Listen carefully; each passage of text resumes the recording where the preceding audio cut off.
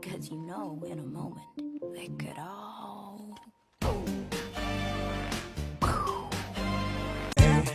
How you gonna do it if you really don't wanna dance? By standing on the wall. Get your back up off the wall. 'Cause I heard all the people saying, get down on it. Come on and get down on it. If you really want it, get down on it.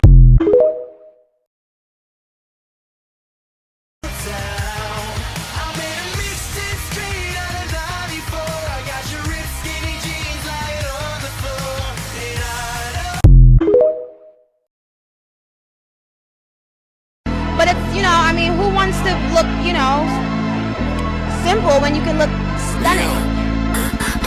If he's a serial killer, then what's the worst that can happen to a girl who's already hurt?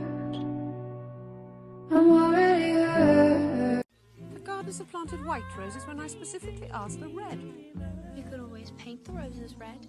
What an odd thing to say.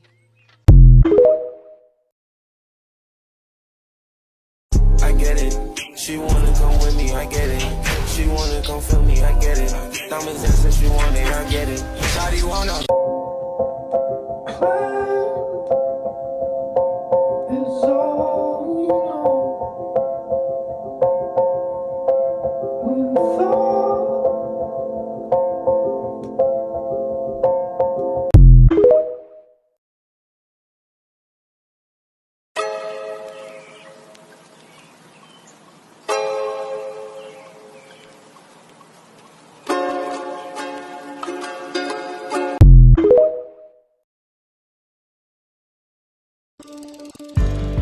Think I saw us in a movie, and we looked good on the screen.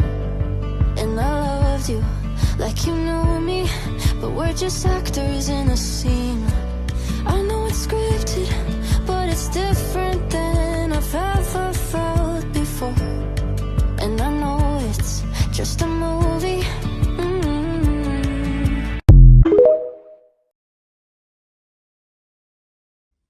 Oh, for real? On guard? Just like that?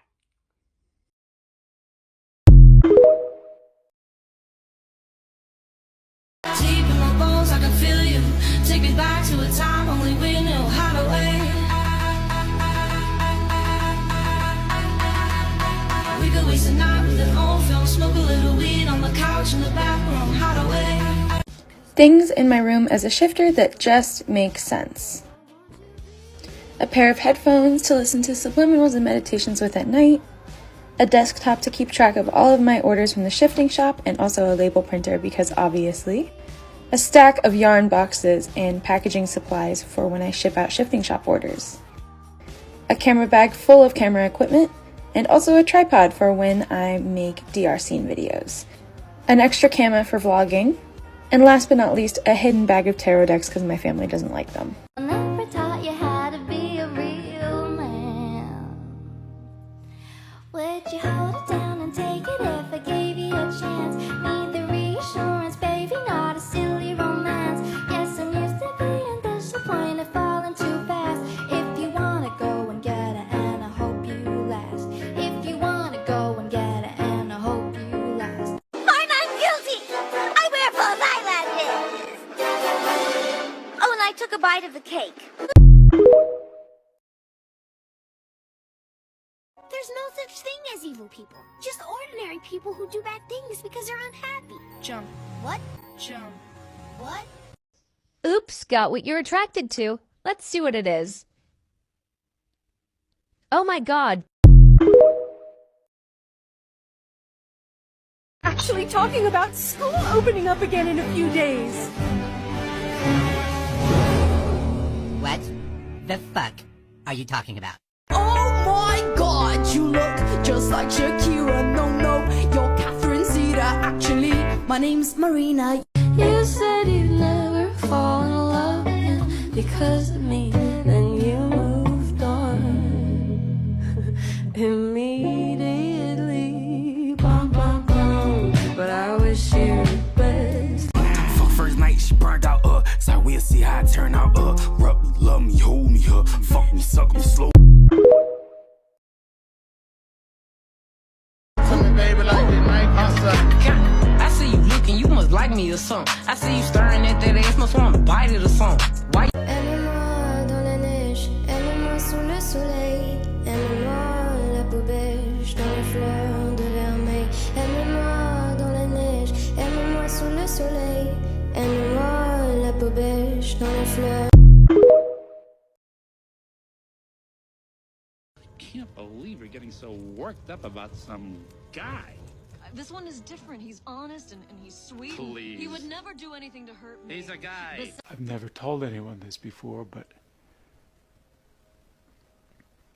I'm addicted to peanut butter. You came. You're cold.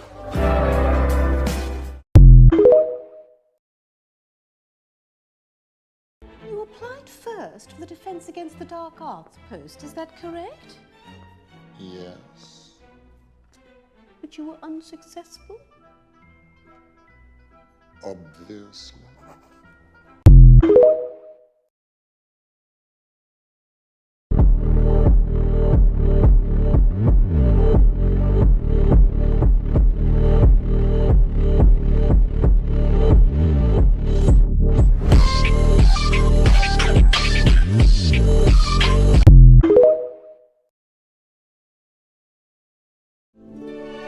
Shake my hand. Come on, boys. Won't you shake a poor sinner's hand? Yes. Are you ready? Are you ready? Are you ready? It's hard to see you, but I wish you were right here. Oh, it's hard to leave you when I get you everywhere.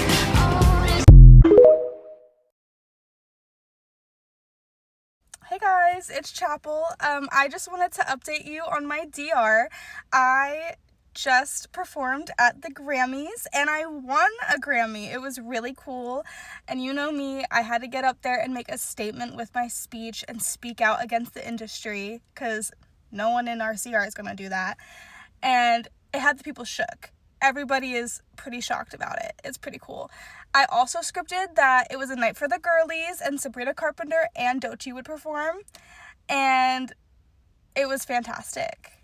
I scripted in this Victorian French looking outfit and I had a fun little crown cap. And it fell off while I was giving my speech, but I played it off. It was fine. Now you're not going to believe this, but guess who I ran into at the Grammys? Taylor Swift. And she spoke to me. She whispered something in my ear. Taylor Swift was right here. And a picture got released of that and people are eating it up and it's kind of becoming a meme. So that's kind of fun. I also bought this as a little reminder of my DR. If you didn't know, this was my aesthetic for the Midwest Princess Pink Pony Club era. And we're just about to completely finish that era. 2024 was a big year for me and my DR, and 2025 is going to be more chill because I didn't really get to process it. Honestly, guys, like, if you're going to script a fame DR, be cautious because it does do a lot on your mental health. Like, you wouldn't think that being famous has any problems, but it does, and you have to work through it, and you have to have time to process. And even though it's been a while since I shifted there because I needed the break, it's still not enough. So I don't know how these celebrities do it in real life. I'm telling you. Oh my God, I can't believe I forgot to tell you this. I wasn't there for this. Like, I didn't see this until after the fact. And paparazzi videos actually came out. And, okay, so y'all know Kanye West, right? Y'all know Kanye. His wife, who isn't a famous person in RCR, her name is Bianca. She was naked on the red carpet. I know. I wouldn't believe me either. I would, if you don't believe the story time, like, I don't blame you. I don't blame anti-shifters for coming into my comments, but like, I swear on my life, Kanye West had his girlfriend be naked on the red carpet. We saw everything. Crazy.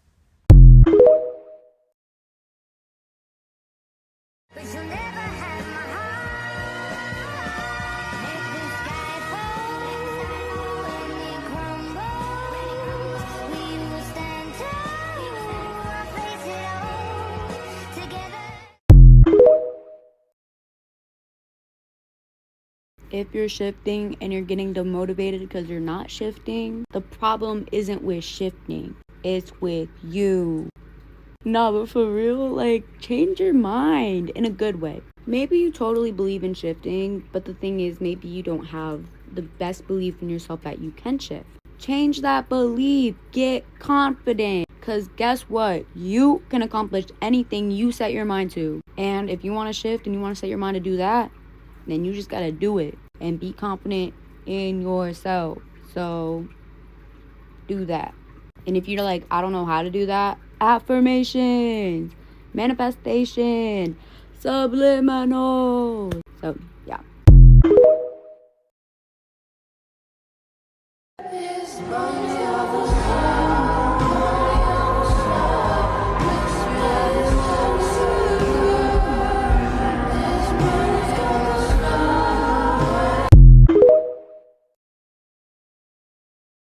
Do you want to tell your father about what happened at school today?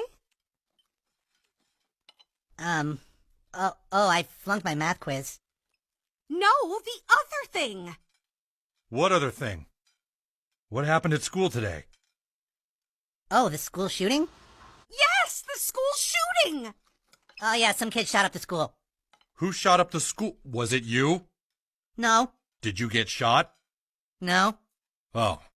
Hello. What do I do? I what? Wait, sorry. What do I do? I thought they were going to be questions. Oh, good. Come on, ask questions. This is so awkward. Good. Hi. I promise I'm not going to kill myself. Really, I promise. Shoya never hangs out with anyone. What a loser. A total freak. Why does he bother living? Anyone else want to join the People Who Talk to Themselves club? I do, Robin. That's 2 members. Me too. Whoa, this club is growing so fast. It's nice to meet so many fellow voices. Don't take these beautiful things that I've got. Please stay. I want you, I need you, oh God. Don't. Baby, I just wanna be yours. I wanna be yours. I wanna be yours. Wanna be yours.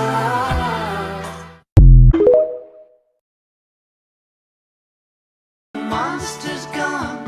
He's on the run, and your daddy's here. Beautiful, beautiful, beautiful, beautiful boy. That's my line.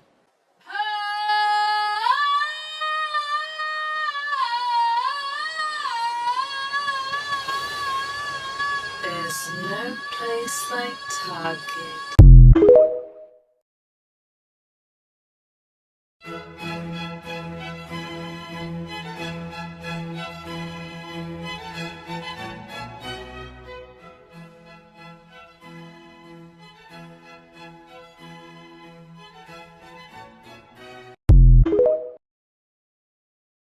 The fuck? The fuck? The fuck? The fuck?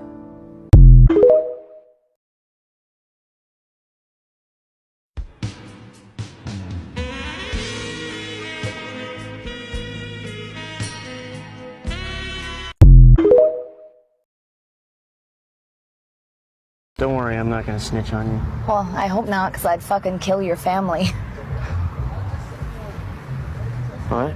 Sorry, that was an exaggeration.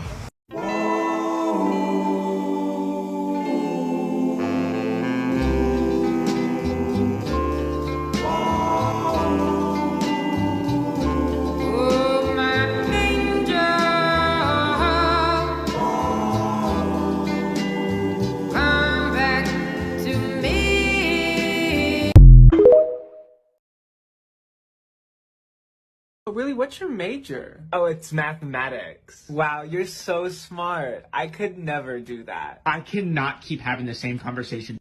Ride this Let's ride at the carnival.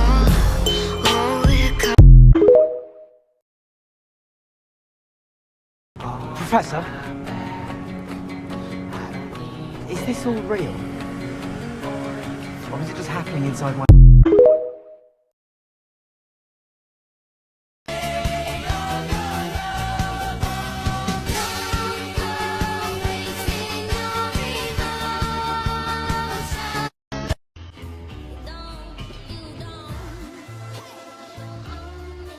But just know, you never met somebody like me before, though.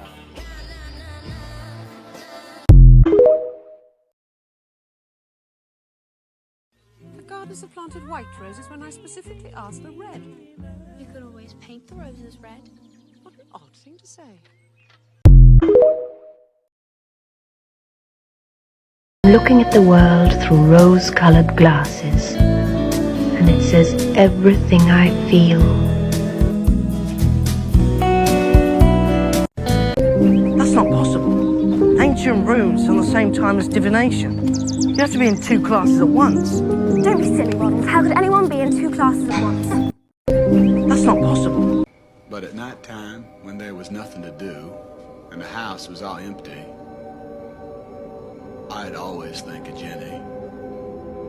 Blood runs thicker than water. Blood runs thicker than water. We both feel the same when your eyes are closed. I am the river's daughter. I am the river's daughter. So she said, what's the problem, baby? What's the problem? I don't know. Well, maybe I'm in love, love. Think about it every time I think about it. Can't stop thinking about it. You said how I got your address?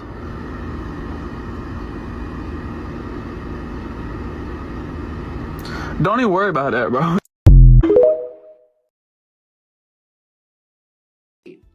Wait a minute. I didn't think I would be able to get this, but I'm actually gonna go with Jenna Ortega. No? Okay, awesome. That was... We're adults. When did that happen? It's got it all. It's got a little something for everyone. A story of betrayal, violence, love, terrorism, action, drama, mystery.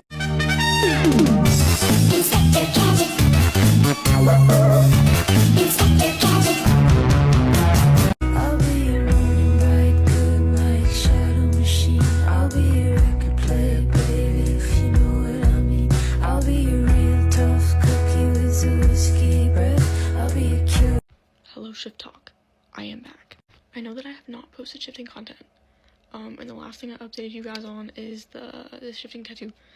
Because I caught the shifting tattoo. So I deleted TikTok when it got banned. So I like just recently got it back. And now that I have my TikTok screen time, Shiftok is all over my For You page. And I'm just like, my heart. I'm being taken back to my roots. And like this video that I made like got a decent amount of attention. There's just like a lot of comments being like, damn, like this is just proving it's real for me. Like people are getting it tattooed, which actually a lot of people I've realized have gotten this tattooed, and I'm just like, there are so many of us. But I'm feeling very motivated. My For You page is making me feel very motivated. I'm very motivated. And like I really want to make just a DR where I try on different tattoos, like high key, so I can just look at placement and shit like that. Cause like, dog, I need more. As for how my shifting journey has been going, it really hasn't. I have tried here and there. I've been very occupied mentally with other stuff. I mean, don't get me wrong, shifting is always kind of there because it's like, it's been a part of my life for like years now, which is crazy. But I go through mental health issues, I have work, I have school, so it's just, but another fun little thing that happened is, I don't know if you guys use the app Musi, Musi, M-U-S-I, it got taken down, so there goes all my subliminals, there goes all the subliminals. I literally listen to subliminals every single night, almost without fail, so I use that app every day. And now it's gone, and now I don't know what to do. Like, I tried to listen to a shifting subliminal the other night, and I got woken up by an ad, and I was like, where is my beautiful app? as previously, my two main DRs still stand as The Walking Dead and the 100. I have mini shifted to the 100. I have scarily mini shifted to Maze Runner. And unfortunately, when I pick a DR somewhere, I have to start at the beginning. It's like I don't know if it's like a mental OCD thing or something, but I have to start at the beginning of the show or the movie. So, mini shifting into the elevator in Maze Runner is kind of scary because all of a sudden your surroundings are shaking and you're like, what the fuck is happening? But the same thing for the 100, because I scripted that I end up in the dropship that is heading down to Earth, and I mini shifted on that to that too. So just imagine me mini shifting into two places that it's just rumbling. It's just rumbling and shaking, and you're like, ah. One cool thing about like shifting on accident or shifting to like places you don't mean to is that you just have the memory of it, and like the like people that you just meet. Like I will literally be going throughout my day and I will just think of somewhere that I shifted to on accident. I'm just like, damn, I wonder what those people are doing right now. Like that time I shifted to that flower shop and I worked there. Like, what are my coworkers doing right now? What are my coworkers doing? What are they doing? What about that guy who was my coworker that I had a crush on him? Literally, I shifted to this place on accident, and I was like, I don't know who this dude is, but I know that I have a crush on him. I know that I like it. It was the weirdest thing ever. I don't know, but my For You page is just motivating me a lot, and I just actually like kind of want to try. I kind of want to give it a little go because it's been a while. But I was thinking tonight I would crack open a little guided meditation on YouTube. I don't have my app anymore, so I'm gonna get hit with an ad, but it's okay. It's okay. It's not okay, but it's okay. It's okay. Anyway, I missed you guys. Even if I'm not posting a lot of shifting content, I'm still here. And best believe I am still watching, and I am still being motivated by your guys' posts, and I love all of you. I mean, I could see if it was a real nigga. If you lost your hoe to T.I., I'd be like, hey, that's T.I. But Usher...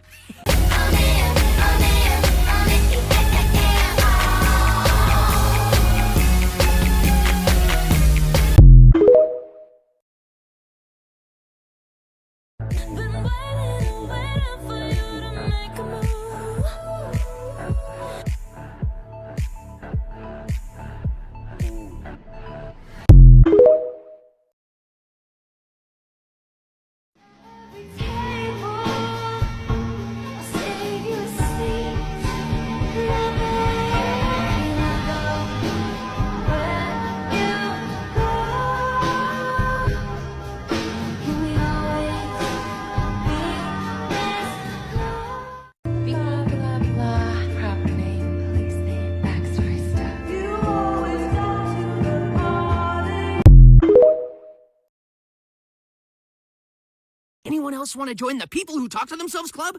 I do, Robin. That's 2 members. Me too. Whoa, this club is growing so fast. You're wasting my time. You're just wasting time. Something happens and I'm there with wheels. I never find out.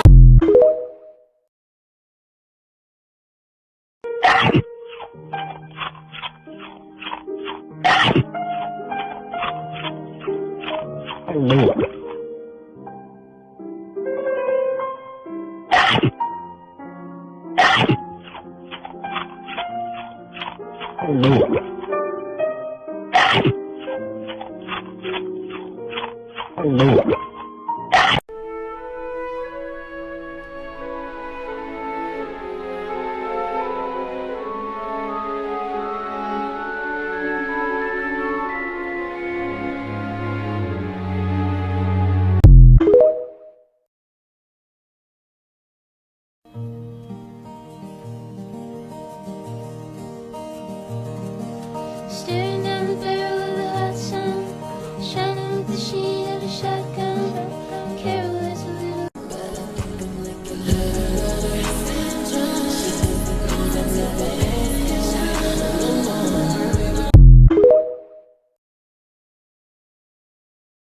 I can't wait to show this amazing song to other people, I says with excitement. Hey, what do you think of this song? It's fucking shit, said the fuck you guy. Tell my drill sergeant.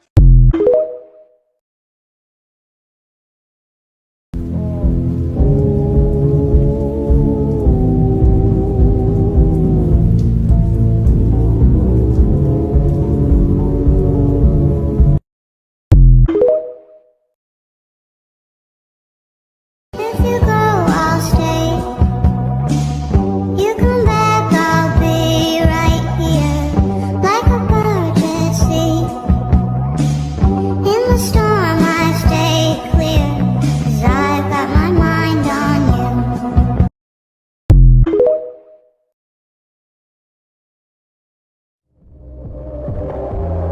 Today is all about me, me, me.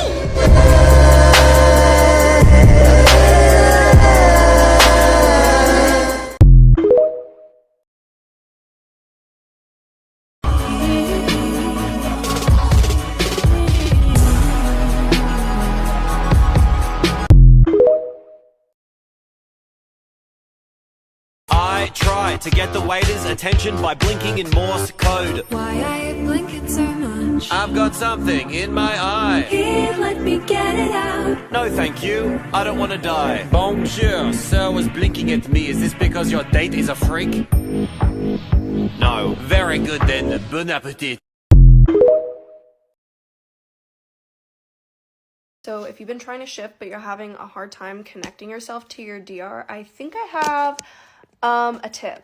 So what you're going to do is you're going to take your diary, if you have one, or a sheet of paper, or like a Google Doc or whatever, or your notes or whatever. And what you're going to do is you're going to write out or type out everything that you're excited to do in your DR. So for example, I'm shifting to Hogwarts, so I would say, you know, I'm excited for my first flying lesson. I'm excited to eat the food. So it's just stuff like that, like stuff that you're just excited to do. You're excited to hang out with this person, or you're excited to go to this place or whatever. I feel like it'll bring you closer to your DR and make you more excited about shifting, and probably give you some more like motivation to shift. And it doesn't have to take a long time. I usually take like 10 or 15 minutes to write it all out in my diary before I go and try to shift for the night. So yeah, you could also put everything that you're excited about your DR like in your script. Okay, bye, go shift.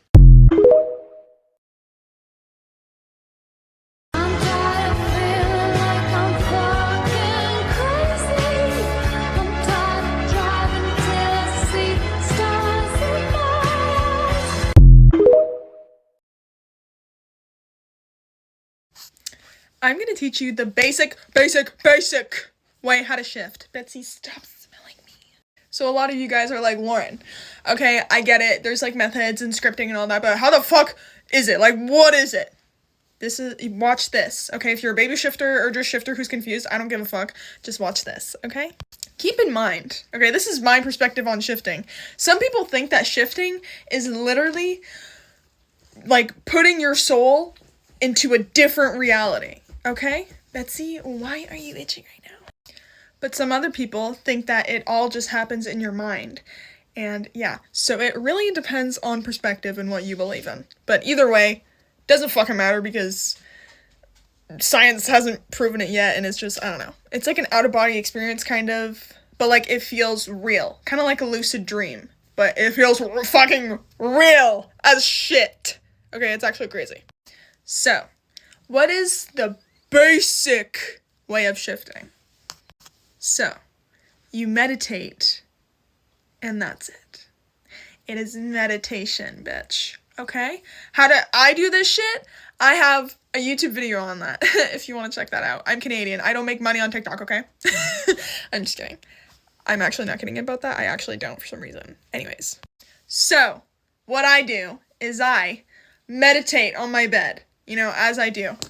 Like Betsy is right now. Okay? I meditate. I breathe in, out. You don't have to be good at meditation. I don't care. Practice. You'll get better at it. That was a little harsh, but like, I don't mind. Then, my body starts to fall asleep, you know? I'm getting a little groggy, but I can still control my thoughts. Okay? This is called the state akin to sleep. When your body is asleep, but your mind and you are like still awake and aware, okay? Okay? So you might feel your body tingle a little bit, or like feel an itch to itch your body, and that is completely normal, Okay? Why did I just do the whoa there? I will never do that ever again. Okay.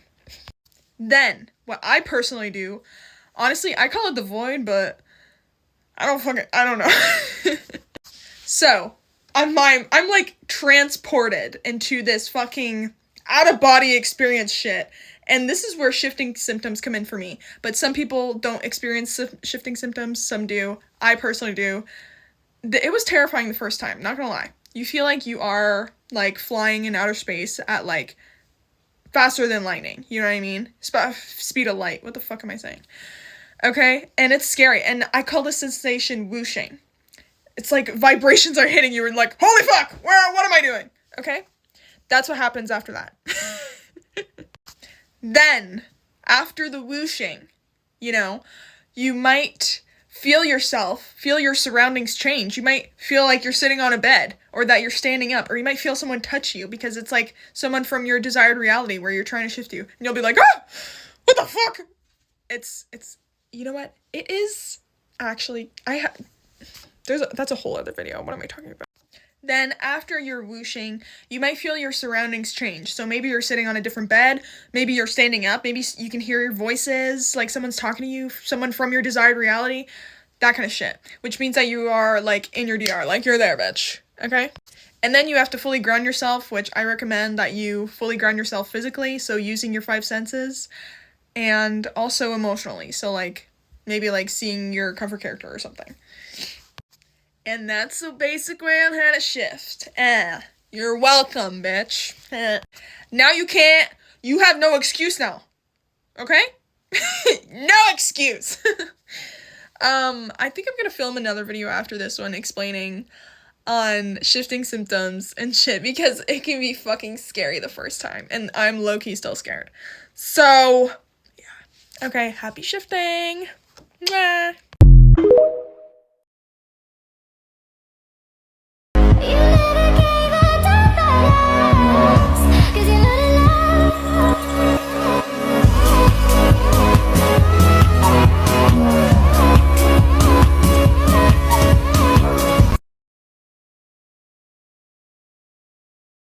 Feel stupid. What? Everyone feels stupid. Who cares?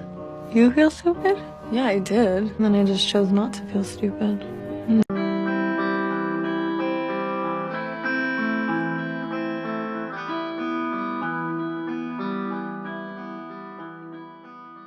So setting intention is probably the most simple and overcomplicated thing on Shiftok, because literally every single thing that we do in our lives has some sort of conscious or subconscious intention behind it. When you woke up this morning and you went to the bathroom, your intention was to pee. We all pee. There's always some sort of underlying intention with every single thing that we do. So when you're trying to shift, your intention is to shift. Shocking.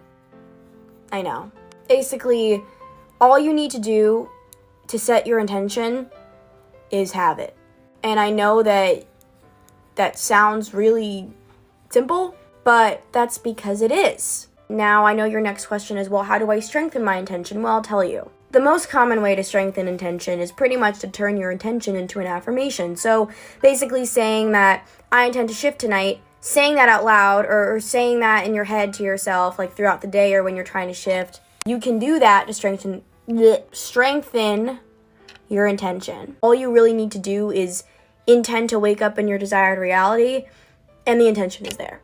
So I'm sure you guys have heard before, like, when you're trying to shift, you want to pretend like you're already in your DR. And that's exactly what I do. Okay, so hear me out. So I live with other people, obviously. And sometimes when I'm trying to shift, like, I'll hear people, shuffling about outside of my house, and that used to distract me a lot. But this is what you need to do if something in your CR is distracting you from shifting. Picture it being something that's happening in your DR. So for example, the last time I tried to shift, my roommate ended up coming upstairs to take a shower, and I heard him walk up the stairs. I just visualized a stairway outside of my dorm room, and I pictured somebody in the Slytherin common room walking up the stairs. It sounds so simple, but pretending like you're already in your DR while you're shifting helps so much. It definitely took me some practice, but I'm telling you, it will make such a difference in shifting. If you're going into a shifting attempt and all you're thinking is, tonight is the night, I'm not going to be in my CR tomorrow, da-da-da-da-da, you're still technically thinking about your CR.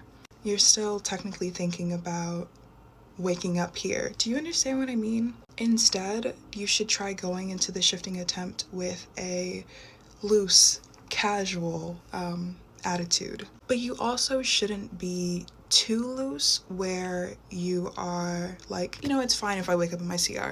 You want to still carry that strong intention of being in your DR, but without the resistance of failure. I'm hoping that makes sense.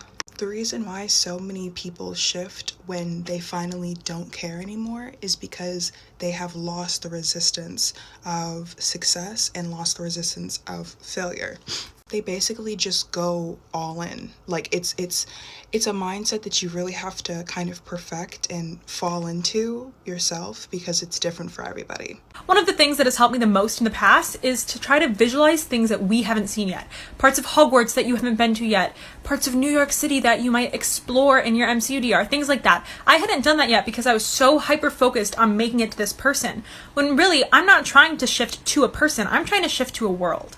It wasn't until I realized this and started really focusing on putting my energy into the world instead of the person that I started getting results and shifted within about a week of realizing that. So if you are planning on shifting to a person, try to pull back a little bit and focus on the world that you're shifting to and not put all of your energy into that person, because that person is in a lot of different realities. That's not really breaking it down enough. You have to shift to the reality where that person is. Now, you're in your DR. What are thoughts that occur to you in your DR? Like I said, you're just thinking about all the things that happened that day. Now you're thinking, well, I kind of want to do this tomorrow. What am I going to buy tomorrow? What am I going to wear tomorrow? But in your DR, you're not worrying about your CR anymore. That's long gone. You are thinking about what happened in your DR that previous day, and you're thinking about what I want to do the next day in my DR. And then eventually you're going to fall asleep, and when you fall asleep, you're going to expect to wake up in your DR. Want to know why? Because your entire method consists of living out an entire day in your DR. You're thinking of what happened that day. You're thinking of what you want to do the next day. You're living your life in your DR. That is in your mindset. And you will expect to wake up in your DR the next day. And then you will, because if you expect it and you believe it, then it will happen. So every night when I'm trying to shift, before I do, like while I'm lying in bed, I say, tonight I'm either going to shift to my Harry Potter reality or my CR reality. I sort of pretend that I'm not in either of them. I then say, if I'm going to shift to my CR reality, this is what I'm going to do. And I list out everything that I'm going to do that day. And then I say, if I'm going to shift to my DR reality, this is what I'm going to do.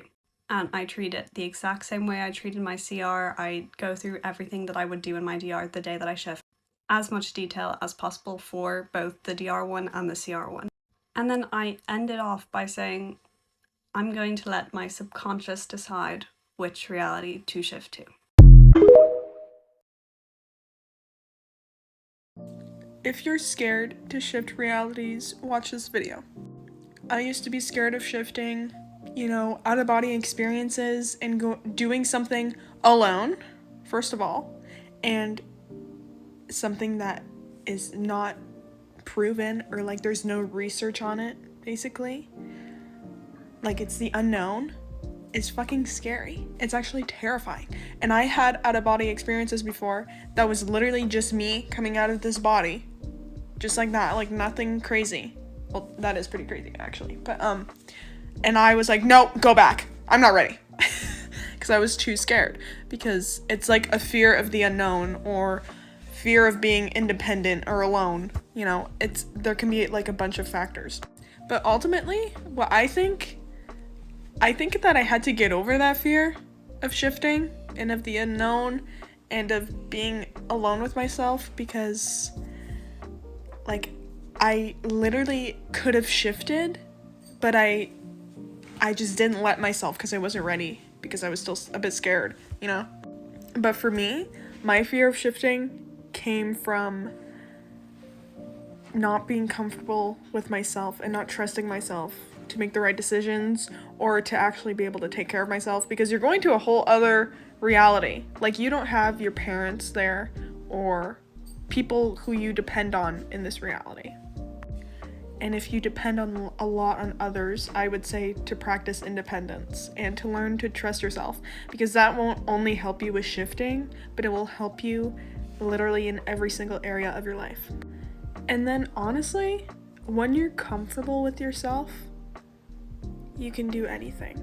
Like, I used to depend on others. I used to make other people make decisions for me because I didn't trust myself enough to make the right one for me. Like, yeah, crazy. But now I'm feeling more and more comfortable with myself, and I trust myself so much more. And I trust that I will take care of myself in that other reality. So I'm more comfortable with shifting and with the unknown because I'm comfortable with myself, because I trust myself and stuff. And this person asked if you could get stuck when you shift. And I replied, no. Because what I believe is that you come back the same way that you got there, just with intention. If you ever want to come back, you can just say that you want to come back. Some people use safe words, which is when you say a random word that you picked out and then you come back. Let me know if you want a video on that or if you have any other questions. I hope this helped. Bye.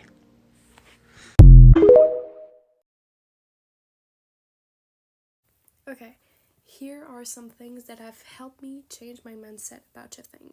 Tips that I've heard or things that I've discovered within myself that helped me change my mindset and finally shift. First of all, I stopped looking at every single piece of media that I could find about shifting. I decided to put it all behind and to look within myself. That can be really hard to do. I realized that it was hard for me too.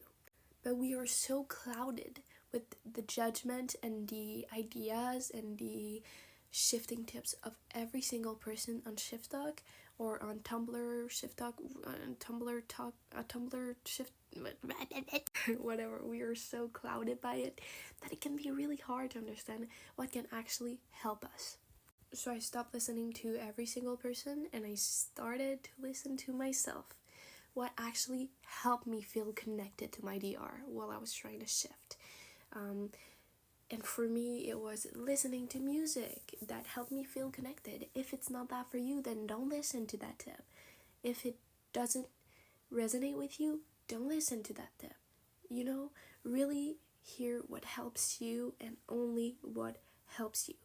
Because you're not going to shift when you reach that thing that you haven't reached yet, that key to shifting that you haven't found yet. It's not about that. It's about changing your mindset to understand that you're gonna shift no matter fucking what. Sorry for the cuss word. I know that I used to believe that one day I was gonna meditate enough and that was gonna make me shift, or that one night I was gonna feel something different and be like, oh my god, tonight is the night. No, girl, no, it's not what happened at all. I just decided, you know what, I can shift. Like, I have it within me, like I said. It's all in here.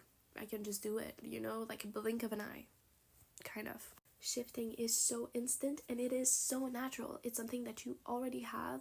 It's a skill that you always have had. You just need to realize how easy it is. And it's okay if you still doubt. You are gonna shift anyways. That's the thing. You have it. You have the answer. You are the answer. You are the shift. You are the shifter, and you are your desired reality. You are your desired reality self. You're all of that. Because you already have it. You already exist in that reality. You just need to be aware of it, you know? It's so simple. It's really that simple. It can be hard to do, but you only have to change your mindset. You only have to understand this part and truly understand it. Before I shifted, I always had this idea in my head when I was trying to shift that, oh, you're gonna shift, but tonight is not the night. Screw that, you know? Throw these thoughts out of the window. And I still had that thought the night that I shifted. That's the crazy part. You're gonna have doubts. Probably. If you don't, then good for you. But I still had doubts. I still shifted. And now I know that I'm gonna do it again. I know that you're gonna do it if you try not hard enough, but if you continue trying, you're gonna do it. You know, it's not about how hard it is. It's easy. If you continue doing it, you're gonna end up doing it. That's it. what I changed too is that I always was like, okay, tonight I need to shift tonight, or it's gonna disappear. No, it's gonna be there tomorrow, and in 20 days, and in 3 months. It's always gonna be there. So it's fine if you don't shift tonight. It's fine if you let yourself take a break, and if you don't feel like doing it tonight, it's fine. You don't need to force yourself to do it just because you want to do it. Yes, it's gonna be amazing. Yes, it's beautiful. Yes, it's fun. But it's also something that you kind of need to be motivated to do it. At least in my experience, when I don't feel like doing it, I'm not gonna put the effort in. So take breaks to feel that motivation, to feel that love for shifting, for that love for your DR. Feel it. You need to feel that connection through shifting to do it more easily. I believe so. So take the break the night that you don't want to shift. It's fine. You're gonna shift anyways. Whether it's in 3 months or in 2 days, you're gonna shift anyways. It's fine, girl. You got it. So yeah, to sum up, don't overcomplicate it. Look within yourself for the answer because you already have it. It's that simple. You just need that connection, basically. You need to look for when you're doing your method or you're not doing your method, you're just trying to shift. Look at what helps you feel connected to your DR. These are the things that are gonna help you shift, in my opinion. These are what helped me shift. For example, for me was listening to music that reminds me of my DR. It's something that helped me feel connected and excited about shifting, and that helps me shift. So look for these things that make you feel that way, and they're gonna help you, obviously.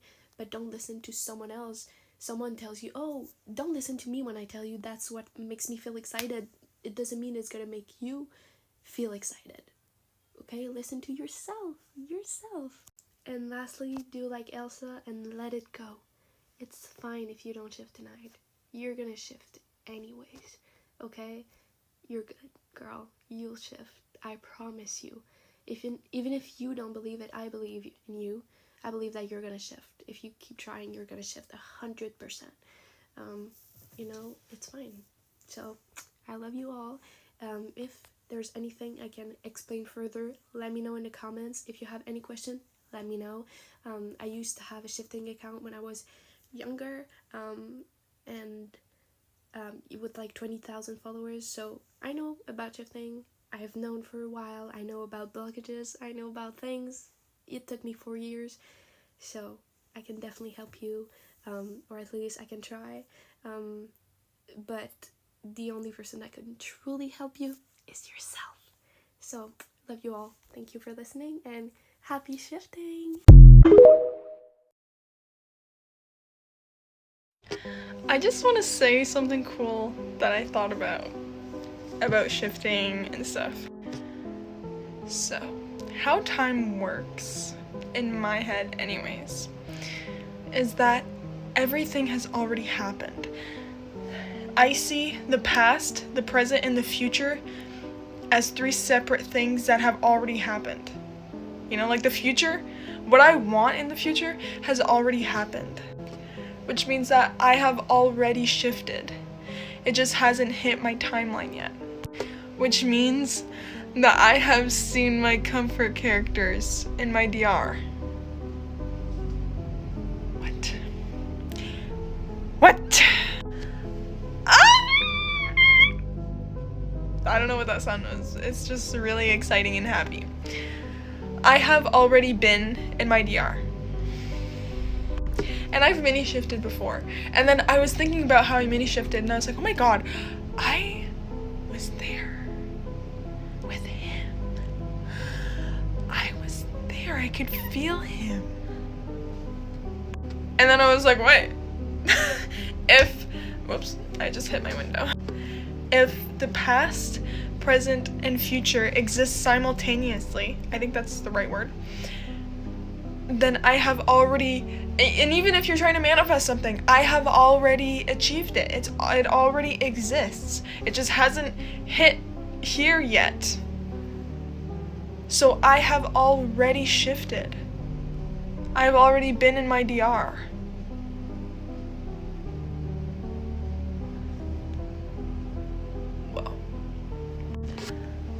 I love that. I love how I see time. Yeah. I am so lit. Sorry. I love that. I absolutely love that. I hope just really like think about it. Like really grasp it. Let it soak in. Let it marinate, bitch. Like you have already shifted. You have already achieved that manifestation. Whoa. 222, yes bitch. And just like Neville Goddard says, you have been, or maybe it's Dr. Joe Dispenza, I don't know. You will visualize that manifestation happening to you, and then you will embody it, and you are in the future when that happens. So when you come back, you're like, I'm gonna manifest that. It's gonna come to me because you know, because it's already happened, because you were there. Isn't that crazy? I don't know if I'm making sense right now, but it's just crazy to me. Okay. Bye.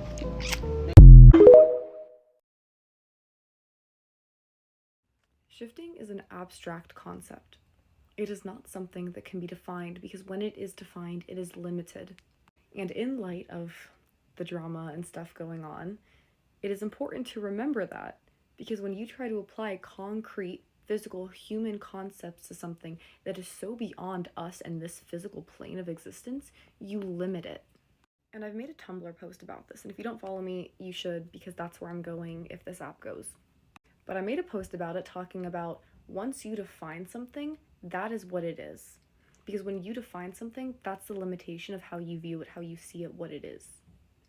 And like, I know we all got our start in 2020, most of us anyway, but it was so harmful because people started limiting what shifting was. They started defining it and they put it in this little box of what it is and what it is not. And I truly think that's why so many of us have an issue shifting, because we were told, we were limited.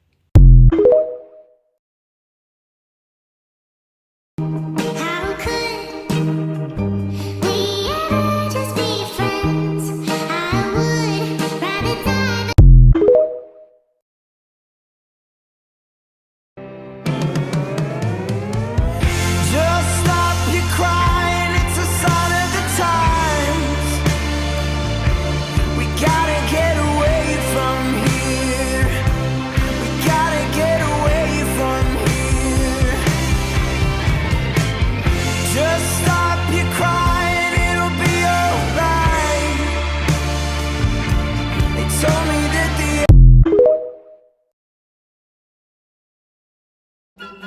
I don't even gotta say anything. Shifting tips with Michaela! So glad you could make it back to another episode. Today we're gonna be talking about scripting.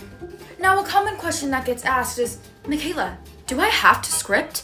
And the answer to that is no! You think of something you want to happen in your DR or something you want in your DR, it's already in your subconscious, it's already in your brain. Therefore, it'll already happen. Scripting is just a way to keep it more organized. You don't have to, but you know, it helps. Now let's talk about changes in your script. You can see from my extremely Bob Ross quality drawings, if you make tiny changes to your script, it'll make changes to your DR, right? But if you make too big of changes, it could potentially create a whole nother reality that you'd be shifting to because you changed a bunch. I would stay away from changing a lot. Shifting is a lot more simple than what it seems, so you got this. Get it?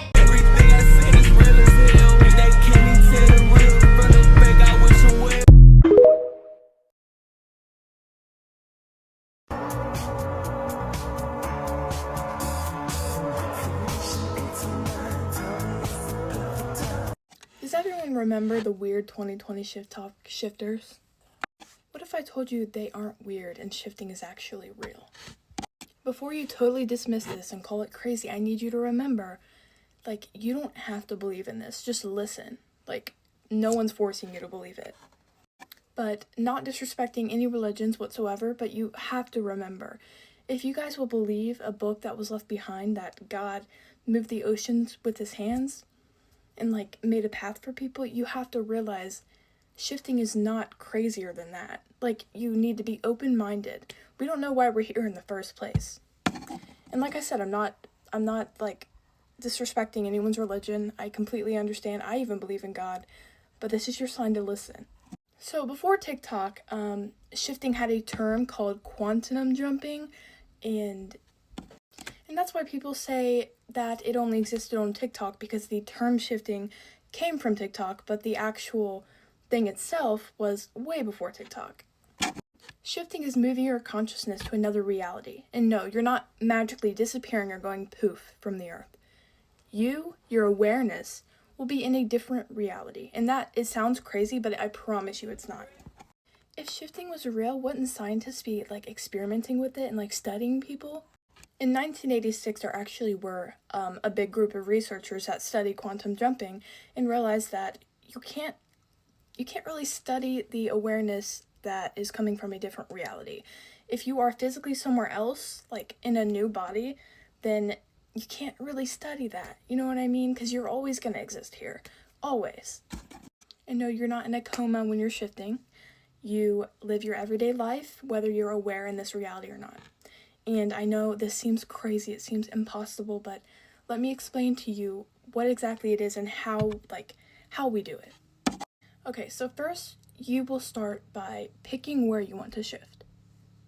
That can be anywhere, like somewhere fictional or somewhere like a duplicate of this reality where one thing's different. It can be anywhere you would imagine. And as a shifter, I recommend you make a script, but it's not necessarily needed. It is just an essential part that is beneficial to add in. I will also make another video based on how to script for shifting after this. And then you will figure out what works for you. So people shift by saying affirmations and using methods, but methods are not needed. They're simply recommended. They're there to help you. And no, you do not have to finish a method in order to shift. Like, you can shift within any time, any of the time range. So a method that's very simple would be to simply imagine that you were already in that place where you would wake up, that you scripted that you would wake up in. And you're going to count from 1 to 100. And with every 10, you're going to say, I am shifting. I am where I'm meant to be. Like, I'm in my desired reality. And then just keep doing that until you fully believe that you're there. And I promise you, you will be in your reality. Sometimes it takes a few days, few weeks, few months for people to shift. But when they do, they always come back sobbing, telling people how real it is and how you have all 5 senses. All 5. And visualizing during the day sometimes is a perfect way in connecting yourself more towards your desired reality. Like, for example, like, just imagine the room you're gonna wake up in. Like, just close your eyes and imagine it for a second. It takes up a few seconds of your day. No, you're not crazy, because it's an actual event that is going to happen. And time doesn't even exist, so you can script time ranges. For example, let's say you shift whenever you're sleeping. You use a sleep method. You can script that 1 week in your desired reality is literally like a minute here, and you will wake up in a minute from being there for a whole week. And if you don't want to, you can decide to never come back here. It's really up to you. Reality is simply what we imagine, because like, we know reality as it is, you know what I mean? And for example, like, when I picked up this pen, this was a decision. Therefore, I shifted because I knew I had the intention I was going to do it. This video was kind of all over the place, but if you have more questions, let me know, and I will definitely provide you guys more methods, more scripting details, things about perma shifting, just questions you guys have. So just comment and I'll answer all of them. And it's not schizophrenia. Don't diagnose people with things just because they believe in something.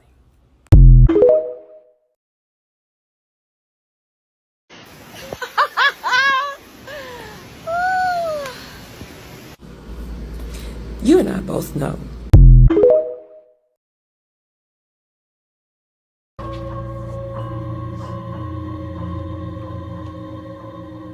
Someone cooked here.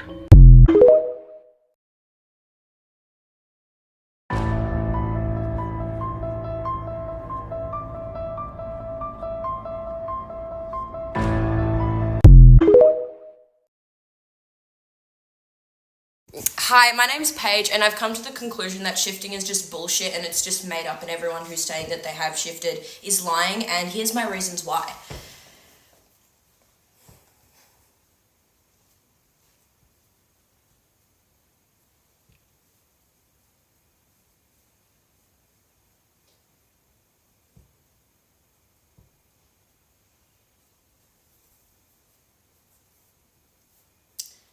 Why are you still here?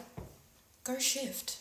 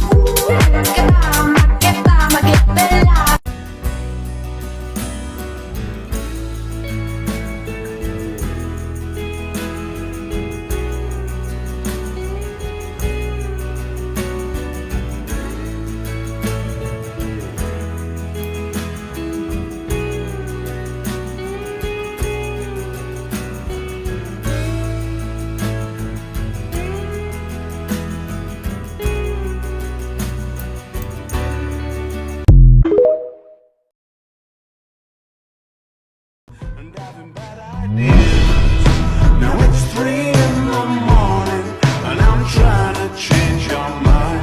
Left you multiple missed calls, and to my message you replied. Wake up and smell the coffee. Is your cup half full or empty? When we talk, you say it softly, but I love it when you're awfully quiet.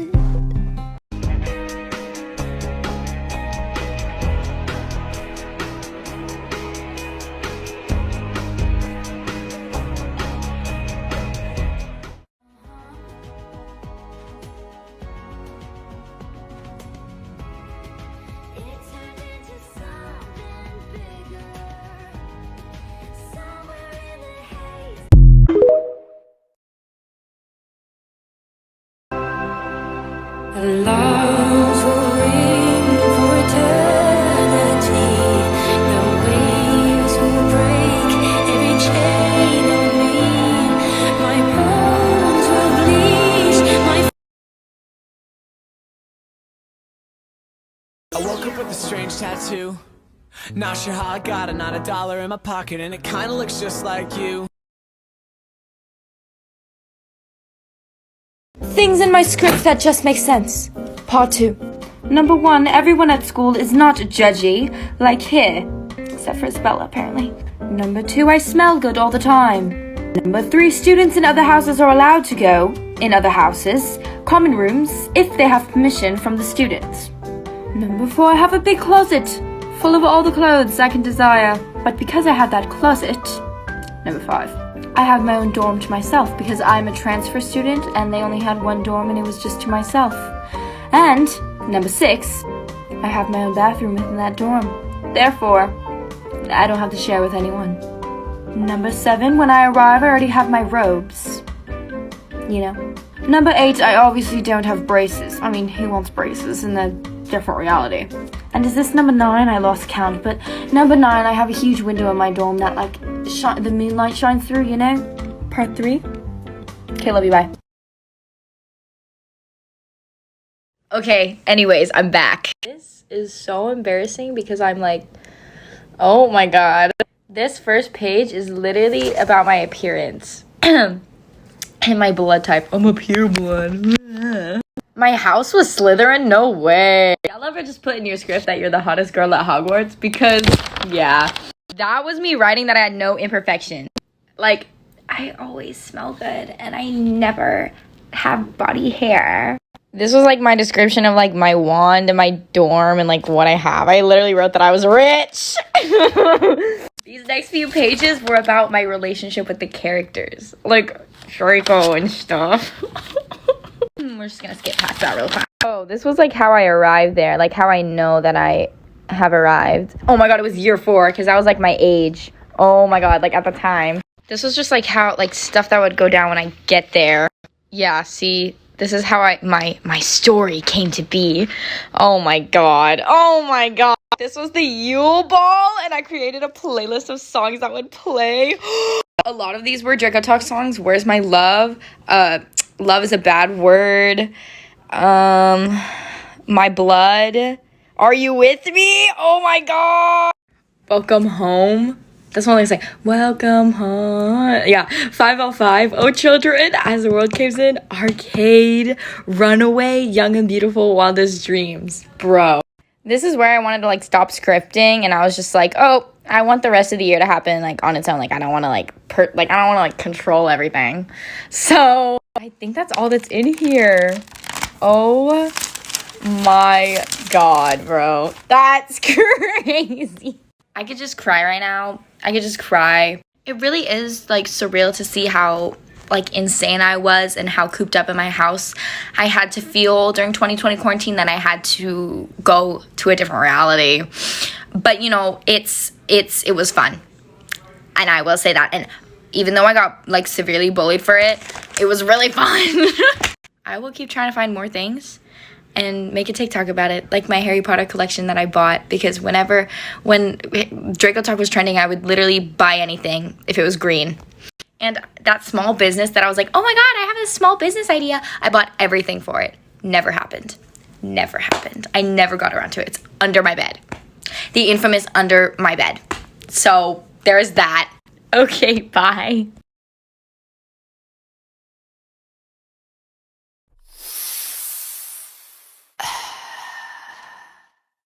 Pull up in the and you say, I'm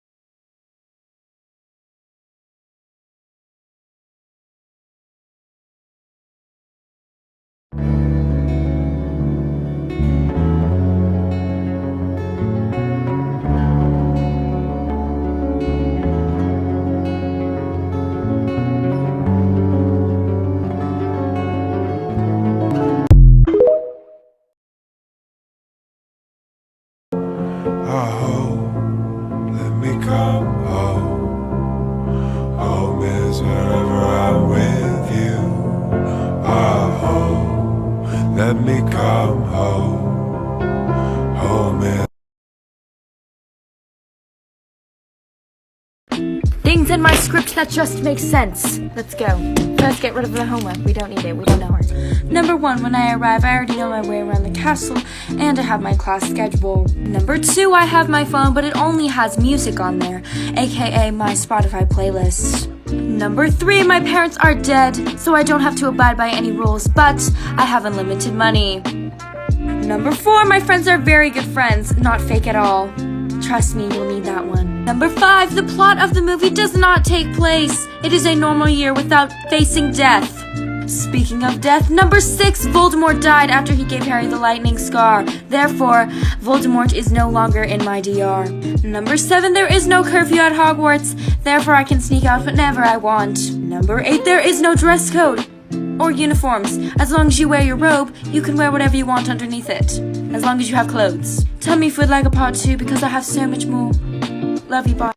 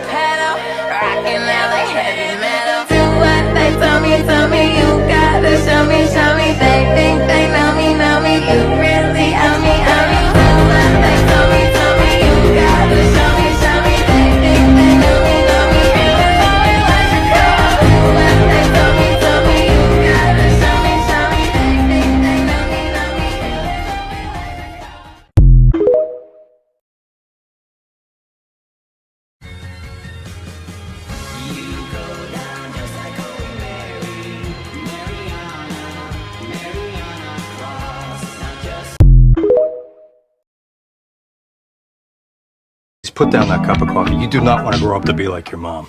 Sorry. Too late.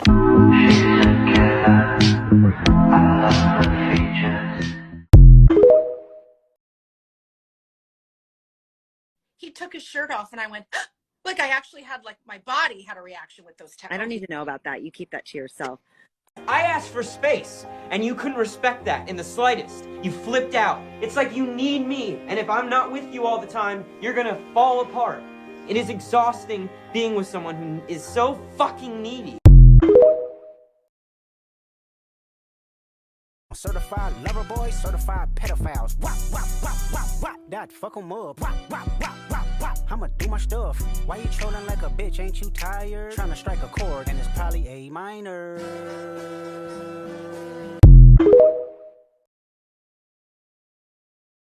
I am not. I woke up in a new. Well. Let's talk about how I accidentally shifted to the Marauders era. Basically, I was doing my laundry because I had a break in my day, and I was waiting for it to be done in the dryer, so I was like, I'm gonna take a nap. So I get in bed, and I cozy up, and I'm not even thinking of shifting. I put on just, like, a playlist I found on YouTube, and, like, I wasn't thinking about shifting at all, and I go to bed. And I wake up, and I am not in my room. And I'm like, hello? And I'm in the Slytherin dorms, and I recognize them immediately, but it was a different room, and there was no one in there. There was nothing set up, like nothing.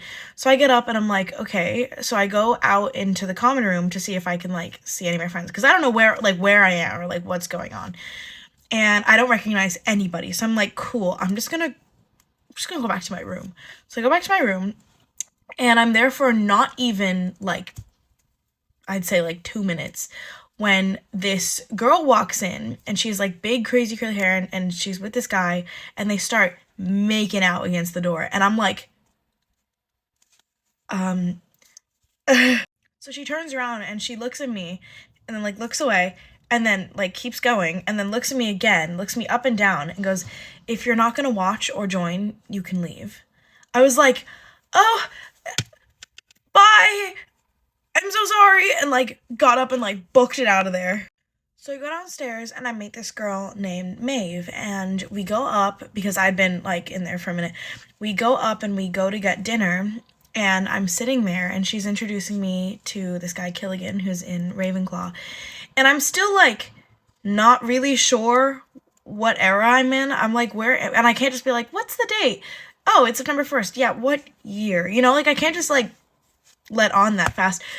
So she's like, we're just talking, and I'm trying to get as much as I can. All I know is that Snape isn't the head of Slytherin House.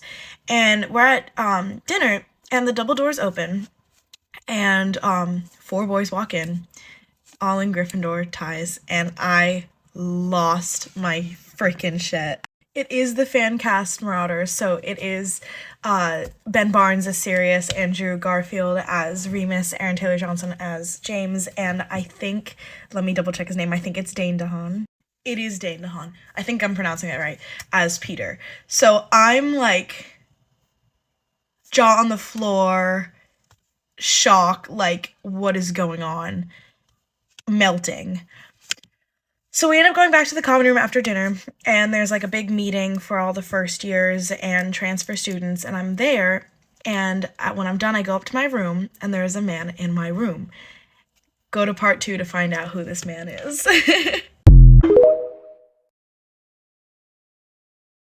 Stop and wait a sec.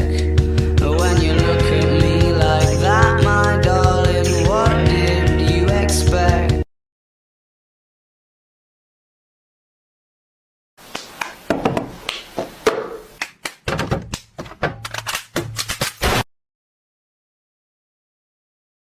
I think I want to have like doors to each one of my DRs. Yeah. Should we just start by brainstorming? Yes. Like, no pictures, just No pictures. talking. Just talking. I want to have doors with like with like doors. A symbol that represents my DR. That would be so nice to just like, okay, here's this room, and then here's this room, and this room. So it's just like a big corridor, or a room. I don't know. I don't know. I just want to have doors. I want to have one door that's like my shifting door, and then I want to have a library, a big library, and like when I think of a DR, that book comes to me, and then I can put that book in some like case beside the door, and then the door leads to that. That's so and also nice. like the books, I can reread my script for that DR in the book. Oh, I don't want to have doors anymore. I'm scared of the doors. There was also one time where Fred had pranked me and he turned my hair purple and gave me cat ears. It stayed like that for a whole week. So I was like, you know what, no, I'm gonna get George in on this. And if you don't already know, they're identical twins. The only way that I can tell them apart is in my DR. George has a freckle on his neck, Fred does not, but Fred has a freckle on his hand and George does not. After class, it was lunchtime, and I waited until George got there. I was like, George, I need your help. And he was like, okay, what's up? And I was like, I need to prank Fred back, but I don't know what to do. And so he was like, okay, well, I have an idea. And I was like, okay, tell me. And the whole plan was to act like Fred was George and George was Fred. And when Fred got in there, I was going to tell him, hey, I need to talk to you. And I'd take him out of the Great Hall into the corridor. I was going to kiss him. And then I was going to be like, okay, we can't tell Fred about this. I thought it was brilliant. I waited until Fred got in there. I was like, hey, can I talk to you? And he was like, sure, what's up? And I was like outside. And I let him outside. And we got around to the corner. And I kissed him. And he was like, what was that for? And I was like, we can't tell Fred about this. I could tell his heart dropped to his ass. I felt so bad, but I was just like, you know what, no, this is what you get. This is what you get, you asshole. And so I was like, what's wrong? Like, do you not want to do this anymore? He just stared at me. And I looked at his hand. I was like, Fred? And he goes, this dude pushed me and ran back into the Great Hall. I heard a bunch of gas, and I ran back inside. Fred had thrown a thing of mac and cheese onto George's head. There was a big pot of mac and cheese. He threw that shit on his brother, and that's what did it for me. I was laughing so hard. I left before he could get me back. So yeah, I'm not really looking forward to that when I go back to my DR. I know he's gonna get me back, and I know it's gonna be 10 times worse than what I did. So I'm not prepared. It was one of the funniest moments that I have in my DR.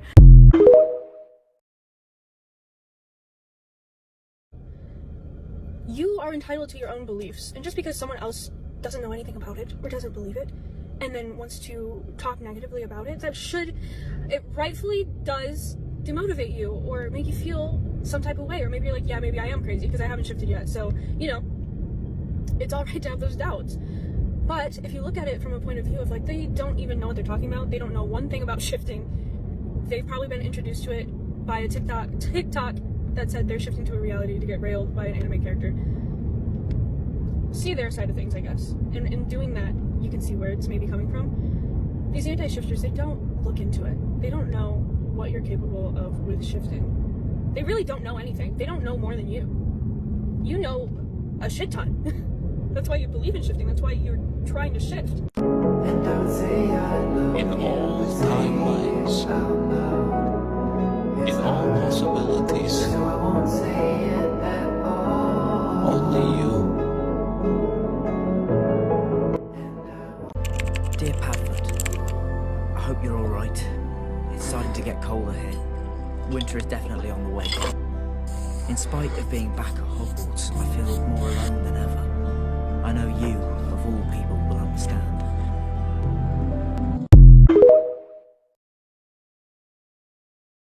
Oh, these aren't homemade. They were made in a factory. A bomb factory. They're bombs. Yeah, like, I love shifting, but when it comes to actually doing it, I don't want to. Yeah, this is how you kind of fix that. With you over and over again. I don't care where or when, no matter how long it's been your mind. I feel like everyone has that like little small thing that they want to do, like what the fuck. Anyway, there's like everyone has like that little thing that they want to change when they go to shift, and they lay down or whatever to go shift, and then they never do that thing. That thing might be the thing that makes you shift, and you're purposefully putting it off. Why? That thing that you're thinking, you're like, oh, I should do that. And it could be like the smallest, most insignificant thing, but you're thinking that you should do that thing for a reason. So you should probably do it, because that literally could make you shift. Who knows? Because you won't buckle down, you won't fucking lock in and try it. You just want to keep doing the same thing that you've been doing. So you should probably go try that. Yeah, no, I don't really do mud. But you're a garden fairy. Ironic, isn't it? How has he not noticed that I'm mad at him? We haven't talked in 20 minutes. What is he even thinking about? I could take a bear in a fight. Not like a grizzly bear, but like a black bear. Jump on his back, put it in a headlock. You wouldn't think I'd blast the rocks in my shoes, but God, I do. It took too many flights to get to you. I keep my side in plain view. You, it's all about you. If it's gonna crumble, let it burn first. I'll start anew, planting rocks in the earth for you. I don't want fantasy, I want to live freely. When I count the days, I start to feel afraid, saying, why are you so persistent? I keep my sight in plain view. You, it's all about you. I've got to change my perspective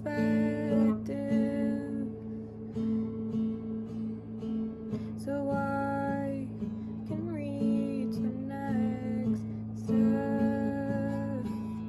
I close my eyes, let the world take flight, but I start to think about the seconds passing by, and I start to think, when, oh when, oh when, oh when, when, oh when, oh when, oh when, I keep my sight in plain view. You, it's all about you. I keep my sight in plain view. You, it's all about you.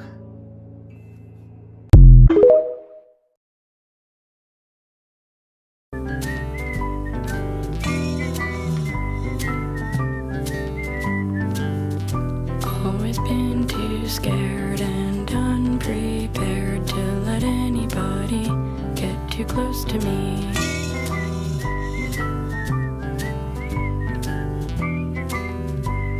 The only person that's against us is my father. What do you mean? Your dad loved me. My dad hates you. Are you sure? Look. Papi, can I be with him? Of course. No, Papi! Pero niña, I'm telling you to freaking be with him. Yeah, but I love him! I like him too. He has money. Why are you trying to separate us? I don't want to separate you. Please don't do this to me, please! I want to run away! You run away with him like Gloria! Bring the holy water! Wandering free, wish I could be part of that world. What would I give if I could live out of these waters? What would I pay? So before I start off this video, I just want to address the TikTok ban in America. I don't really give a shit because I have a VPN and stuff, and people are like, it's not gonna work, it's gonna work. Do you know how to do you like know how a VPN works? I'm assuming you don't. Anyways, I have concocted a shifting method that I think would work best, or works best for me personally. I don't really like doing guided meditations, though it's a lot easier because you don't lose focus. But I don't know, I just like hearing someone else's voice like sporadically, it's just like pisses me off. So this is called the MASH method. You'll see why soon. So basically, all right, what you're gonna do before this whole thing is you're gonna review your script and you're going to go into a rabbit hole about your DR. So watching movies from your DR, if it's a movie, watching shows from your DR, if it's a show, reading things from your DR, you know, looking at the mannerisms of the people in your DR, etc.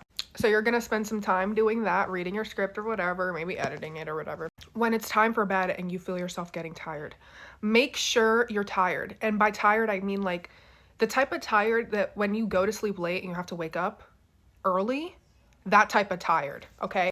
This is definitely for people with disordered sleeping. That's all I'm gonna say. Now that you're ready, you're going to put on a subliminal. Now, my favorite person for subliminals is Slade. But besides that, I'd say Alunir's lock-in subliminal thing from Neville Goddard. I don't know, inspired by him. I don't even know. And you're going to lay down and just relax and focus on falling asleep. You're not focusing on shifting. You're falling asleep. When you catch your thoughts becoming a kind of random, that's how I know I'm about to fall asleep. Okay, I catch myself when I'm about to fall asleep. It's when my thoughts start getting random and I'm not thinking through my thoughts, you know what I mean? They're just like popping up and it's just random shit. Once you've reached that stage, all right, this is where you're gonna begin the shift. First things first is to get your brain to the mush stage. That's what I call it. This is the stage where you'll realize that, you know, your thoughts are becoming random, you're drifting off to sleep, etc. This is when you're gonna start to do an attempt to shift. Since you're very close to sleeping at this point, it's the best. So you're gonna focus on your breathing for a while because this is what's gonna ground you with your internal self, not your outward self. Then you're going to select an object from that desired reality. It could be fucking anything, something that's just that you could hold, okay? That object is what's gonna connect you to your desired reality. It's kind of like the reality stone method for people that shift to the MCU. When you hold this object, you feel the power coursing through your veins. And I mean this literally. I don't know if it's just me or I know a lot of other people feel this though, but when you hold the reality stone, or I don't shift to the MCU, but when you hold this thing, you literally feel your body tingling and it's really interesting. You're going to meditate on this thought and you're going to affirm that this object is what's going to get you there. Of course, it's not, because you're what's getting you to your desired reality, but your brain comprehends things better when you actualize it and you use an actual physical object. So you're going to use it and you're going to connect to it, you know, take however long you need. And when you feel like your body's numb and you are just yourself, you're going to focus on the blackness behind your eyes and you're going to affirm. Even though you have a subliminal playing, you are going to say the affirmation. Choose whatever affirmations you want, best suitable for yourself. Yeah. Next, so from your first point of view, imagine yourself waking up in your desired reality bedroom and what it would look like from the point of view of you waking up in your bed. Besides that, you're going to keep doing that. And while you're drifting off to sleep, you're going to affirm while doing so. And then you're going to fall asleep. You're probably going to wake up there. But yeah, so.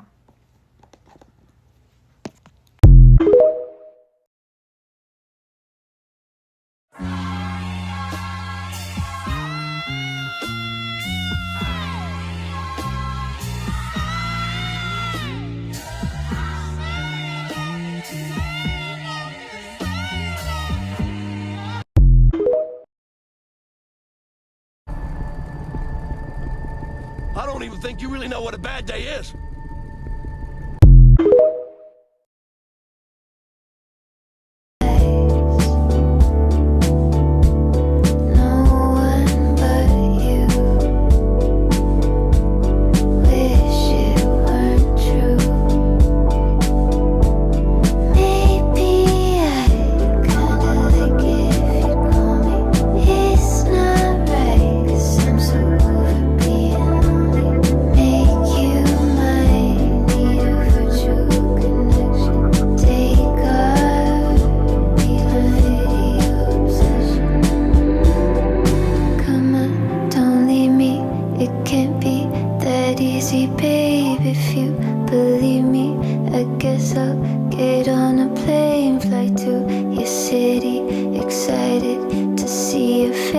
Hold me, console me, and then I'll leave without a trace. No one tried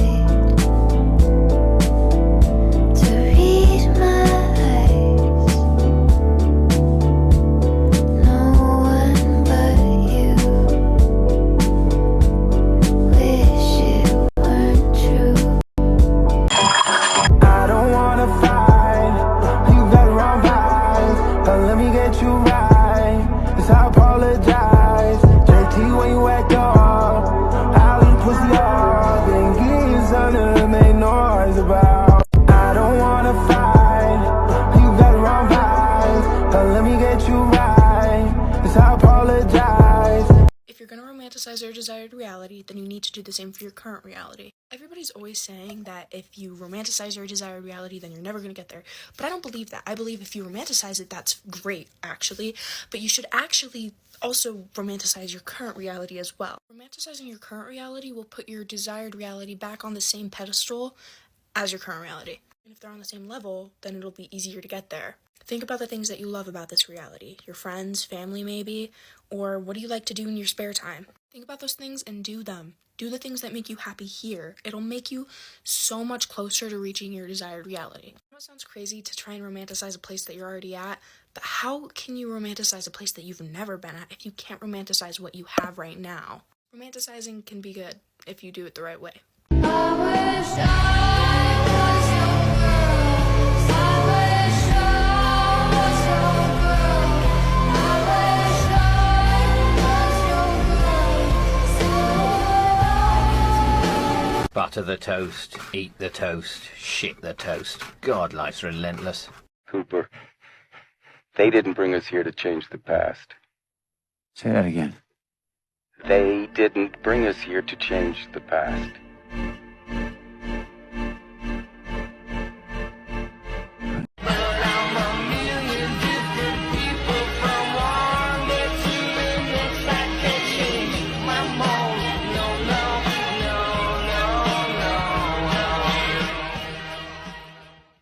This is the way I detach before I shift realities. Keep in mind that this might not help you, but this is what helped me, and any information that can help you, I'm gonna share, of course. So I'm just telling you what worked for me. If it doesn't apply to you, ignore it. The first thing I did was to stop consuming shifting content. Shifting wasn't on my mind 24/7, and I wasn't reminding myself that I'm here and not in my DR. This is really beneficial because it's really discouraging to keep reminding yourself that you're not in your DR and you're not where you want to be. The next thing I did is I made my CR into a DR. I have a whole YouTube video about this. It's linked on my account, so feel free to watch it. You don't have to, but it helped me a lot. Next thing you need to know is what method you're going to use and which DR you want to go to. If your script for that DR isn't finished, go finish it. If it's not done and you don't like the way that it is, it's gonna distract you. So make sure it has everything you want.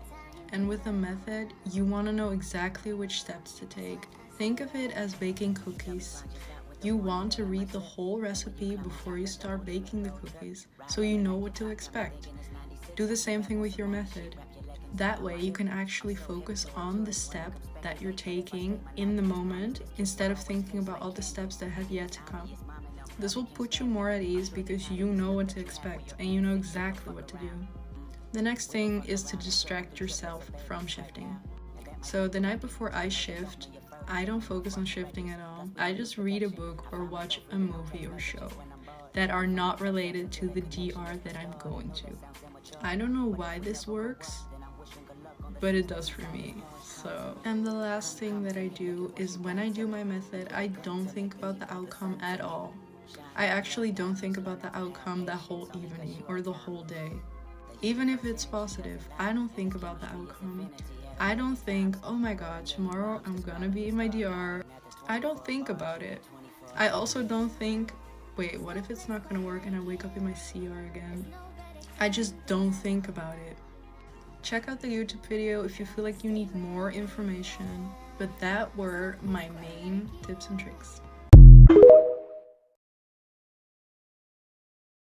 Lila, can you please, Nah, you gotta say it first. call for backup? What? Call for backup. Come on. Please just call for... Yeah, I already called her. But I enjoyed that. Are you sure he's in his dorm? Yeah, I'm sure about it. He's always hiding in his dorm. Let's just check. Okay, fine. Let's do that. What's that noise? Okay, Draco's not here. I know Draco's not here. Hilsa, trust me. I know he's in here. He's my best friend. I know him better than you know. Bill? No, because who do you think? Okay, I'm sorry. Okay, come on.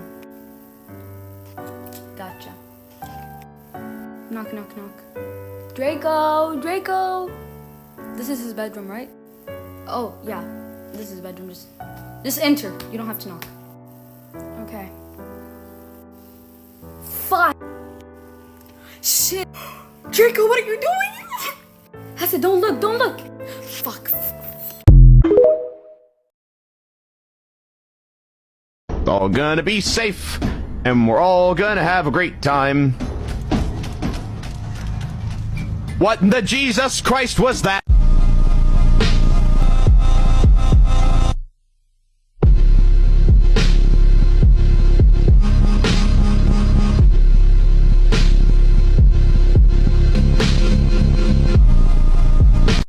Hi everyone, excuse my sweater.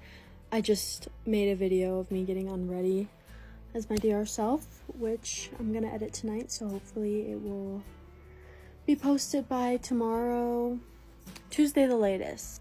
Anyway, I got a question that TikTok will not let me reply to, but the comment was sort of asking what my method is, like what my shifting method is.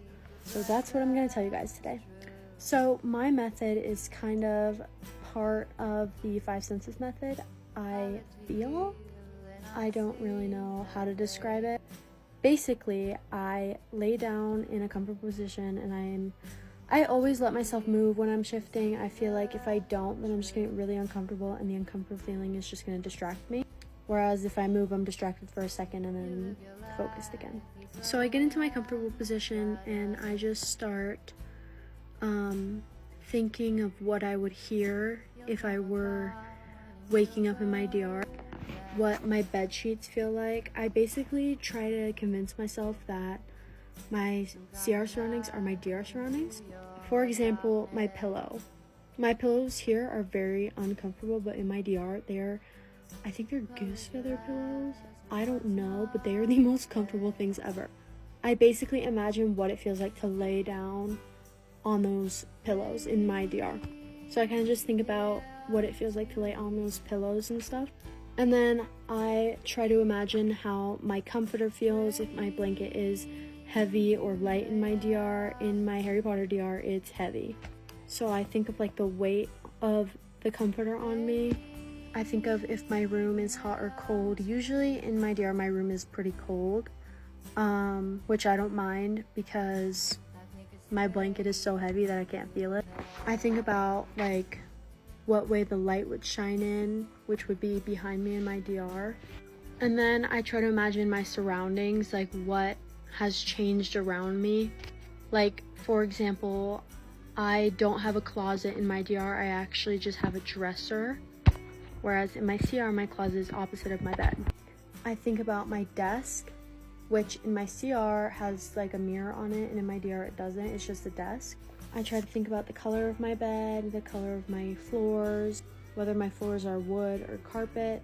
I basically just think about everything that puts the room together. And then once I've kind of gotten in that state, like, okay, everything around me is my DR, now what am I hearing? So like, I imagine Harry's voice down the hallway, or Teddy's voice down the hallway, or my Uncle Reg calling us from downstairs to come eat, or my dad knocking on my door. I try to think about what the outside would sound like too. Since we live in London, I kind of hear buses and cars a lot, and I hear people outside. So I imagine like what it would be like to wake up to those sounds. And then finally, once I'm completely focused in that state where I'm like, okay, my surroundings have changed, I go to sleep and I wake up in my DR. That's how it's been the 2 times I've shifted. I haven't shifted since November, only because I have so much going on and I am not really feeling shifting at the moment. And I've been sick lately, so I especially haven't been feeling shifting. But that is the method that got me to shift the first time. I tried that method one time and that's how I shifted. I just kind of made it up as I was going, and then I used it to shift to my London DR as well. Anyway, I hope that helps. Here is kind of like the steps in case you skipped through the video and didn't want to hear me talking about it. So yeah. Anyways, I hope you guys are having a great day and happy shifting. Love you all.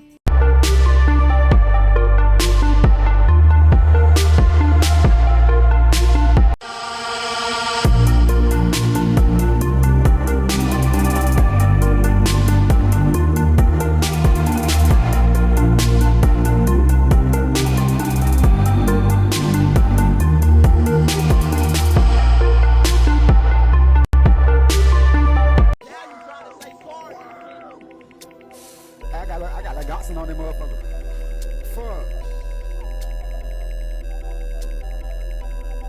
Never have I ever stole money out somebody's purse I was supposed to be so-called helping. Bro, you know I did that though. You know I stole some money. Oh yes, man. I don't know, nigga. You can send your best man, you gon' lose your best hitter. What the fuck is that? What the fuck is that?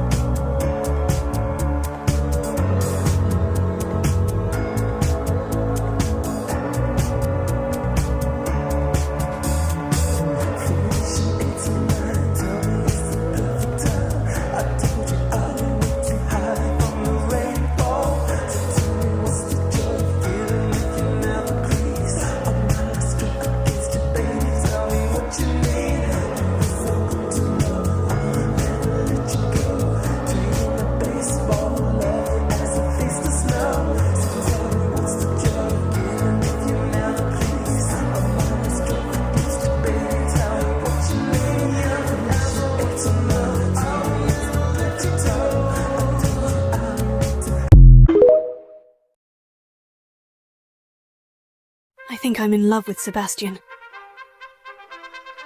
Any thoughts? And prayers. You're going to need them.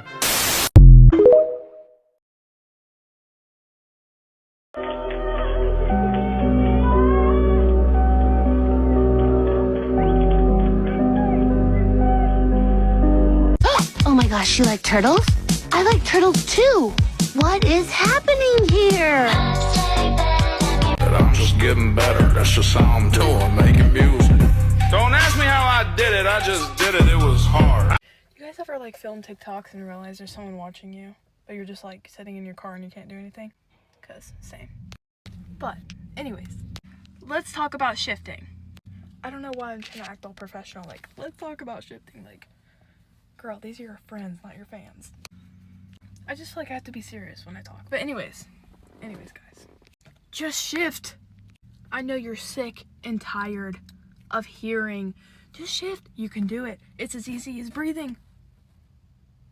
And I know you hate hearing that, but it's true. Think about it. When we go to use the bathroom, we know we can do it, so we do it. Does that take months to do? No. It's literally the blink of an eye. Get that in your head. It's honestly embarrassing that you're letting this stop you from shifting, just because it feels so fictional and fake. Girl, half the time I feel fictional and fake in this reality. Like, I cannot explain it. Just freaking shift because you deserve it. Like, you literally deserve it. I'm not talking about your favorite creator. I'm not talking about your friend. I'm talking about you. You deserve to shift. You've went through so much, and it is time to receive your reward because you deserve it. Remember not to feel stressed out because this is so fun. Like, it shouldn't be something like, oh, I didn't shift last night. Have fun with it. Like, you will shift tonight. Like, you quite literally are shifting. And I know I am too. Like, we gotta work on that confidence, guys. Like, we have got to work on our confidence. Get in your darn bed. I don't care if it's starfish. I don't care what it is. And shift. Because if anyone is ready for the experience, it is you. And you only. So, why are you still in here? Like, do what you gotta do and then go shift because you are powerful. You are strong. That's all I have to say. Happy shifting, guys. I know you can do it. I was cooking and I burned the bacon.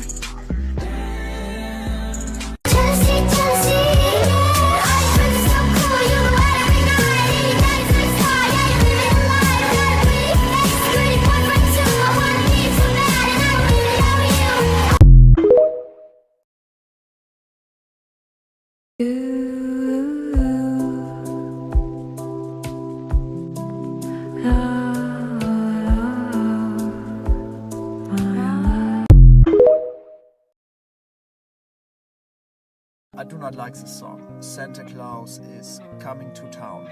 Do not come to my town.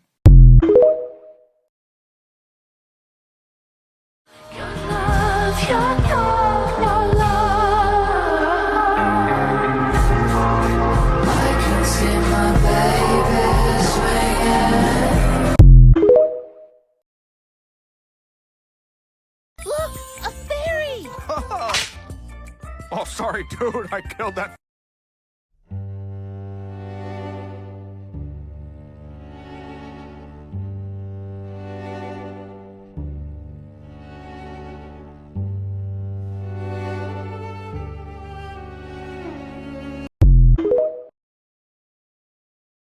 Why y'all worry about the fuck I do? I'ma let y'all know what the fuck I'm doing. Like, they like the way I grind. They like the way I flex. They like the way my noonie is peeking out my face. Probably don't even know my middle name. That's a trick question. You don't have one.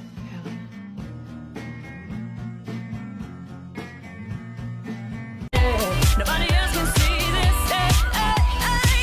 And it goes like this. Take me by the tongue and I know you. Yeah, and I like how you're at least 18 years old. Actually, I like how you're at least 18 years. Your silence is my trade. Shut up. Lockjaw. Give an MC lockjaw. like, sorry, was I loud in my own house that I bought with the songs that I wrote about my own life? Where am I? Okay, Hasan, you're used to this. You always come back because you're not able to ground yourself. So let's just walk around Hogwarts to find out more, and then eventually we'll just come back. Whoa, the Great Hall is so crowded. Yo! Hissa, come over here. Okay, I hope that's not Fred. Blaze, whoa! Brother! Blaze Zabini, Hissa Zabini, you know, the Zabini siblings, yeah. Fuck. Yeah. Mateo wants to hug you. What? Sorry. The Mateo Riddle? Yeah, your best friend that you've known for 5 years now, I think. Yeah, of course, a hug. That's something... Guys, this is real coughing, by the way. I'm sick. Yeah, no problem. I can do that. He's literally just Mateo Riddle. What's so special about him? Yeah, I'm here, you know. I wasn't talking about you. The other Riddle. Tom. Tesla, if Tom hears you, you're dead. He already hates you. Like every time he talks about you, he literally tells me his plan to put a fucking curse on you. You know what? Fuck him! He wants to put a curse on me, it's fine. I mean, no. Anyways, I can defend myself, I can do this. I say you can't even get one spell correct. Darn it, why are you so real for that? Anyways, can we get this over with and just give me a fucking hug? Okay, come on. You're a bit too excited. Okay. Mateo, tell me why that was the best hug I've ever received from a fucking person. Actually, no. No, I hope this doesn't boost your ego. No. The worst fucking hug. Okay, anyways, I gotta go now. I gotta leave, so, yeah. If you see Tom anywhere, don't tell me. Yeah, just don't tell me. And, make sure to tell Lily, which is my real life best friend, by the way, that, you know, I'm mad at her. Actually, no, I want to see her first, but, yeah, I'm mad at her because she likes Tom. Tom hates me. Anyways, bye. I think class started. Okay. By the way, Hesla, it's Friday. It's literally Friday. We finished classes. You know, you didn't go to class, remember? You were sick. Seriously? I mean, yeah, how could I forget? Obviously. I'm just joking. Trying to find an excuse to leave. I'm so sorry, Mateo. I'm really sorry. I'm sorry, Blaze. I'm gonna leave. Okay. Yeah, bye. If you see Fred, also tell me where he is. I don't want to know. No. Dude, let's kill the horse. What? I'm so tired, Finn. Don't you see what?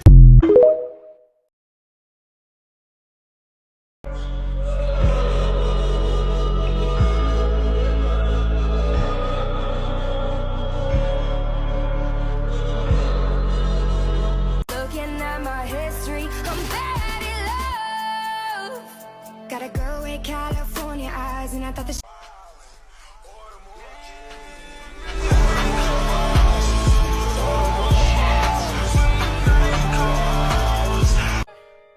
Congratulations.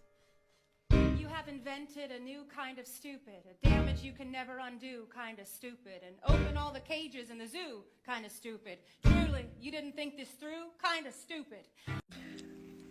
I want to talk about this. I don't think you guys understand how fucking magical shifting is. Okay. So I have like mini shifted, I don't really know. Like 2 main times, okay? But I like had other experiences like a bunch of other times. But every time I get like the whooshing sensation or vibrations in my body, which is like a shifting symptom, it's kind of like your body becoming astral or like leaving your body, I don't fucking know. Every time I get those vibrations, it feels so soothing. It feels like I just stretched my body, but like not just my physical body, like my astral body, and it feels so good. Oh my god, it feels like I just did yoga like 10 times. And also, when I mini shifted, both times, I'm just gonna say count those 2 as both, yeah, whatever.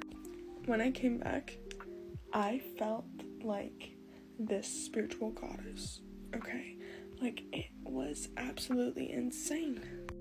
I felt so like relaxed and peaceful, and it was just one of the most beautiful moments I've ever experienced. Like, it is a surreal, beautiful experience. You know, it's not just about getting to your DR and seeing your comfort character, like obviously that's a huge factor, but it's also like just so fucking cool and just so peaceful. Like, just shifting itself, it is so cool. And I think that appreciating shifting itself and not just your DR, it's lit as fuck. It's lit as fuck. So thank you to Mary for sharing that with me, because that is so amazing and cool.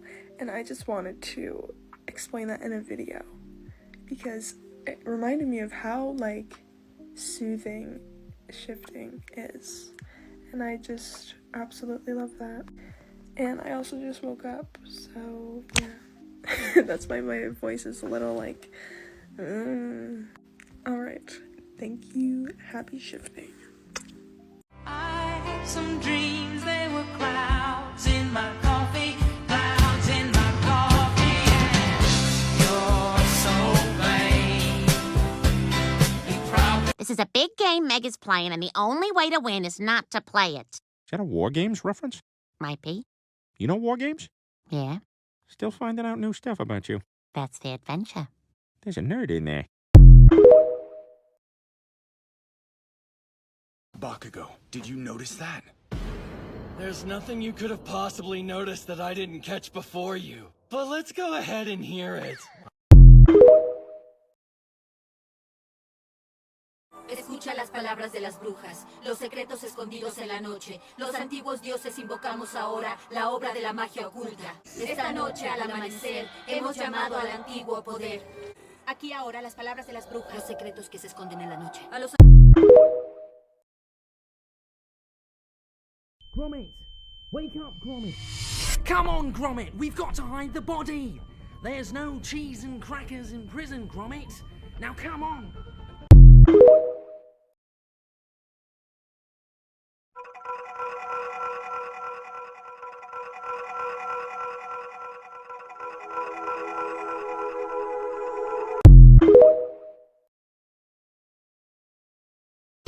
Show me who you are.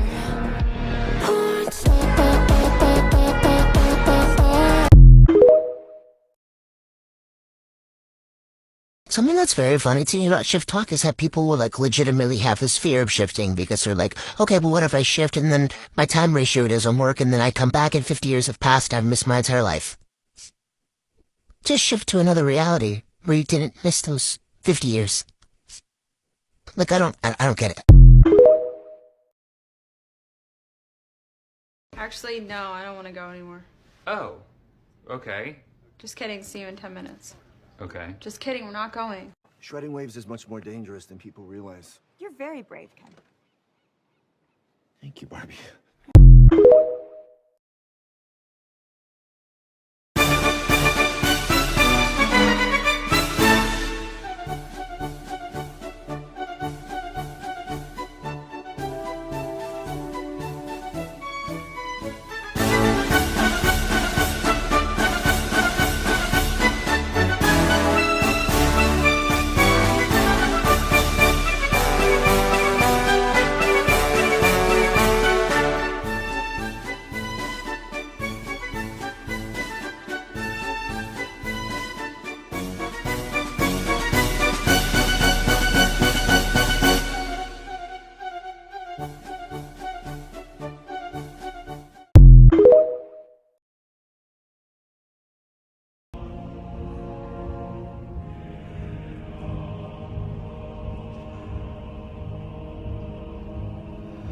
I have no memory of this place.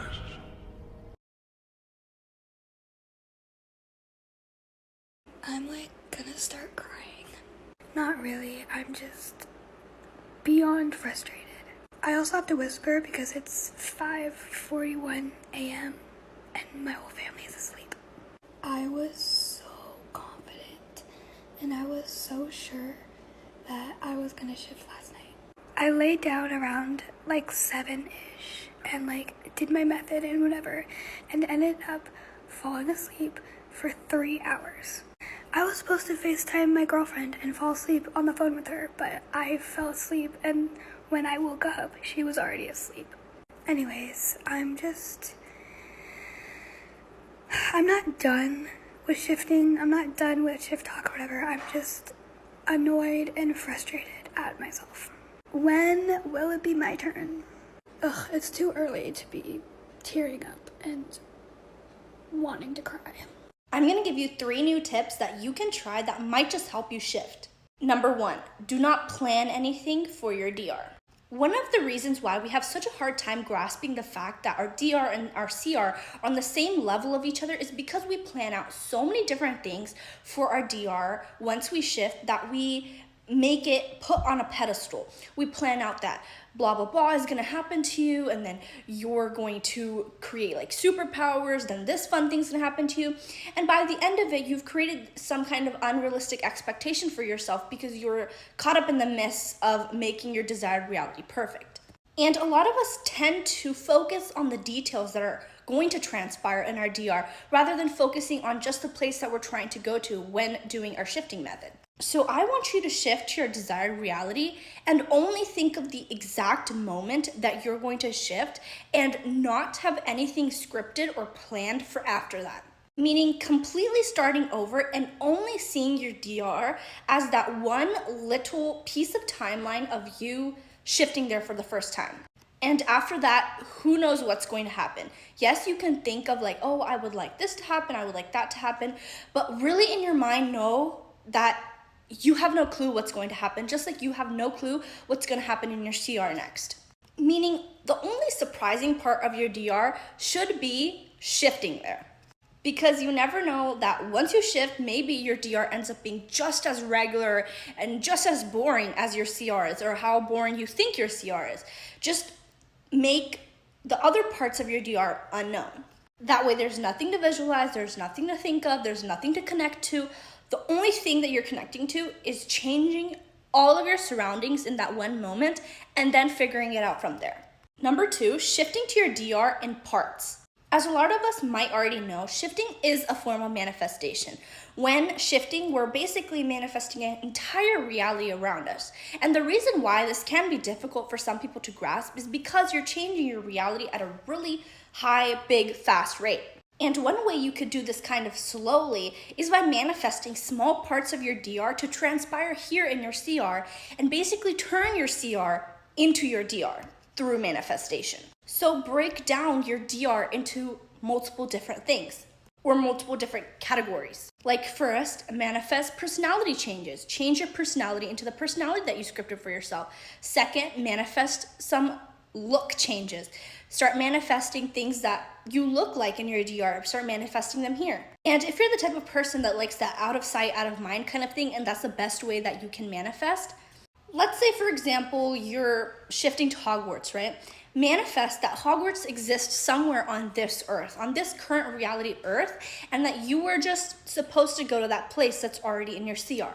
So once you manifested that and you really feel like your manifestation may have come true, then all you need to do is manifest for yourself to go to the place that already exists on your CR. For example, again with the example, if you're shifting to Hogwarts, first manifest that your dorm is being created at Hogwarts, okay? That Hogwarts exists somewhere out there and that your dorm is being created. Your letter is being written, you are being put into the registration. That way you feel like there are actual steps that are being created for you to go to your desired reality. Start manifesting that that personality is coming in. Start behaving like that personality. Try different makeup looks that match what you're going to do in your desired reality. Truly feel like you're getting prepared to go to your desired reality while manifesting that that reality is being created out there somewhere. That way, when you actually attempt to shift, once you're done with that manifestation process, you're only going to think of trying to shift to the reality that's already created, rather than feeling like you're creating this whole reality around you that you need to shift to. Like your CR has already transformed into this desired reality, and now you just need to be there. You just need to see it. Number 3, give power to something that you can think helps you shift. Let's say you have something that brings you closer to a DR, an object, something that connects you to your DR. Let's say it's like a necklace that has the logo of the movie that you're trying to shift to. Or a bracelet that you're pretending your significant other gave you, or you have in your DR that your significant other gave you. When shifting, hold that bracelet, wear that bracelet, have it touching you where you can actually feel it, and imagine that that object is radiating power that is bringing you to your desired reality. The reason this works is because sometimes giving power to something else other than you will make the trust in shifting higher. Sometimes we just have a hard time believing in ourselves. A lot of us deal with this. If we give all the power to an object that you think can bring you power to shift, or an object that you think is bringing you closer, or is like transforming the reality around you, you can kind of set the intention with that. Setting the intention is also something a lot of people have a hard time grasping, don't know how to exactly set the intention. It's something that isn't very easily explained to some people. And so if you think that this object is bringing you closer, rather than you just thinking it's your mind, which is so hard to kind of process, but you think that this object is bringing you closer, you're sort of setting the intention that you will shift just because you have this object with you. Usually when we set the intention, we think, I know I'm going to shift, and once I fall asleep, I will shift, period. And we have a hard time grasping that intention that we set. We think we just thought like 2 sentences. How's that going to bring me closer to shifting? Well, if you give all the power of your intention to an object, and you know that there's a cause and effect, if I have this object with me, I will shift. Your intention is more solidified in your brain.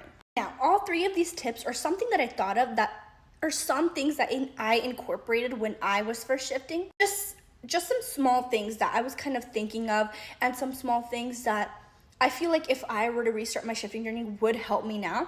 And according to a lot of things that people struggle with, I feel like these are some things that could bring ease to that. My tips are merely suggestions. I hope this helps. Good luck. Professor, is this all real? Or is it just happening inside my head? Of course it's happening inside your head, Harry. Why should that mean that it's not real?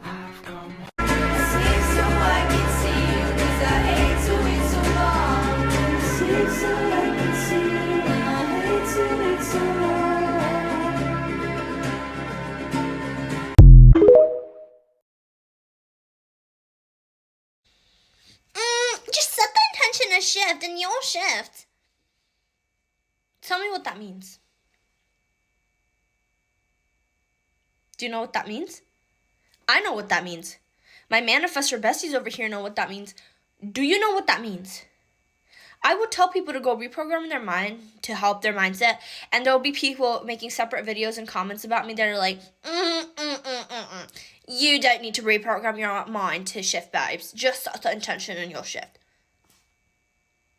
What does that mean? Nobody knows what that means. No, I'm not talking about that. I don't know shit about shit.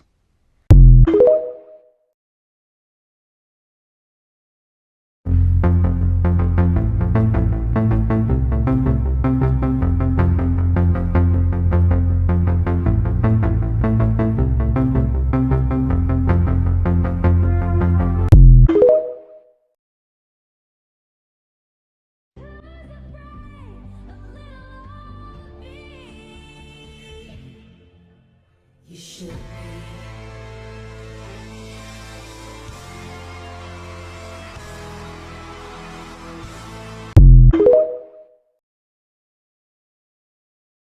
Oh my word, we'll have a look. Of course we'll have a look. Reality shifters, I'm going to try to explain what happened to me last night as quickly as possible, but tell me if you've had a similar experience. Also, if you do not believe in shifting and support it, just please keep scrolling. This is a place of positivity and I don't want any negative comments. So first off, I just want to say that I have started to meditate on my floor. I learned this trick from the world of Maya, and I think that it is an incredible tip because when I'm meditating, I feel much more grounded to my DR because I don't feel my bed. And any of those intrusive thoughts that I've ever had about, oh, you're still in your CR because you can feel your bed, I don't have those anymore. So I was meditating on my floor last night. I have an eye mask that I wear, and I also took an edible. And so I'm doing my meditation, you know, just focusing on my breathing, not even saying any affirmations. And all of a sudden, my entire body, head to toe, starts to vibrate and shake like you wouldn't be able to, like, I can't even explain it. It kind of felt like when you have a fever and you're uncontrollably shivering and shaking. That's what I was kind of going through, but it was my entire body, and my heart was beating really fast, and my eyes were closed, but I saw the white flashing lights, and then a headache started to form in my mind. That is when I started to affirm, I'm in my DR, I'm shifting to Attack on Titan, I am safe there, I'm pure consciousness, I will be safe, all these things. While I was doing so, my shaking got worse, and I could literally feel my heartbeat everywhere in my body. Like, I could feel my pulse, like, racing. I thought I was having a heart attack, to be honest. So going through that was probably about an hour. It was so frustrating to me because I was having all of these symptoms that I was trying to ignore, and I was like, I am safe. I am ignoring these symptoms. I am shifting to my desired reality. I kept saying that, and like, everything was still going on. The flashing, the feeling dizzy, the shaking, the heart beating really fast. Like, it was all going on still, but I didn't feel myself get to that point, and I was kind of getting tired of it. I was like, okay, is this gonna end yet? Like, and so I, took off my eye mask and like snapped back into reality, and I looked on my phone, and it had been about an hour that I had been like that. So what do I do next? Do I keep going and let it ride for as long as possible until I shift? Or am I missing something here?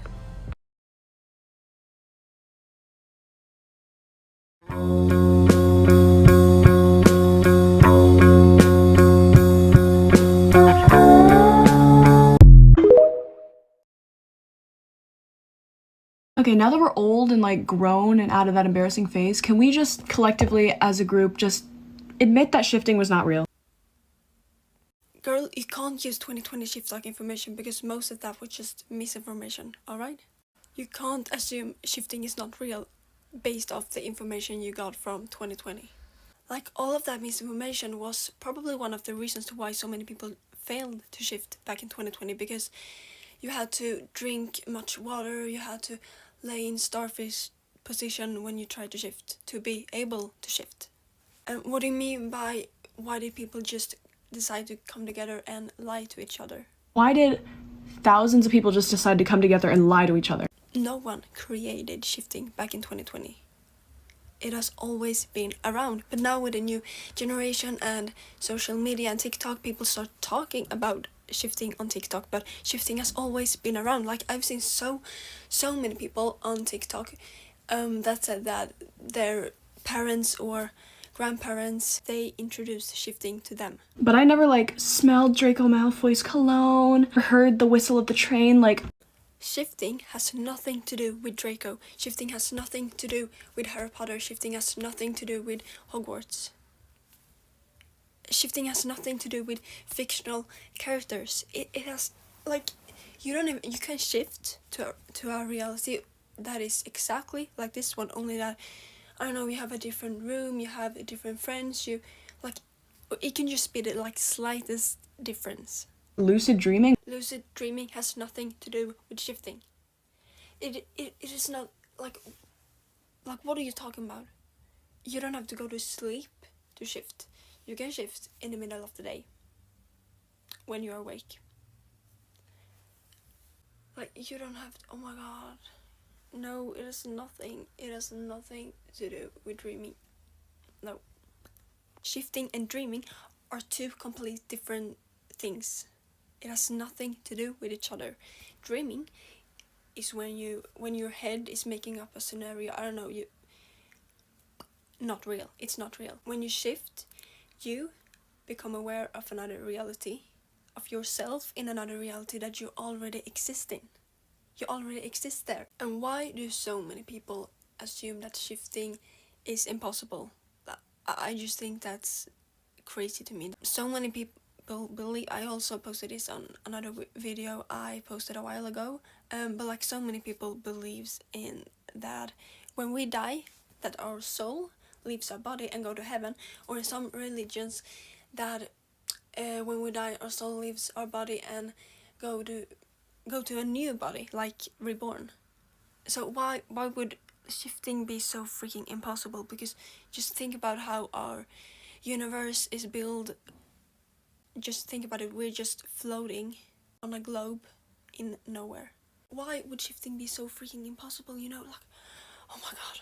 Then I know that so many people doesn't think shifting is real, like, because you want to live with fictional characters. But like I said before, it has nothing to do with fictional characters. And for me, it would just be insane if so many people spend all their freaking days on talking about shifting. Like, especially people who have shifted, like there's so many creators out there who has shifted, and they're like posting videos about it every single freaking day. Like, why would they spend all their time? If shifting was just a joke that someone made up in 2020, it would last like a few months. Like, it wouldn't still be here after 4 years on TikTok. And then people can be like, but why doesn't everyone know about shifting then? If it's actually real, which is then insane, why wouldn't more people know about it? Why wouldn't the whole world know about it? Well, some people believe that there is an amount of parallel universes where we also exist. Only that they think that we can't, go there or anything, like become aware of that. But yeah, I'm just so curious, why would shifting be that impossible? Why?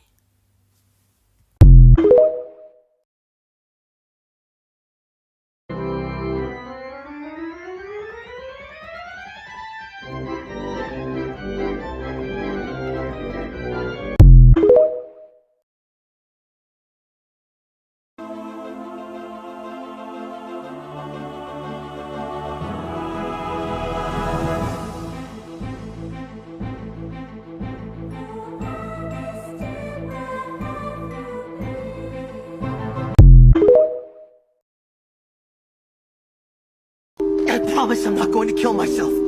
Really, I promise. Shoya never hangs out with anyone. What a loser. A total freak. Why does he bother living? And it felt great to be a liar. She's a good girl. And it felt great to be a liar.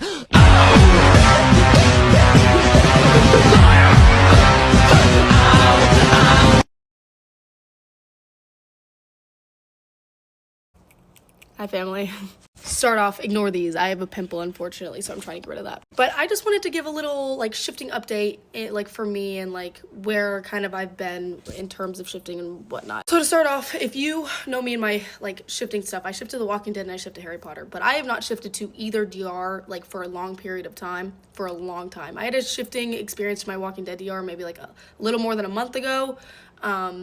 And I could have stayed, but I was just like not mentally prepared, so I ended up shifting back. So yeah, it's been a while since I've had like an actual like long period of shift. But for some reason, the past few days, the motivation I've felt to shift has been so extremely strong that like, this is one of the reasons why I'm making this video. But I wanted to give like before I get into that, I wanted to give a little update like on what I'm doing with, my DRs and stuff. So I am kind of starting over my scripts. It's going to be very, very similar. So in case you like are not aware, it's been a very, very, very, very long time since I shifted to my Harry Potter DR.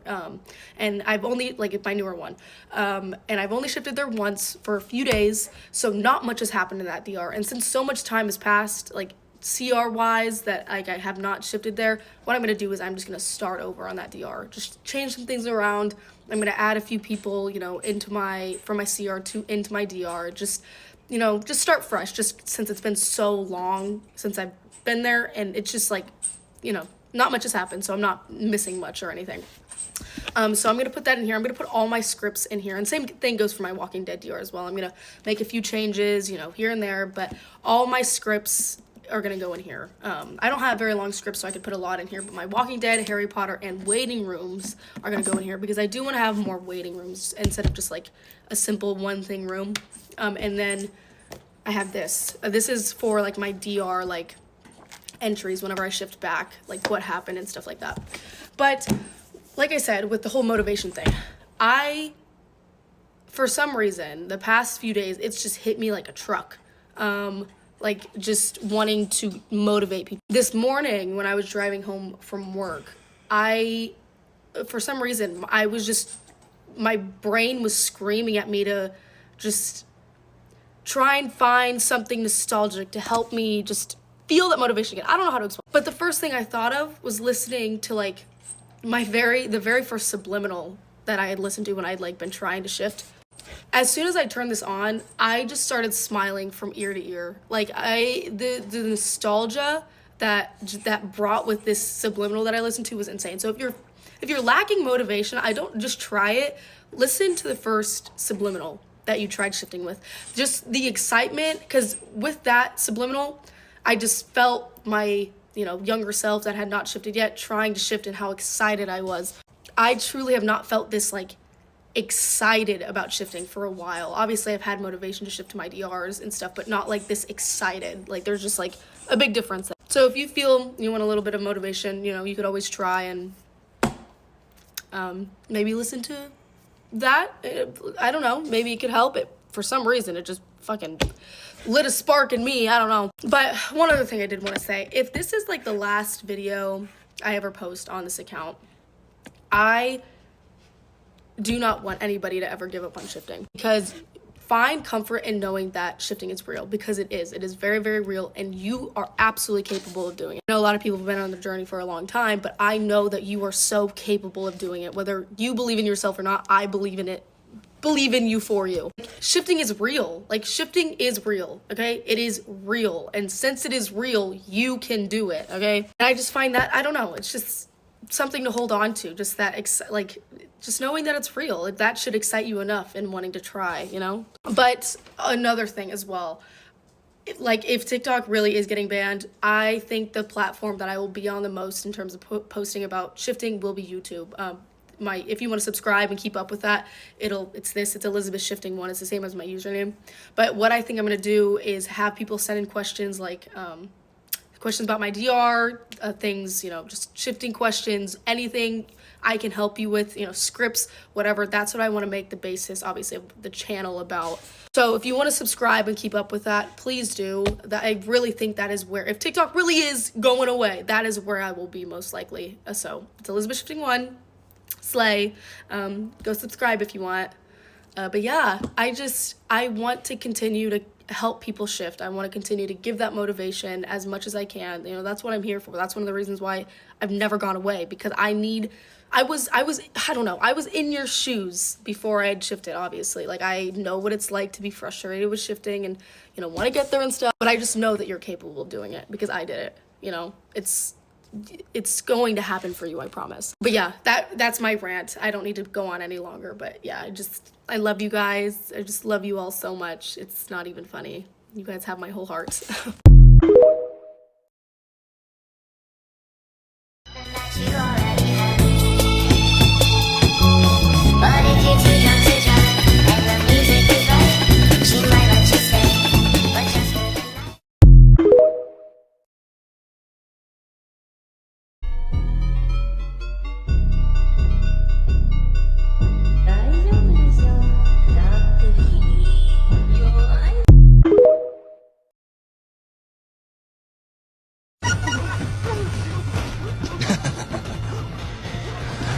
That's actually hilarious. To the rest of you, the non-believers, the underachievers, the tweet and deleters, you guys make me sick to my stomachs, fam. Honestly, if you guys want to look in my eyes, you guys want to do something? That's what I thought. No. What if you're sure you're gonna shift, but then you don't do it? A lot of people deal with this, myself included. And advice I can give to you is first to maybe look into yourself and see if maybe you're subconsciously scared of shifting. Because that's understandable. Maybe you're not totally comfortable with shifting to another reality yet. And maybe you're not totally aware of that. And I think that's something that I recently realized for myself. And another thing is maybe changing the methods that you do. Because I'm assuming most of y'all are awake shifters, and me too. But the thing with awake shifting, I feel like you're always expecting something to happen. You're always expecting to shift.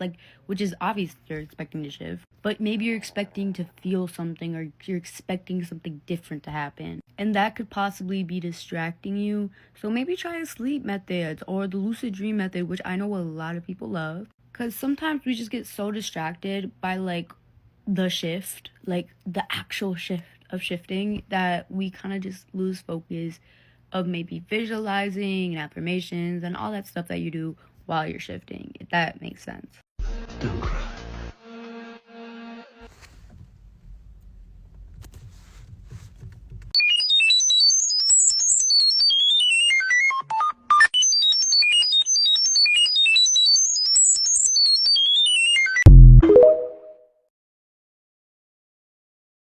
You wanna give it a go?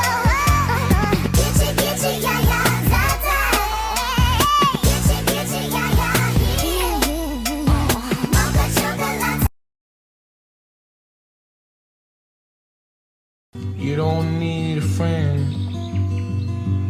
boy, you're the man. You still can't do it, bitch! Let's have a little chat, okay? So today we're going to talk about shifting misconceptions and some wrong ideas that you guys think reality shifting is. Number 1 on the list is that you're in a coma when you're shifting. So if that is something that you are nervous about when it comes to shifting, just know there's nothing you need to worry about, and that is absolutely false information. Because the definition of a coma is literally like whenever someone tries to wake you up, but you just can't wake up because you're somewhere else. But that's absolutely not true, because in every reality, you are a living person. Well, you know, there could be a reality where you're a piece of furniture. But that's not what I'm trying to talk about. Let's not get off track. So you will act the same here. You will wake up, you will have your daily routine, regardless if you are aware here or not, because you still exist. You're not going to disappear off the face of the earth. Number 2, that it's even possible to get stuck in your desired reality. Now, this is probably the stupidest one I have ever heard. Intention, people. Simply have the intention to shift back and you will. And you can also script a safe word. Like, for example, you can script that your safe word is like McBacon or something random, something that you wouldn't usually say. But even if you do say it when you're there, it's really only intentional. Like, if you mean to shift back when you say it, you're gonna shift back. Sounds magical, I know, right? Number 3, this one is highly a problem in this community. And it's that shifting only happens one certain way. There's only one correct way to shift, right? Wrong. In order to shift, you just have to feel confident in your ability. Doesn't matter what you do. You could lay in starfish, you could be laying on your back, you could be laying, on your stomach for all I care. You simply just have to believe that you have the ability to do it and that you can shift any second, and you will. Because intention, it's truly what shifts you. Because if you know something is possible and that you're capable of doing it, then you're most likely going to do it. Crazy how the human mind works, am I right? Number 4, when you shift, your body does too. Wrong again.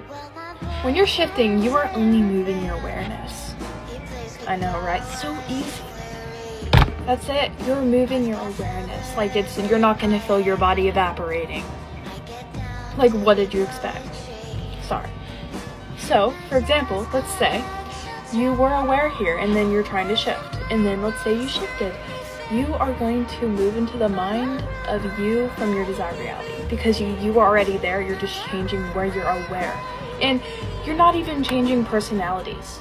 Because you have your own personality there. You're not gonna move this one to there. Like, you have your own personality everywhere. You are still that person in your DR, regardless if you scripted it or not, because you chose that reality. And finally, that you can't shift with doubts. Once again, that is completely wrong. I've probably used this example before, but imagine you're taking a test, okay? Let's say you have this really, really hard biology test that you have to take. You've studied for a long time, right? But you're having doubts that you don't know some things, even though you know you can do it. You know you studied enough to get the right answers, to get a good grade. But you're nervous. You have those doubts. Take that example and switch it around, make it go towards shifting, and you will understand how reasonable it is to have doubts. Because if we haven't done something yet, we are most definitely going to question our ability to do it. We are going to have those doubts. We are going to wonder if it was real or fake this entire time. But just remember, you can shift with doubts. Like, you could have more doubts than you do positive thoughts, and you will still shift. Hopefully, I cleared some stuff up for you guys. Just let me know if you want to know anything else, and I am down to help because, I love my fellow shifting friends. Bye. Happy shifting. If you're shifting and you're getting demotivated because you're not shifting, the problem isn't with shifting, it's with you.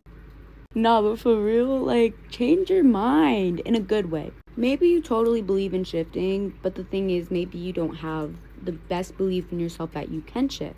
Change that belief. Get confident. Because guess what? You can accomplish anything you set your mind to. And if you want to shift and you want to set your mind to do that, then you just got to do it. And be confident in yourself. So, do that. And if you're like, I don't know how to do that, affirmations, manifestation, subliminal. So, yeah. Da! Okay? Da! Hey guys, so while my video is rendering, I thought that I would tell you guys about my boyfriend's experience a couple days ago. So he told me about it, and I was like, I need to post this because I think it's an example for you guys that shifting is not something you need to obsess over, something you need to plan in order to do it.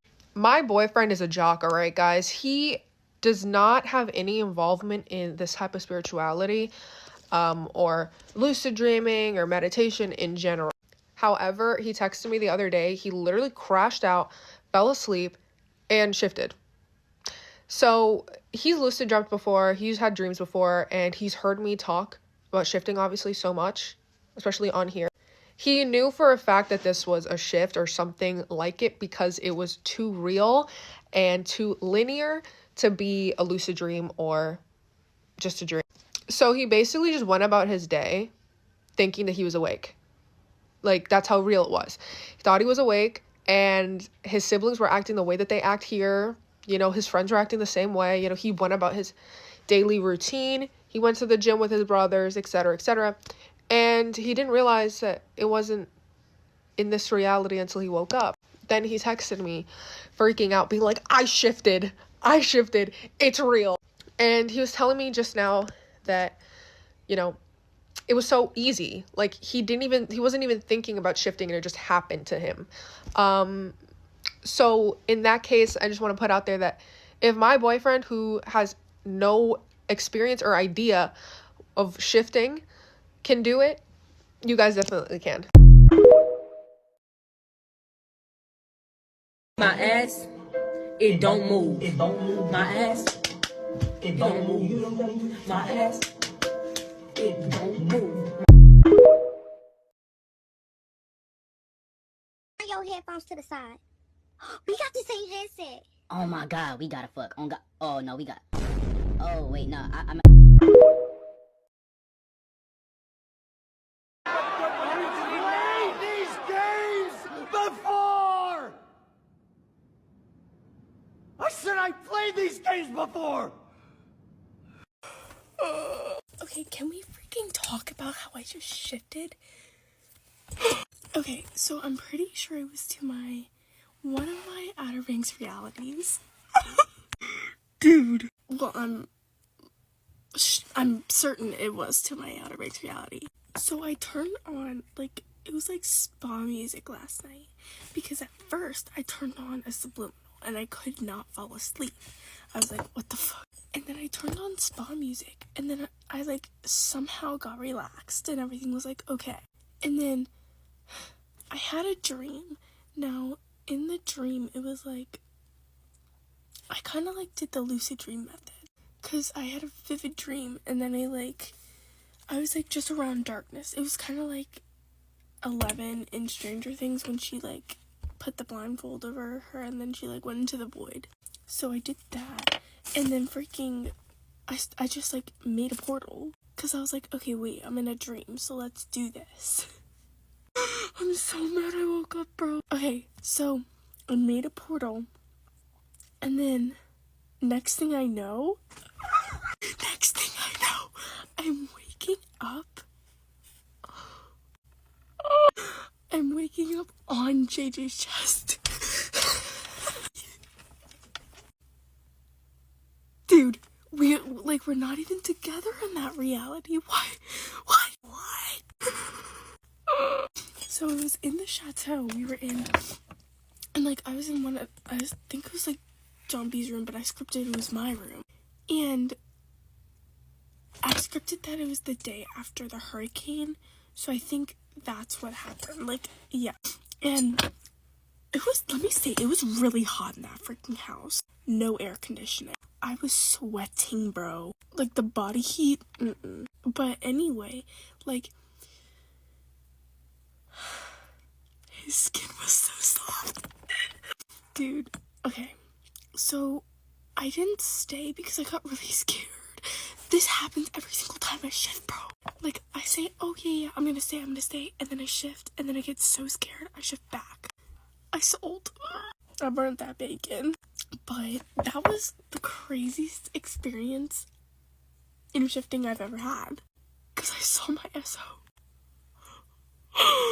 And I was literally on top of him. Oh, that was insane.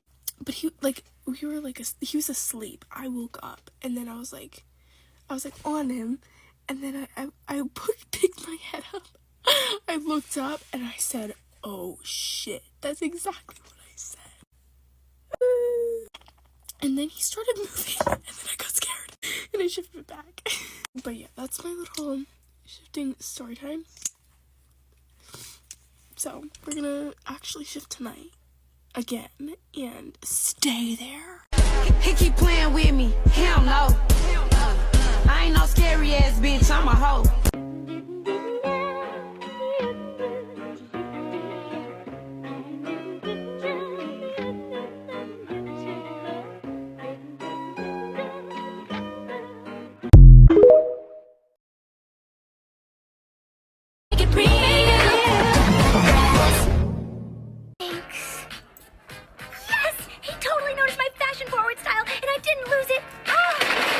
Well, our father's a doctor. Yeah, a podiatry. And our mother's vice president of Women Against Change. Oh, I give up. First they go across my son. There was a cat. They fight. Ow.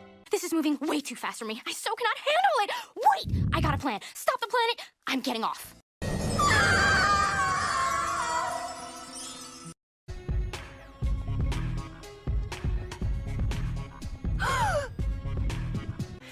Will you go steady with me? No. No? It's just that I've got so many things I want to do with my life before taking on any major commitments. Like what? I am so happy. Do you know who I am?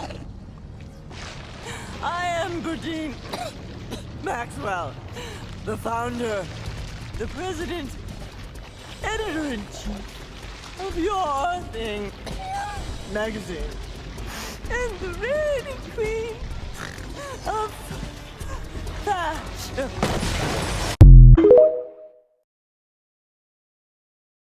And no one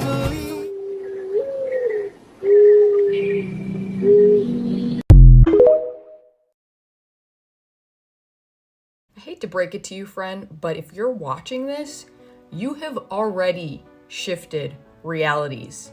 In fact, you are doing it all the time.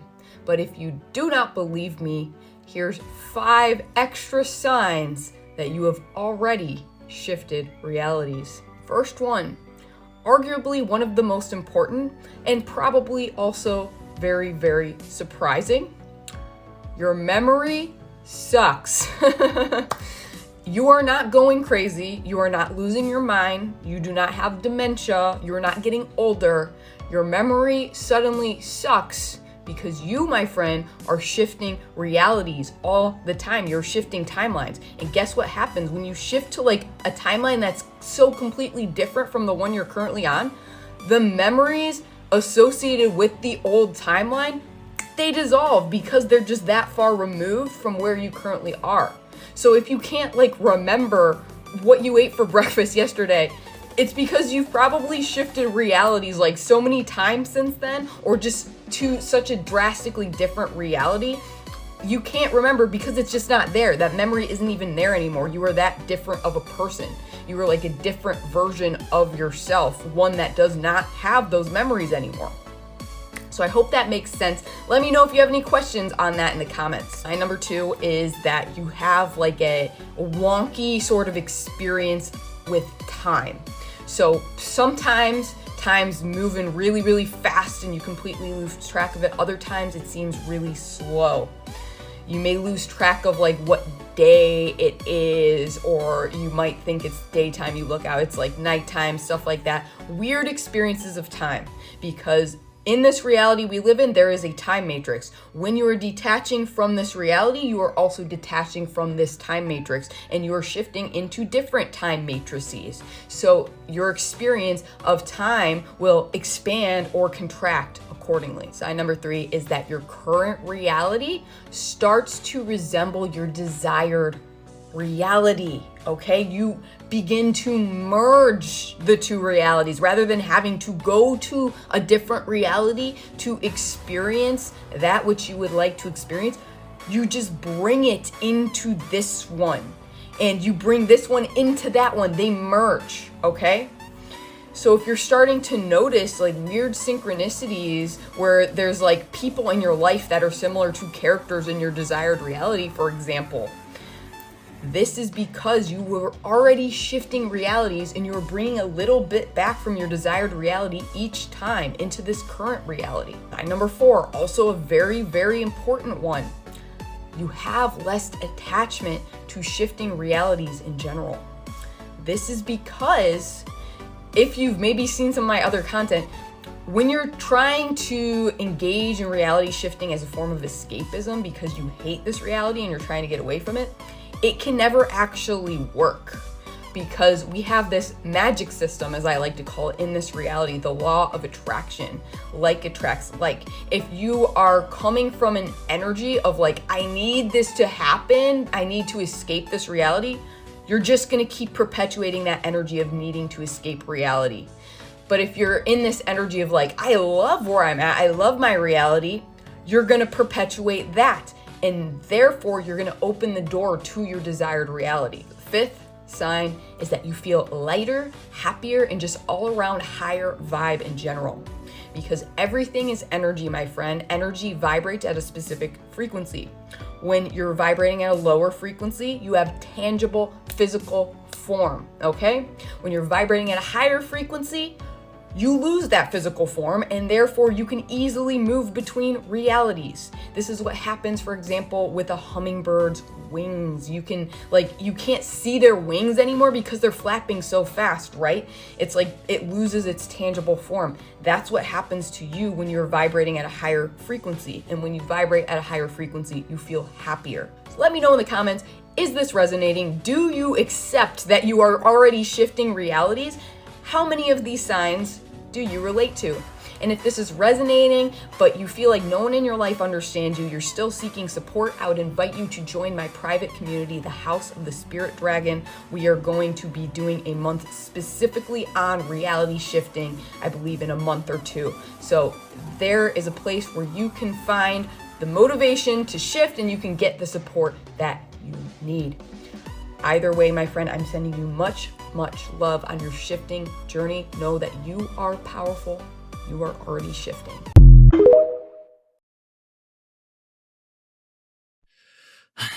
Okay. Ah, salut, Capitaine Bedo. Je suis Kaida Harakazwa.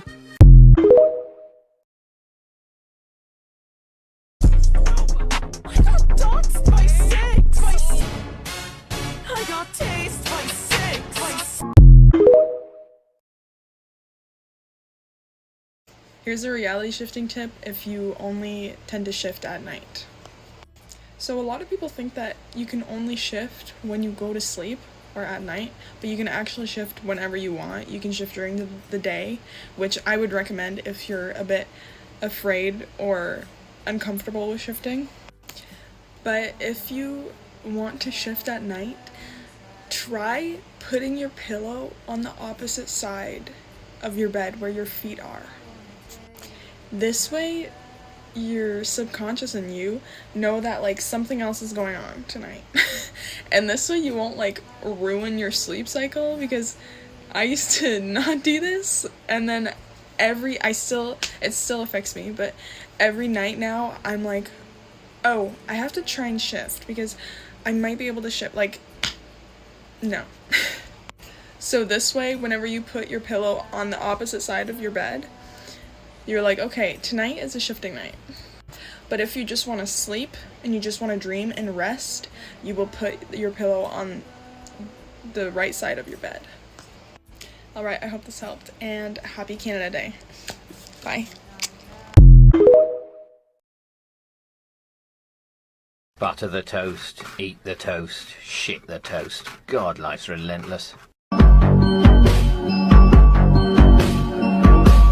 Come with me, you'll be in the world of your imagination. A look and you see to your imagination.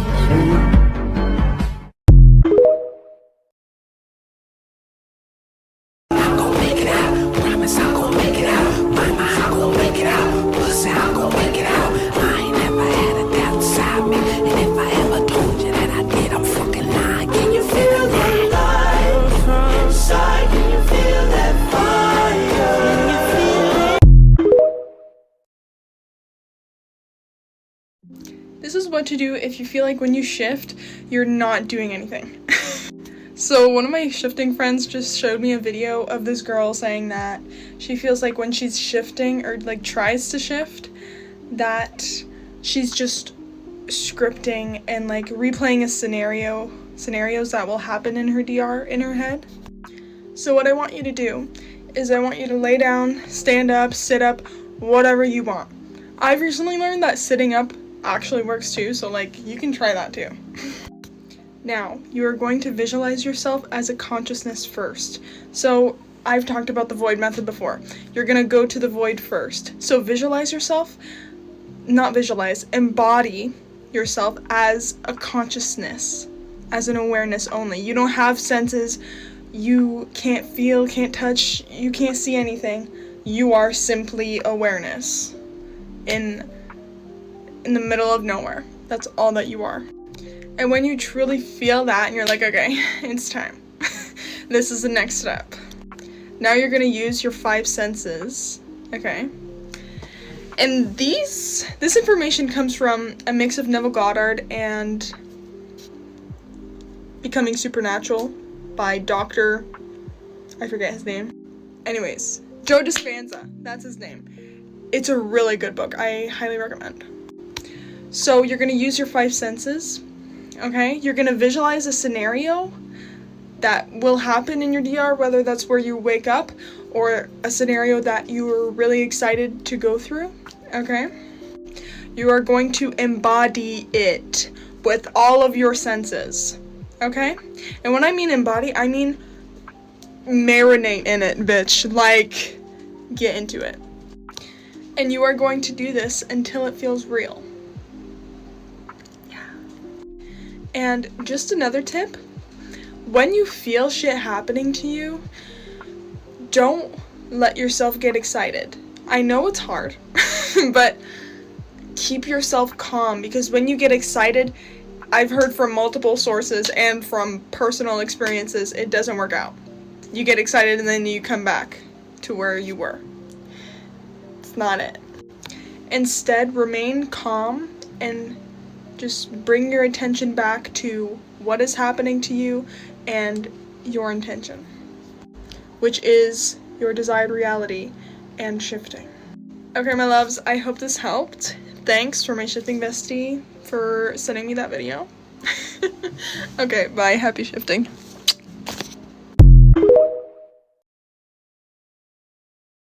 Just wanted to clear a couple things up about the shifting symbol video. The shifting symbol is not a sigil, it's not a spell. The easiest way to describe it is it's sort of like the logo of shifting.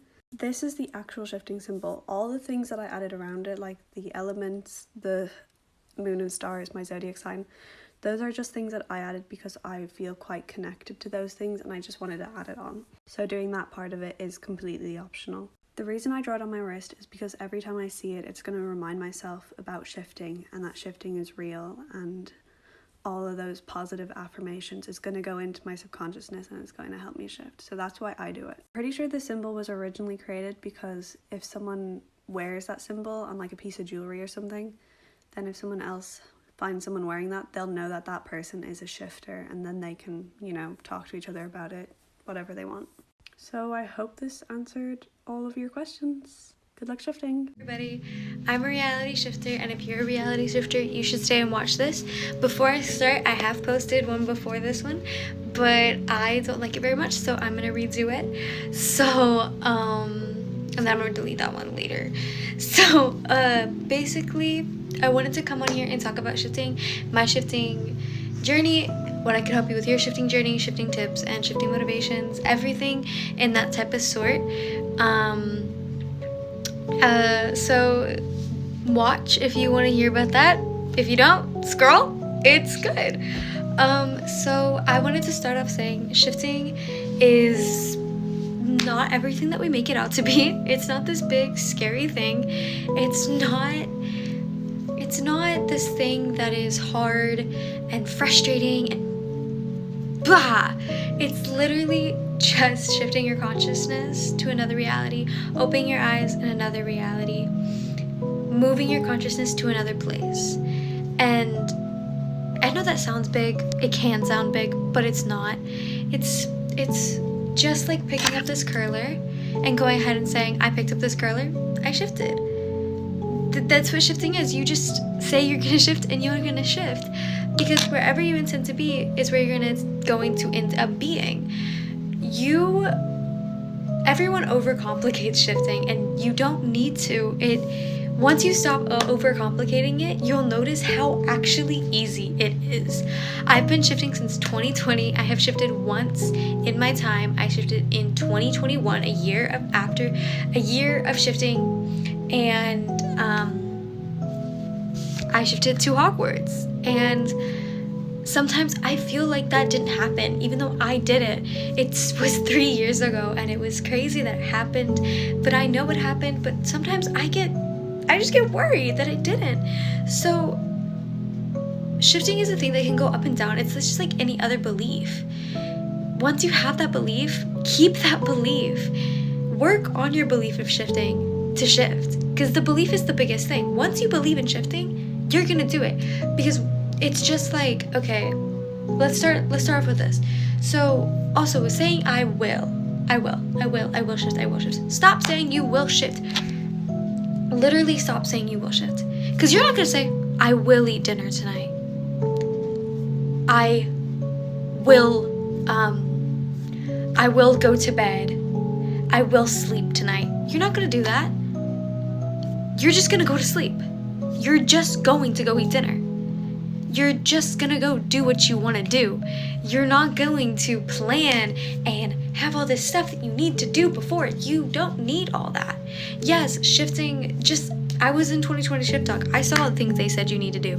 If you want to do them, do them. If that is what helps you, do it. If it helps you to drink water, be hydrated, do it. If it helps you with meditation, to calm your mind before you do it, do it. If you need a method to guide you with you, do it. But you don't need that. You don't need to do that to shift. It is not a needed thing to shift. So that is a big thing I wanted to say personally. You don't need all that to shift.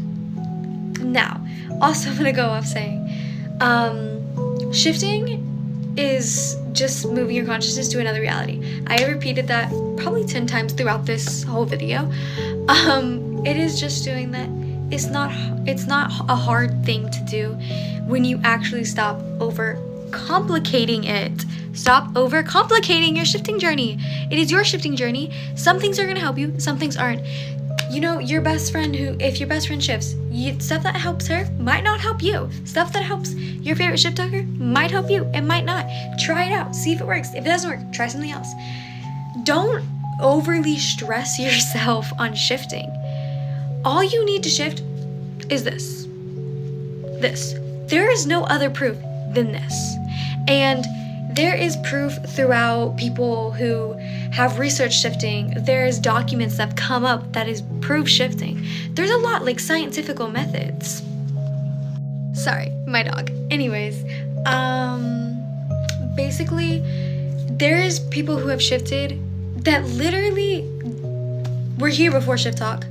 We shifted way before that even happened. There's people who have shifted in the past that before TikTok even came.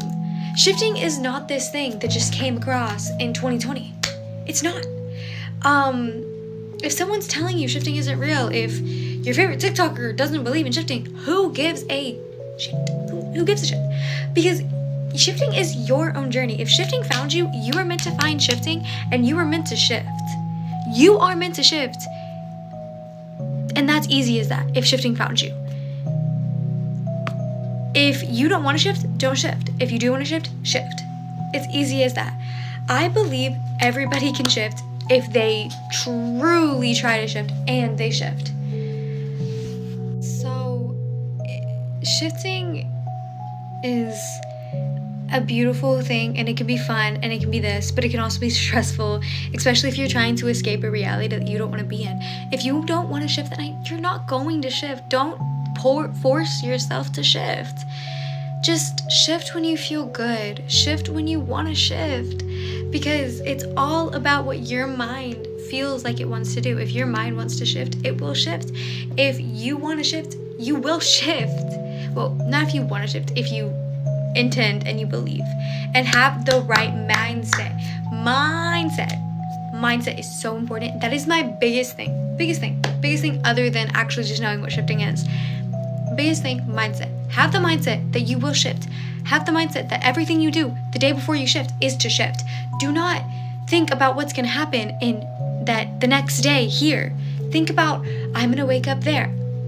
It's shifting is not the big thing that we make it out to be. It is not this. I know it can be hard when you're shifting to Hogwarts and Vampire Diaries and a fame reality. I'm shifting to a fame reality. It can be hard to believe that you're going to wake up there. I know it can be. It's hard for me to believe. While I'm laying in bed, I'm like, oh God. Am I going to shift? This is too hard. It's too hard because there's no way I can be there. But you can. You can be there. You can wake up and be there, because you can literally shift to another reality where this is white instead of like black, gray, whatever color that is. You can literally shift to another reality that's like very little differences or a really big difference. So anyways, that is really what I want to say. And I want you to know that you can shift, I can shift, everyone who intends to shift can shift. I have many shifted, I have shifted. You can shift at any point in time, awake, asleep. I have shifted asleep and awake. I mini shifted awake, and when I was in a sleeping method, I shifted. So literally I mini shifted and I didn't even know what was happening. Like when you shift, you're not going to fully feel the shift. Like you don't have to feel the shift. You don't have to immediately feel the shift. You're not going to fully feel the shift. You might not, you might. All depends on your journey and who you are in your journey. So some people don't feel anything. Some people will be there for a good few minutes and then they're like, holy crap, I'm shifted. Because you're in your DR mind, and that's what you're used to. That's what your DR mind is. You're literally moving your consciousness to another consciousness where you are going to be. And you know who you are, and you have those skills that you scripted, and you are who you are there, and you know who you are. And you will shift, I will shift, we will shift. Now, this is getting really long, so I love y'all. If you have anything that y'all want to know, do all that, comment down below, I will. Tips, how I shifted, where I'm shifting, anything about my journey, anything you want to know, please comment down below. This video was really long. I really hope to put in 2x or just scrolled. But yeah. I love all of y'all. Happy shifting. He doesn't think I'm that fucking dumb, does he? It doesn't matter what you pull up to your home. We know what goes on inside. You call that ass your own. We call that silicone, silly girl. So, what does shifting feel like? Shifting is instantaneous. So the moment that you shift from your original reality to your desired reality, you won't feel it. It will just happen, kind of like falling asleep. Like you remember trying to fall asleep, but you don't remember the exact moment that you fell asleep. That's what it feels like. and then all of a sudden you're in another reality and you're feeling different things and you're smelling different things, hearing different things. When you open your eyes, you're seeing different things. It's really, really, really quick. You don't notice it when it happens. Some people do have symptoms like getting pulled through their body, getting pulled down, falling through their bed, etc., etc. But again, you don't need symptoms to shift, and shifting in itself is instantaneous. Happy shifting! This is not a recent story time, but I was just thinking about it, so I'm gonna talk about it. If you are scripting that you can see thestrals, please, please, please, script why you can see thestrals. This happened like 2 years ago, literally, like ages ago, but I had seen a thestral like recently, and I saw it and I was like, why can I see that? Like, you have to see death, right? So like, who did I see die? And so little 13-year-old me decided to write a little letter home to my parents, just asking like, hey, I don't remember seeing anyone die and I can see thestrals, so do you know what's up with that? Is there a reason? And then my dad wrote back this really long letter explaining why I could see someone die, and I like didn't remember that before. But yeah, apparently when I was like 5 or 6 years old, I was with my dad in Diagon Alley and there was like a fight going on, and like someone died in the fight and I saw it. I like just didn't remember that happening at all, which was kind of weird. I'm every woman he knows exists. I'm his main, I'm his side. I'm every woman that's in his mind. Hey Shiftok. So in one of my last videos, I mentioned that I've been doing a lot of research and experimenting with like new shifting methods. First of all, we all know methods don't make you shift, but I personally like methods. I think they help me get into like a state of mind that's easier to shift. So I came across this seminar on YouTube. It's a 3-part seminar. You guys might have heard of it. It's called like Leave Your Body in 3 Days, I think, by a Russian researcher named Michael Radyuga. I'm not sure what his credentials are. Some of his practices are a little questionable. So first of all, I recommend watching the seminar yourself. It's like 3 parts on YouTube, and I recommend watching like 1 part a day and like going along with it like I did. Because you can go along with him and the other people who are participating in the seminar, so, and like they share their experiences as well. He also wrote a book, and I found it online for like, it's free. I read it in like a day, so I highly recommend reading that too. There's more experiences in there and more like insight to this method. So I think he made it with like the intention of like lucid dreaming, astral projection, and like out-of-body experiences, things like that. But I easily altered it for shifting, so I feel like there's a lot of intersectionality between all those. They're not all the same, but there's definitely intersectionality. So yeah, I'll just share the method real quick. So basically, I'll share what he does and then I'll share how I use it for shifting. It's basically the same thing. But like he says to just, the night before, you want to try this method in the morning. So the night before, you just sleep like normal. You go to sleep for about 4 to 6 hours. And after this 4 to 6 hours, you'll get up. And then for about 5 to 30 minutes, less time if you're a light sleeper like I am, more time if you can go to sleep easily. But for like 5 to 30 minutes, you'll get up, go to the bathroom, get something to drink, read, go over your script, things like that. Just stay up for 5 to 30 minutes. I wouldn't recommend going on your phone or like the TV or something. Just for me personally, it wakes me up too much to fall back asleep. But you know, everybody's different. After that 5 to 30 minutes, you'll fall back asleep, and with the intention to wake back up and try. That's what he says, wake up and try. When I go back to sleep, I wear this blindfold. It's like Bluetooth, so it plays noise in your ears while your eyes are covered. But you don't have to buy anything like that. You could also just like wear a blindfold or a scarf or something over your eyes, you know. Or if you can wake up without opening your eyes, that's good too. But you want to wake up and try not to open your eyes, try not to move. As soon as you wake, you want to act out what he calls exit techniques, I think is what he called it. So like you would like wake up and like roll out of your body, or sit up, or pull yourself up with the rope, or swim out, you know, these motions. But you don't do it with your physical body, you do it with your, I want to say astral body, even though it's not just intended for astral projection, but like it feels like an astral body, if that makes sense. And then hopefully you'll find yourself, you know, having an experience that's not of this physical 3D.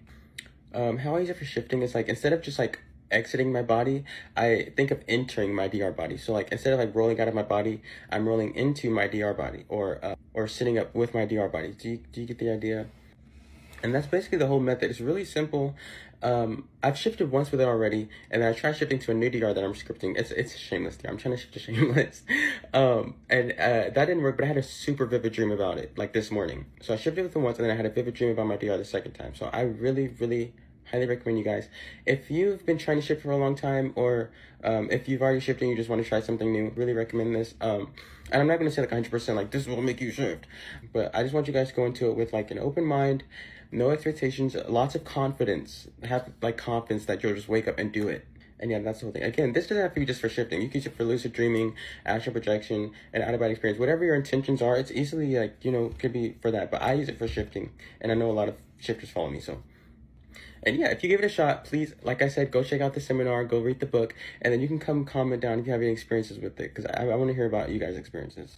Hi shifters, it's 12:36 a.m., but I wanted to talk about something because it's been on my mind. I saw this comment about somebody saying that their issue with their shifting journey is that they're not passionate enough, or that they're kind of getting bored / not excited about shifting anymore. And I had some tips to remedy that I really wanted to talk about. But before I get into that, I want to talk about the reasoning for why they most likely feel this way. If you guys have been on Shiftok for a while, you know the phrase of stop pedestaling your DR / your DR self. And with that phrase, there was a lot of misinformation about how you can't really feel excited about your DR, or like romanticize the things that are going to happen in your DR because it's like real life and like you're fantasizing about it too much, and that's unhealthy, all this stuff, right? Now, part of me agrees with this statement because I feel like, and I've always kept this very clear, I feel like if you are pedestaling your DR up to the point where it has become unattainable to you, then that is unhealthy. You have to kind of reframe the way that you think about your DR. But I am against the part of the statement where it says that you can't enjoy it, or you can't think about the mundane things with rose-colored glasses. Your DR is your desired reality. Desired is keyword there. It is okay to fantasize about your desires and visualize about them and get excited about them and feel giddy and excited, because that excitement turns into drive, and it turns into effort that you are putting in to get to your DR. So yeah, now time for the tips. I recommend, if you are feeling like you have lost the passion and the excitement of getting to your DR, you should definitely go back into your scripts, jazz it up, add some sauce, add some color a little bit, you know, make inspiration boards from Pinterest, start scripting in random scenarios if you've been denying yourself that. I also highly recommend rewatching or rereading the media that you're shifting to if it's like an established place. When I shifted to TVD, it was because I had literally just gotten done watching Legacies in my bed, and then I had dozed off to sleep thinking about wanting to shift to Legacies, and then I ended up going to TVDU. So that helps with like getting your subconscious mind to like think about it too and get excited for it. And also, this is one of the things that my best friend does. I'll tag them below, but they literally make personality like tests for themselves, like their DR selves. So they'll go into like scripting with their DR brain, and then they'll start figuring out what their MBTI type is, or their Enneagram type is, or like, you know, stuff like that. If your DR self has a different birthday than you, figure it out on AstroChart, see what your zodiac chart is. Yeah, all of those things are really, really fun. I hope if you have not included or incorporated any of those things, you start doing it now, because planning is a part of shifting too. Happy shifting.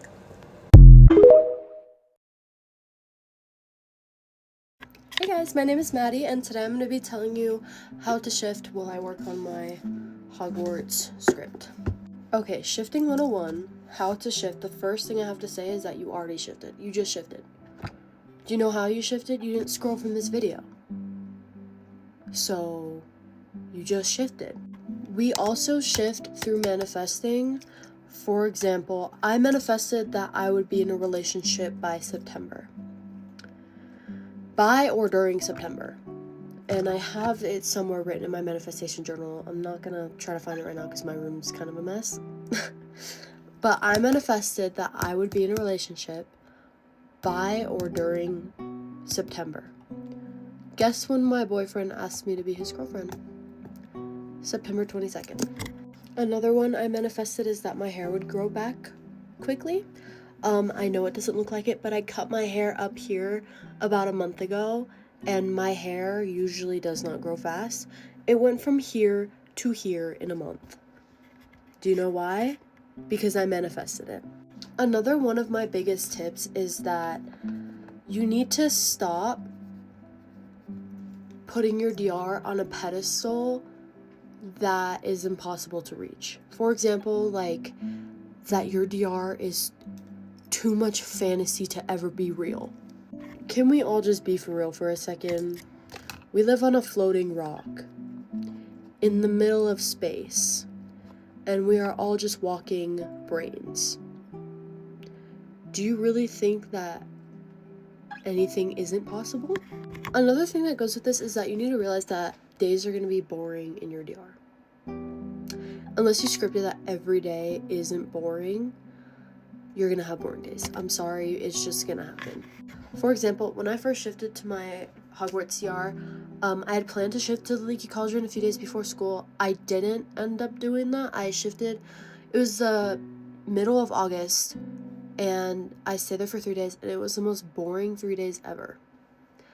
Like, the most boring 3 days ever. Like, I think the most exciting thing that happened while I was there was that I had made cinnamon rolls, and I had iced them, and I was gonna go take a shower and get ready for the day and go have a cinnamon roll for breakfast. And as soon as I came downstairs, all my cinnamon rolls are gone, and I found out that Teddy and Harry ate all of the cinnamon rolls I had made. I had made 12 cinnamon rolls, and literally they ate all of them. Are you kidding me? Anyway, sorry, that like made me mad thinking about it because I was seething. Like, I was so angry. I literally shouted at them both over and over. It was so ridiculous. Anyways, another tip is that you need to stop telling yourself you're gonna try shifting. Oh, I tried shifting last night and it didn't work. Yeah, that's because you tried, you didn't do it. Stop trying and start doing. I'm sorry, this is gonna sound harsh, but when you say you're trying to shift, when you think you're trying to shift, you are putting in your mind that you can fail. Start saying you are going to shift. I'm gonna shift tonight.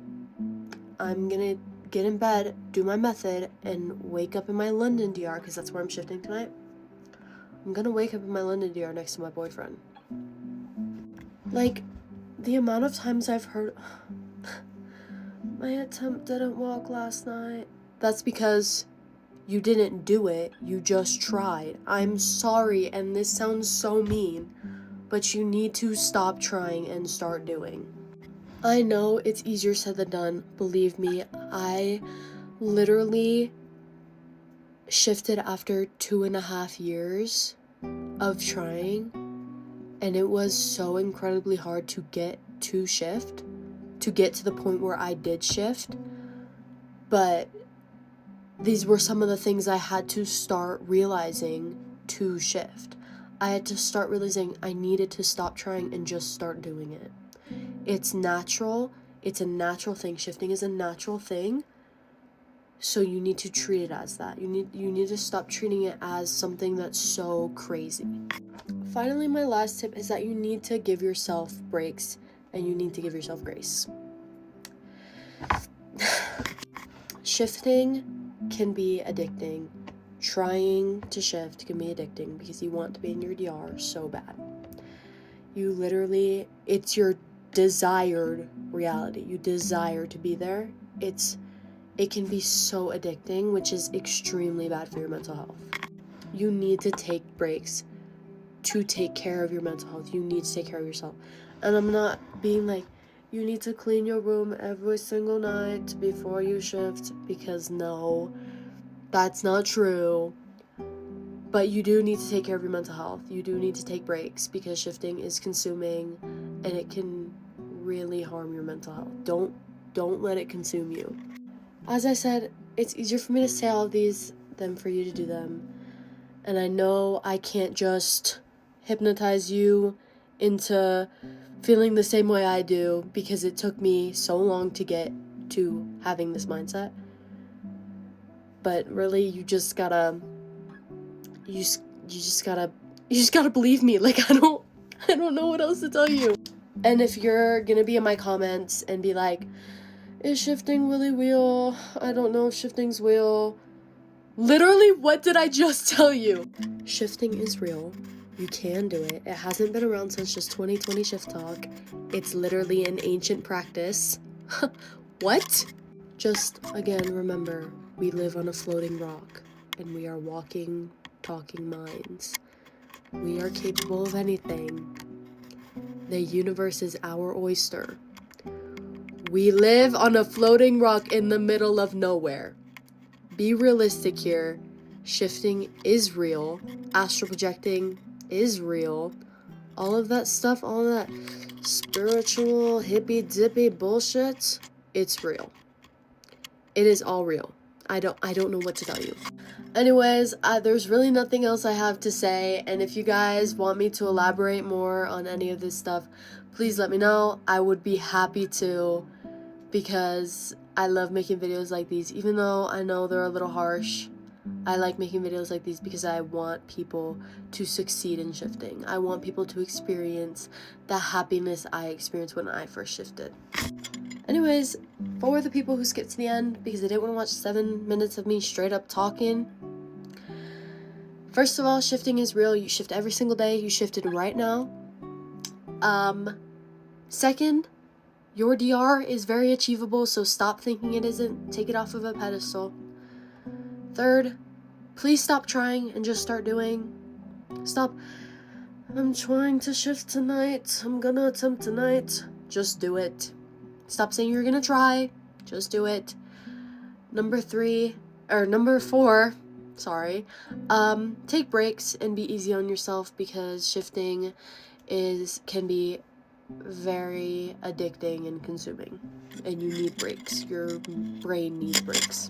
For those of you who actually did watch the whole video and listen to 7 minutes of me just blabbing on about shifting, I hope you enjoyed this video, and I would love to make more like this. Just let me know if you like this video in the comments. Also, leave questions or suggestions for content, stuff that you guys want to see in the comments, or you can DM me. My DMs are always open, especially for shifting stuff. If you have shifting stories or questions, always DM me. I will be happy to reply. Anyways, there's not much more for me to say. I'm about to go shift to my London DR. If I don't end up just giving up on my method and falling asleep, story times about that will be coming soon. Anyways, happy shifting and have so much fun in your guys' DRs. I'll see you guys later.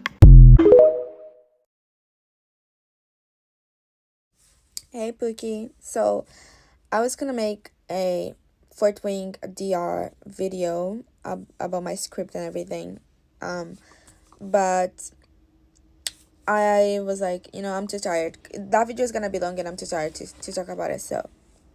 And I already kind of made the video twice and it didn't work. Don't ask me about it, I'm gonna cry. Okay, I'm going to have a panic attack. So I'll film it another day, okay? If you're interested. But I want to talk about the feeling that we get, that uncomfortable feeling that you get when you feel so close to your DR. You know what I'm talking about? Like, you feel so close, you feel that it feels palpable. It feels like it's just, if you fall over, you're gonna wake up there, like, it feels so close to your DR. And you feel like so helpless and like you can't do anything about it. And shifting is one of those things that you really just gotta trust the process. It's a trust the process thing, and you really gotta trust the process, okay? And I get it, sometimes it's so difficult.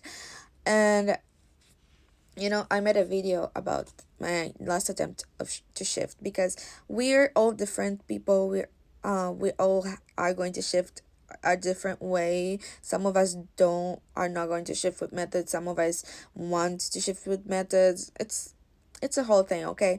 So but we all get to that point in our shifting journey where we just have to deal with that one thing that's really difficult, that's getting in our way. And for me which is crazy, I didn't even think that was gonna be the one thing that I was going to get in my way. Me being scared of getting there, me being scared of the things change, because I talk about it in another video about when I'm really hyper aware of things. I'm that type of person, and I don't care if I'm like dead asleep, I would notice the moment I shift, okay? I will notice if things are starting to change, like and that's one of the things that has been getting in my way, because I feel like someone come near me, try to touch me, like I feel a hand try to touch me, because I always script that someone is going to wake me up. Whenever I wake up, whatever script I make, whatever reality I go to, someone always needs to wake me up, because I feel like I won't be able to wake up by myself, okay? So every time I feel someone is coming into my room, or whatever room I feel like I'm in, I just freak out. And I want to talk about the uncomfortable feeling of when you feel so connected to your DR, right? And you listen to a song, it really reminds you, or you're like, God, I feel like I might shift today, you know? And you're like, but I don't know if I'm going to shift, or I wish I was there right now. I wish I didn't have to deal with all the things that I'm dealing right now. I just wanted to show that that's okay. I feel like that all the time, okay? I feel like I want to be my DR all the time. And I feel it's so uncomfortable, right? Because it's really weird to explain, but you know what I'm talking about. If you've been through it, if you're going through it right now like I am, you know what I'm talking about. It's this, there's no really words for it. It's like, God, like, I feel like I'm there right now, but I'm not really there right now. Like, you know what I mean? And it's just, I feel like we need to get used to, we just need to get past that and get used to just feeling uncomfortable.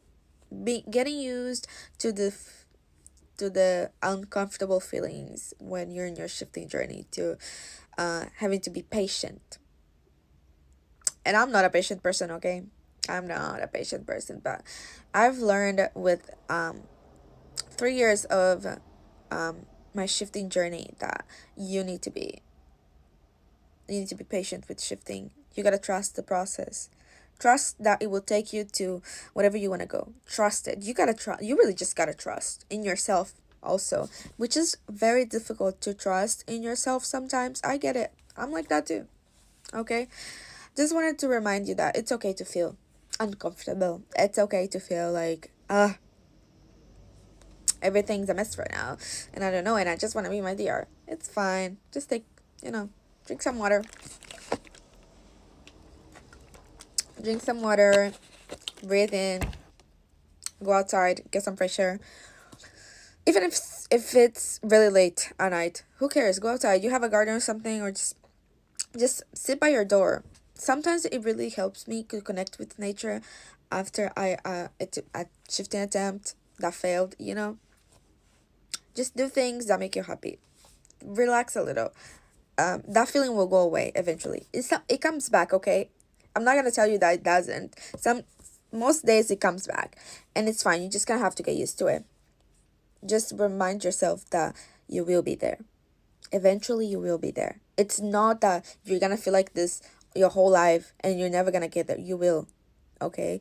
Don't think this is temporary. This is a step that we all gotta go through, okay? It's temporary. It's okay. It's okay. Just wanted to remind you that. I love you. Have a good night, a good day, wherever you are, whatever time you're watching this. And, you deserve to get there. You deserve to shift. And you get there. Eventually, you will. Trust the process.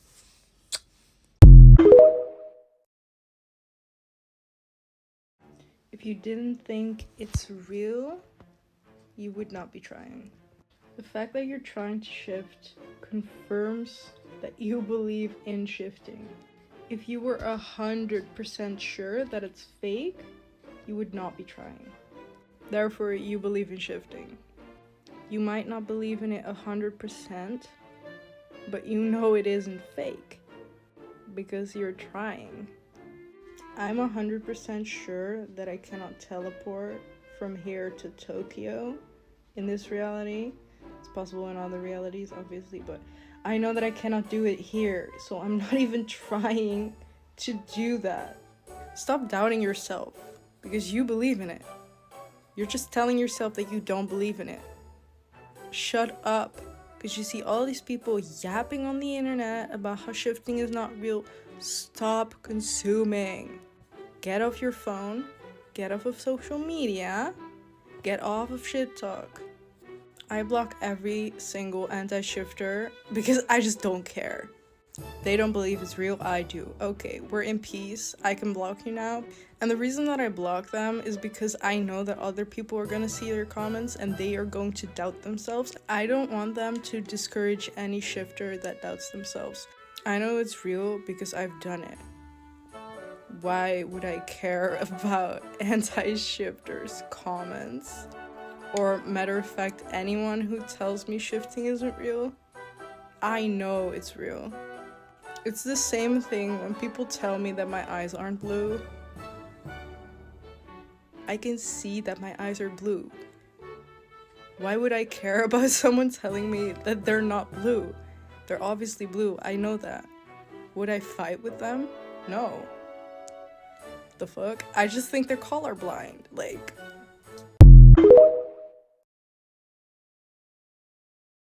You want and everything you see is out of reach, not good enough. I don't know what the hell you want from me.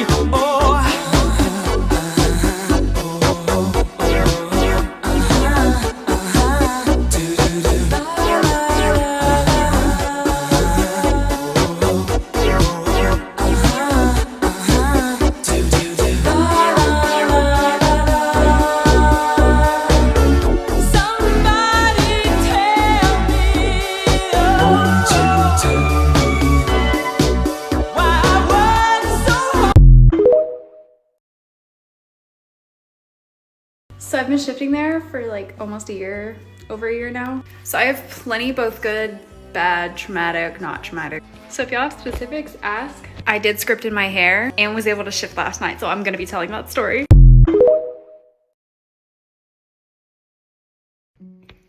How to shift during the day. So I've gotten a lot of comments before on how I shift during the day.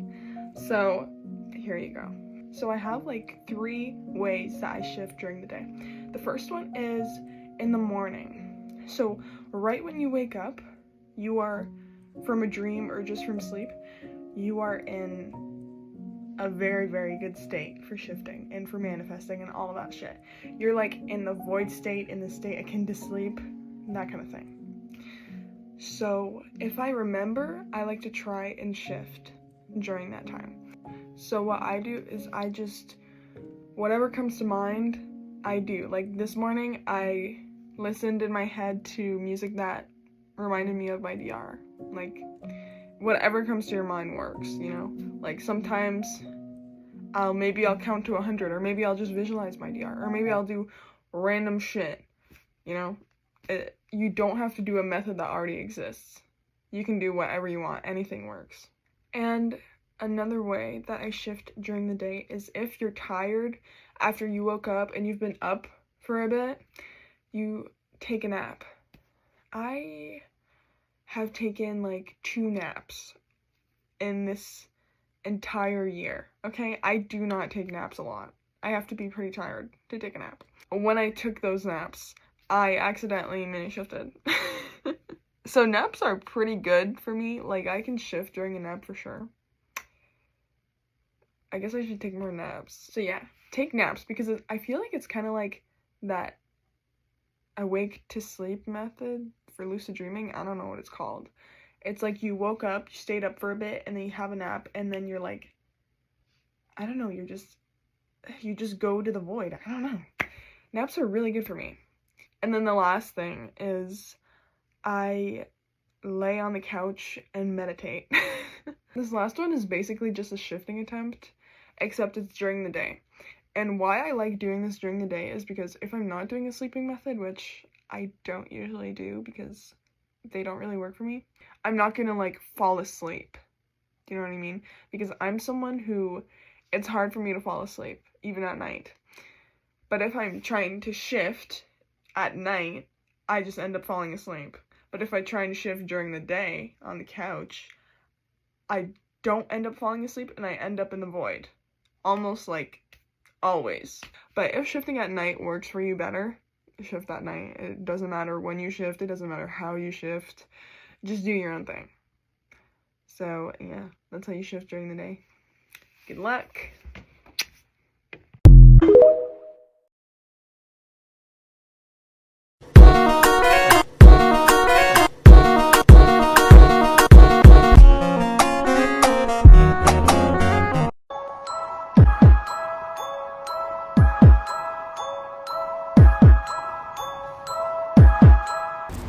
No, it's not.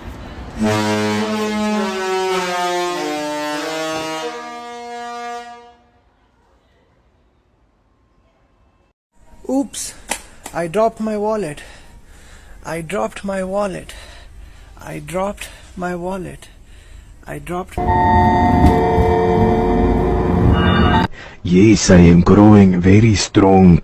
My muscles are getting big. Now it's time to pump the muscles. Fuck you, fuck you, fuck you, fuck you, my nigga.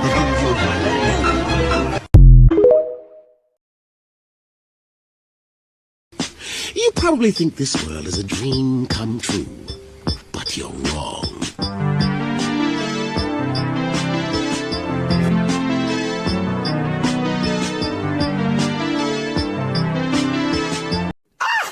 What? Who does she think she is?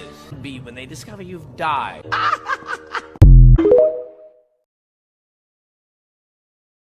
Hi. So I mini shifted last night. I've mini shifted before, but normally it's just things that I can hear or like vaguely see, just kind of atmosphere changes, but this I was really there. So I don't use a method. I kind of use a combination of things and kind of turn it into my own method, just depending on how I'm feeling and what I think will work. So I normally start out by counting. I'll count to 100, and if I feel like I need to count more, then I'll count higher just until I feel like fully relaxed. Then I start focusing on parts of my body, like I'll focus on my toes until they kind of go numb, and then I'll move to my entire foot, and then my ankle, and then my calf, you know, just all the way up my body until I feel like tingly and numb. Then I normally start saying affirmations for a while.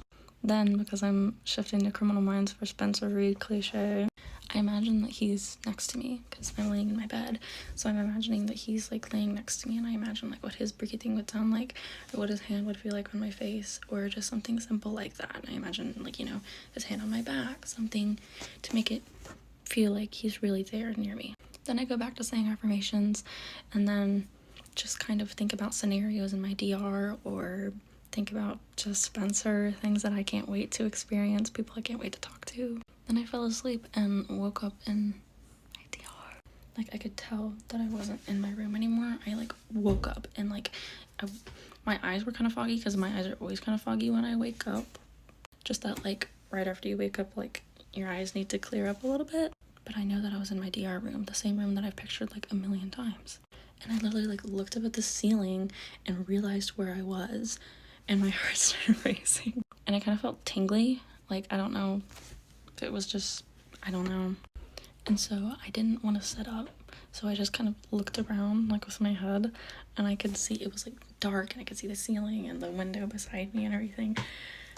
And I didn't move, and I ended up like either falling back asleep, or like something happened where I kind of just woke back up again. But after I fell asleep, I had a dream of my DR. So it's like I shifted and then dreamed about my DR. It was really weird. But either way, I feel like I'm really, really close. And it has given me a ton of motivation to know that I was actually there. Like, I was there. And then like all the people I've been wanting to meet and talk to, they're like right within my reach. I'm so excited. This is your sign. This is your sign. Take it seriously. It's real. It's real. I swear it's real. Just put in the time and effort and do it. And I promise it'll be worth it. Excuse me, are you and Professor Snape, like, together? No, we're just friends, yeah. But I could have sworn you were holding hands with him. Everybody else told me you were. No, well, who told you that? Professor Snape, he told me you guys were together. Like, married. Go tell him we're just friends then. And then tell me what he says. Tell me what he says. Hi, Severus. Have you been telling the students that we're just friends? Is that so? What are you gonna do about it? Prove that we're not friends.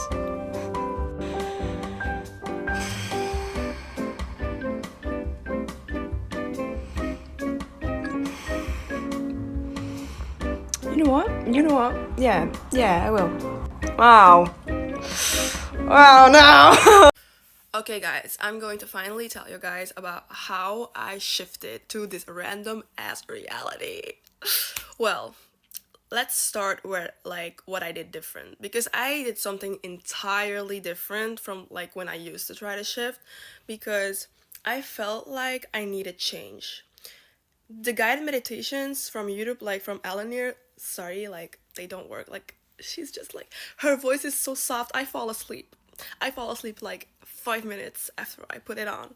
So I was like, I need change, because I've been doing this for like 2 3 years, you know? So I was like, I need to change this up. Like, so what I did was, instead of like doing the guided meditation, I use a shifting hypnosis with a subliminal after, like in a playlist. And what I did before, like to prep myself, was I chose one song, and the song reminded me of my SO from my DR. And I played it on loop while like laying on my side, because it's important to lay the way that you're comfortable. You don't need to lay on your back, you don't need to sit up, just lay however you want. And what I did was I was just like visualizing the same scenario that I like want to happen in my DR, but like every time again when the song restarted, I did it again and again and again, like about 30 times. And then I was like, okay, now I need to like get into the hypnosis. So what I did was I just like opened my eyes, no big problem, because I knew I was in my CR, you know. And I put on the shifting hypnosis.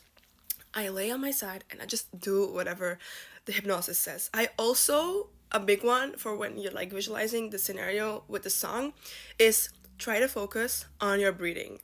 I was like, I'm not gonna do that. That's so boring. Like, why am I gonna focus on my breathing, bitch?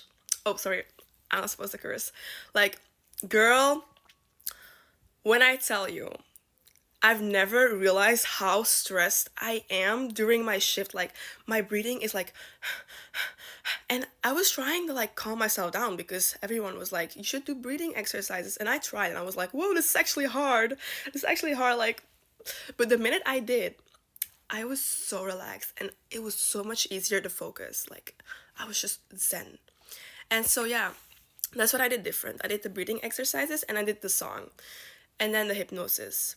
And then I did like, I mean, then I fell asleep, and I woke up at 5 a.m. out of nowhere. Like, I just woke up, no sound, no nothing. Like, I just woke up, and I looked at my phone, and I saw that the subliminal was playing. So I just went to sleep again. I was like, all right, if I shift, I shift. If I don't, I don't. So what I did was I just was like listening to the subliminal, and I fell asleep. I felt my soul like leaving my body, like I don't know how long after, but just right after for me. And I just felt like I was floating, and the room was spinning. And I know people are like, you can have symptoms, but you can also like just feel your body falling asleep. This was not like that, because I never felt my surroundings change. I usually just woke up there, but I felt my surroundings change, and it was crazy, because I can't explain how it is. Like, it's just, imagine yourself laying still and the room spinning, and you knowing that something is changing, like in your room, like something is moving. It was like that. And then I just woke up standing in a different reality in front of a person I've never seen in my life. It was a girl. I've never seen her in my life. So that was weird, but I'm grateful that I shifted, because that gave me the motivation to like, you know, try and actually shift to my DR. I spent there like 5 minutes because I was confused. I was like, where am I? Because I was in a building, a large building, and there was music playing, and I was like, there was a party inside, and the girl was talking to me, but I was still confused, and she was like, are you coming inside, girl, or are you staying here? And I was like, what? And she was like, girl, are you coming or not? And I was like, oh, no, I'll be there later. And she was like, why? And I was like, I'm go. I'll be there. And she went and she was like, what is you doing, girl? She went inside. What I did was I wanted to figure out where I was. So I was like, let's look outside. So I open this emergency exit door and I see a field, a grass field. And I didn't even like know where I was. The only thing I know is that there was a lot of sun, there was a lot of grass, and there was a cat. And I touched the cat because it was so cute. Sorry, I got so scared. I'm home alone and I thought there was someone here. Anyways, I touched the cat and then I was like, I'm not supposed to be here. So I closed my eyes and I just intended to go back to my CR and I woke up here. So yeah, that was my experience. Love you, bye.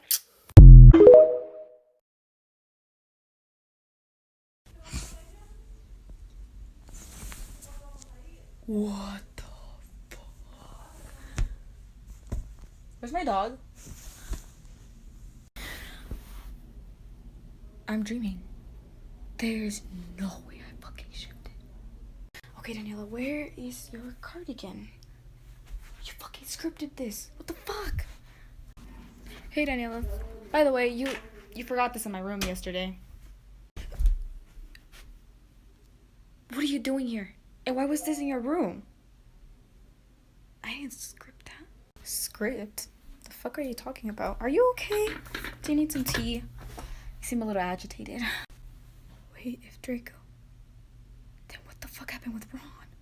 Ron? Please don't tell me you're breaking up with me to be with Gingerhead. Wait, so I'm not with... Well, breakfast is in 5 minutes, so I'll meet you in the common room, okay? Okay, you guys, I'm gonna need you to buckle up for this one. This is the most wild thing that's happened to me in my entire shifting experience, and I'm going to explain it in the best way possible, but I'm going to need you to be patient with me, okay? I'm really sorry. This is probably going to be like 10 minutes. I'm gonna warn you right now, but I promise you, it's so fucking worth it. I feel like I need to start this with explaining exactly what was happening when I had this experience, explain the experience, explain what happened afterwards, and then what I've kind of gathered since then. I am still shaking, and it has been over like 45 minutes since this happened, if that tells you anything. Part 1, what I was doing. Artemis and I were filming season 2, episode 1 of our podcast. We were just wrapping up the episode, literally just about to finish. I was sitting there looking at my computer screen at my desk as we were wrapping up, and I was listening to her, and I was listening really intently because I wanted to make sure that I was listening to everything she was saying to see if I needed to add anything in at the end so that we could wrap up the episode, right? So I was very, very focused on the present moment, this exact thing that I am seeing, that I am hearing, that I am feeling. Like, I was very, very focused on what was going on. As I was looking at Artemis on my computer screen and I was listening to her talk, all of a sudden it was like there was this weird overlay that happened where suddenly I was both seeing Artemis and hearing Artemis on the computer in my office, but I was also standing in the Enchanted Forest a few feet away, like about this, as far away as I am from my phone right now, from Killian Jones. I had just turned into the Dark One and we were talking, and then that was it. And it happened, and I told Artemis, I was like, sorry, I'm so sorry to interrupt. Something weird is happening right now, because it was like as the visual was, because the overlay had happened, and then it was as, like, I said that, and as I said it, the visual, like, was retreating away. And when I say visual, I'm not exaggerating when I say the visual was literally exactly like what it looks like when I'm looking around right this very moment in time. Okay? No haziness, no fuzziness, no like slightly, no. exactly as I am sitting here staring at my water bottle, holding up my phone right now, as I'm staring at the doorknob on my door behind me, as I'm staring at the bones and crystals on my altar. It was that clear of an image, okay? And the reason this is such a big deal, okay, is because I have aphantasia. I do not see visual images ever. When I dream, when I daydream, when I imagine things, like when I get visual memories, that's the closest to images I get, and even that still feels more like the most visual of my aphantasia brain can get to getting an image. Where it's so clear that like if I had the ability to like draw it, I could, but I'm not actually seeing anything. In all of the mini shifts I've had, like,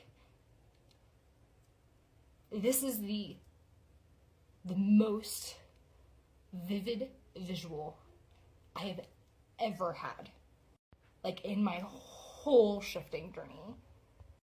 Like, this so much reminds me of the mini shift I had to Twilight, where like I had closed my eyes, but then my eyes were open and I was seeing my hand go underneath a pillow. But even that was not as vivid and clear of an image as this sudden, like, I literally was just sitting here in this chair, okay, just literally sitting here, and then it just went like this, and I was standing, but I knew I was sitting. But I was standing, and Killian Jones was right there, and like I could see the greenery around us. Like, there was ferns, which I know doesn't make sense because it's the Enchanted Forest, but like that is the type of foliage that was like the bushier foliage, and then trees. And like if I really like can like sift back and think about it, like I can remember like how the clothes felt on my body. I was standing in the Enchanted Forest, having just become the Dark One, in front of Killian fucking Jones. And then as I interrupted Artemis, and I said, "I'm so sorry, something weird is happening right now." It, like, I went from having the overlay to it, like, retreating, and I just started crying. The emotions that I got from just, like, that split second of whatever happened was so unbelievably intense. Like, I was literally just crying. And so after it happened, I was, you know, like, we got it on camera. Like, we were recording. We hadn't stopped recording the podcast yet. We got all of that on video.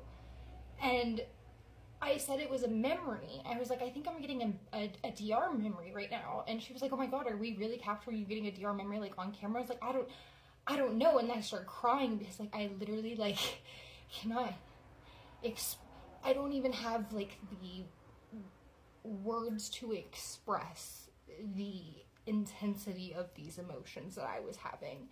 And I mean, I'm still kind of shaky from it. I don't even know how to explain it. So I thought maybe it was like a memory, but the thing is that it was so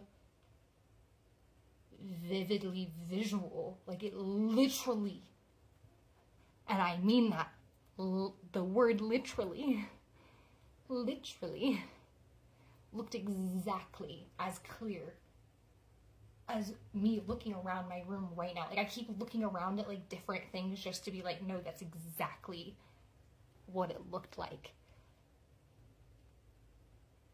So I think I had a mini shift, but I was 100% awake.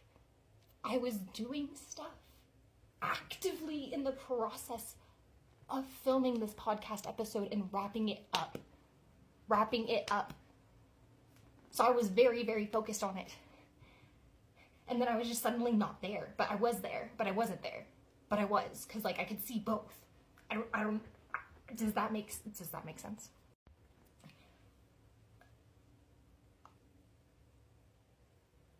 So I mini shifted, fully awake, with my eyes open,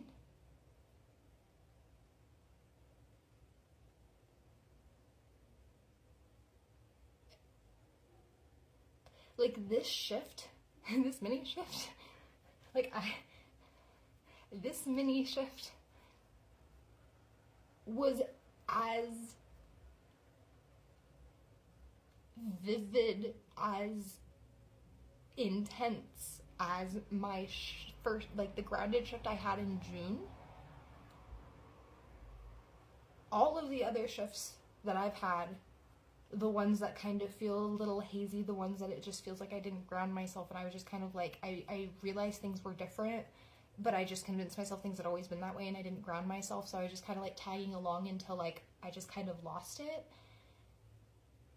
Those don't even feel as vivid and as like capturable, like as tangible as this experience that just happened.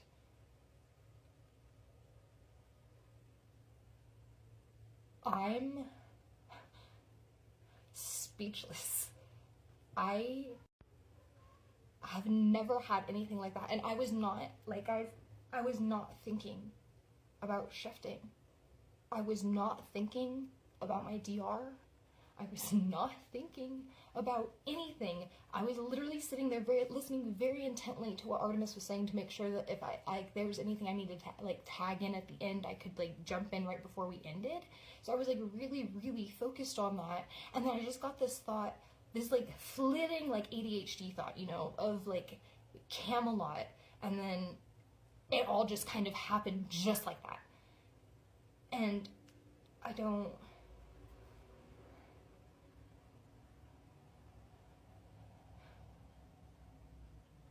I mini shifted, fully awake with my eyes fucking open. You guys.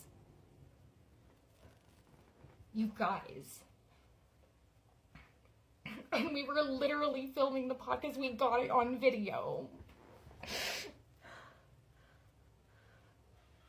And my processing of it afterwards, like, we got it all. That happened to me today. That happened. Counting down the days to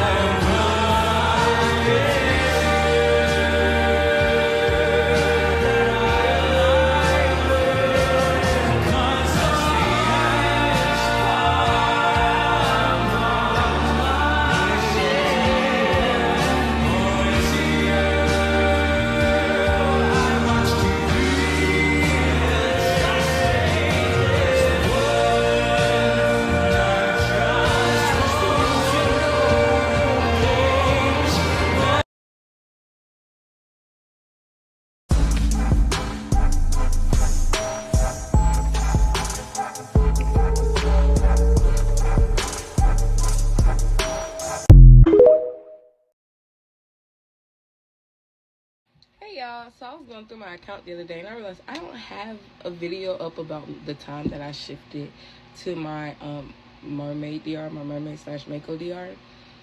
And I think it's because it happened before I even had this account and it was really short and I haven't tried since. So what happened was my mermaid DR is in the Mako Mermaids reality, which is H2O, but Mako is different characters and stuff. So I woke up there. I woke up and I was at somebody's house. I don't know who. I don't remember. And I heard someone coming down the stairs. I wanted to go outside to go swim, but it was raining outside. And I was like, dang, if the water touched me, like I'm gonna just sprout a fucking tail in the middle of the street. So I wanted to go swimming and I knew I couldn't, but I really wanted to. And then dude came downstairs. Guess who it was? It was Cam. If you watch the show, you know who Cam is. I don't like Cam. Not in like a hate way. It's more of like, I would not put myself in a room with him on purpose. So he comes down the stairs and he was like, oh hey babe, you're finally awake. And I was like, what? And he was like, what? And I was like, what you just say? It's like, you just woke up. I said, what, you just called me? Babe?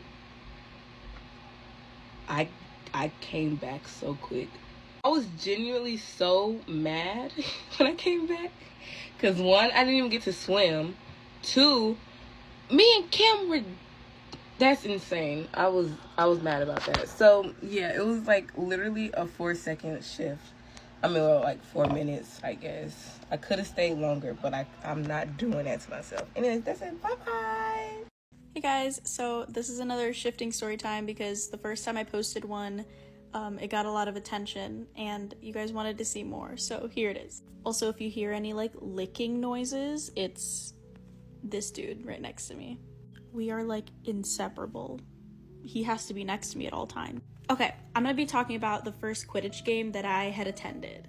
This is maybe like a week after what took place in my last story time, so this was still Draco focused. I'm pretty much only going to be talking about Draco on this account when it comes to like my DRs, because the other one, Lucius, I'm not talking about that here unless you guys want me to, but I don't think so. So I had scripted that we were like talking and like we were mutually interested in each other, but like we weren't in a relationship.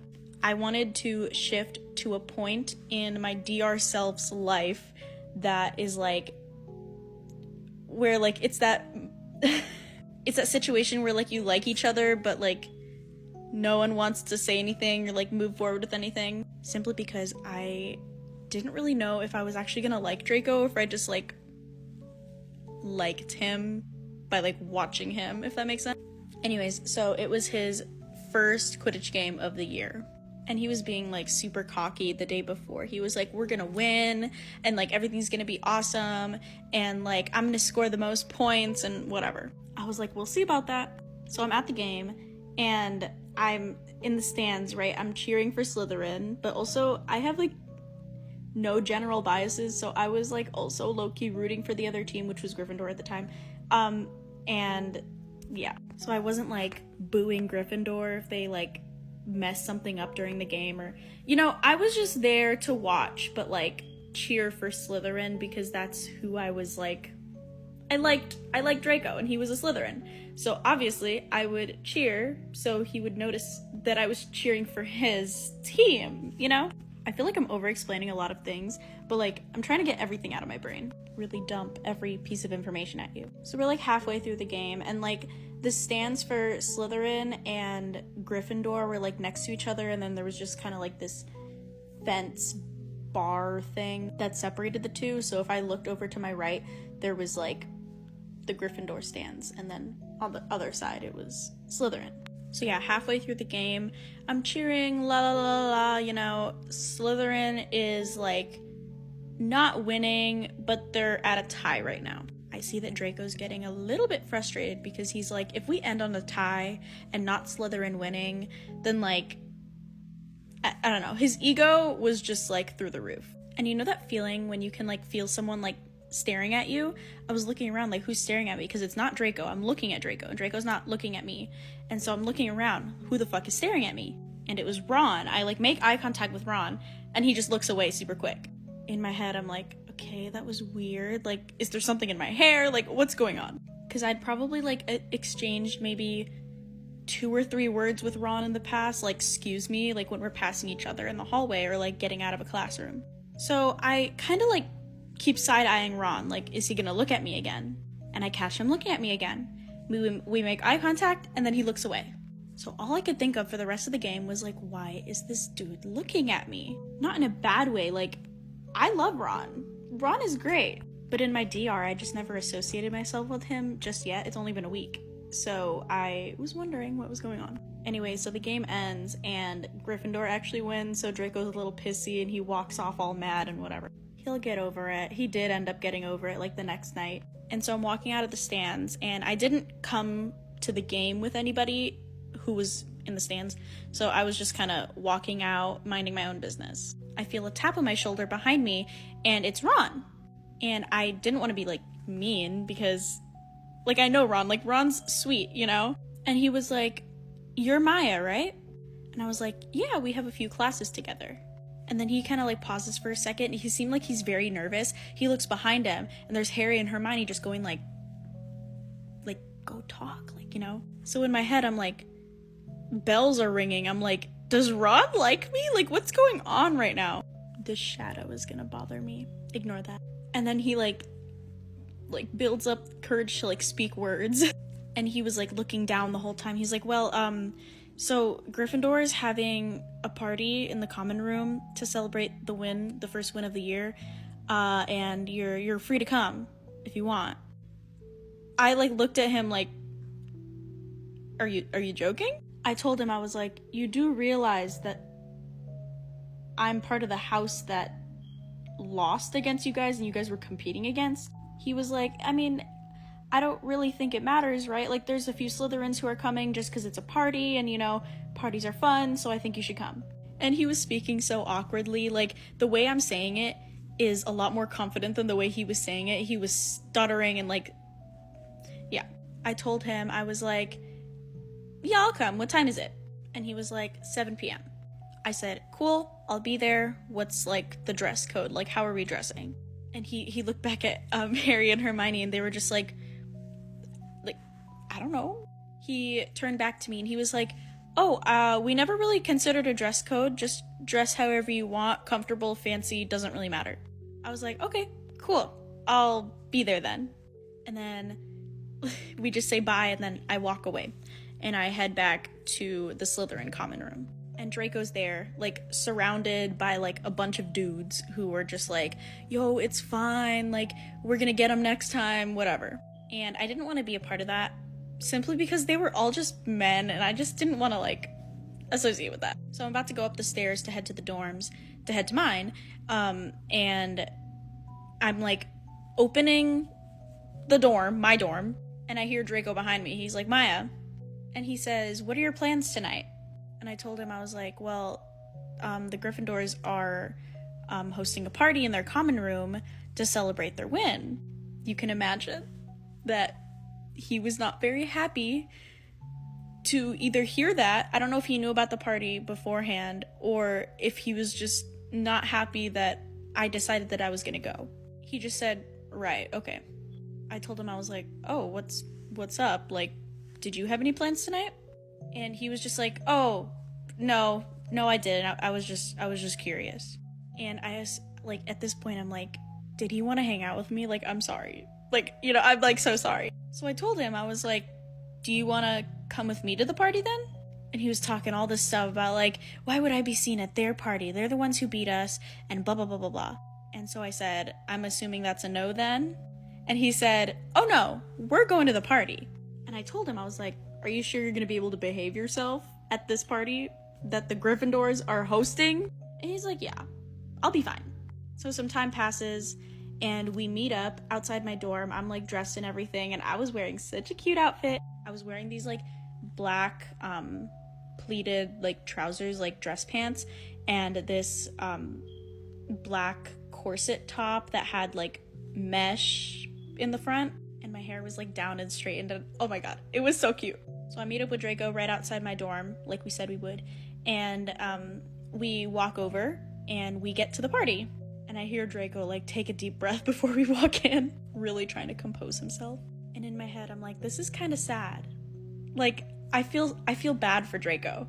Because even though he doesn't, like the Gryffindors, or like that they beat the Slytherins, I feel like he just wanted to be around people and, like, just feel like he belonged somewhere. Because it was really giving off that vibe. I was like, this guy just wants friends. But he has a harsh exterior, so it's kind of, like, hard to make friends if you're Draco. So I told him, I was like, okay, I'll stick with you for most of the time unless you want to go wander off and, like, talk to people. He was like, I do not plan on wandering off, so you're stuck with me. And then Ron comes up to me and, like, practically ignores that Draco's there. And he was like, oh my gosh, you came. And then he was, like, leaning in for, like, a hug and, like, a handshake, and he was like, I don't know, like, what we're doing. Like, I don't know how to greet you. Because, again, like, we barely knew each other. And, like, me, I don't think of, like, a hug as anything, like, crazy like that. So I was like, it's okay, we can hug. So I give him a hug, and he was like, I'm glad you came. And he kept going, like,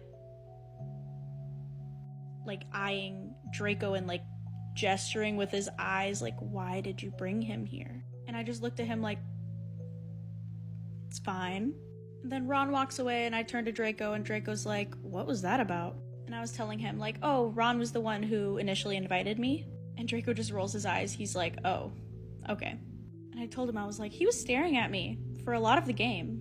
Draco all of a sudden started looking pissy. And that's where I'll end there because I only have 15 seconds left. Hope you guys enjoyed. Okay, excuse the poor lighting, but this is gonna be something different than my previous videos because I was in theater today and we had two people from Broadway come to do like a masterclass for us. And the lady was in Phantom of the Opera for like 10 years, played the lead role, and she was talking to us about something her vocal coach had taught her when she her very first lesson was to focus on her breathing. So she did a breathing exercise with us, and when I thought of this and as she was explaining it, the first thing was oh my god, this is super helpful when it comes to shifting realities. So basically what she had us do was close our eyes and focus on where we were breathing in our bodies. So after a couple minutes of that deep breaths, then she had us focus on what we were thinking in that moment. And then through that she was like, okay, now don't get into the story, but focus on what is thinking of those thoughts. Focus on your awareness of that. And it was it clicked for me. I was like, oh my gosh, when people talk about meditating before you shift, you can meditate to shift. I personally have not shifted before, but I'm gonna try this tonight and I'll let you guys know in the morning if it works. For me, obviously it's gonna be different for everybody else, but this is what people are talking about when they're oh yeah, you need to be in this meditative state, or it helps to be in that state. But basically you just have to take a moment, 10 minutes, maybe less than that, to focus, and then don't get caught in the story of what you're thinking. Focus on the awareness that you are what's creating those thoughts. Your subconscious is what's creating those thoughts, because your subconscious mind is what is shifting, and getting in that meditative state is that is what can switch that for you. I don't know if that made any sense. Let me know if you have any questions in the comments and I'll try to go into further detail of what she was explaining.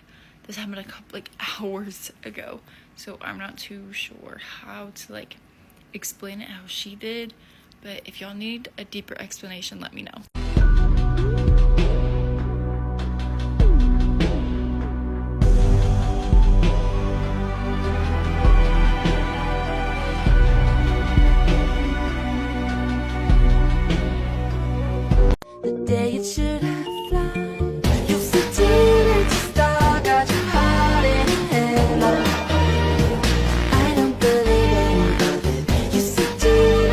The boy I knew would never wish for war.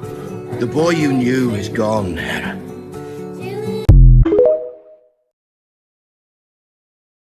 Wilbur, you forget yourself. Quackity, you forget where you stand next to me.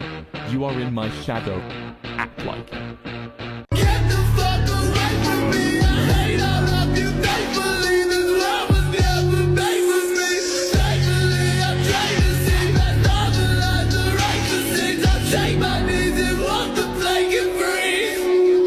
Are you kidding? That's unfair. She made those. I need to calm down. Everything's fine. Amanda. I'm an adult. Oscar, listen, baby, I know I was a bad girl, but come on. You'd have to be crazy not to take me back.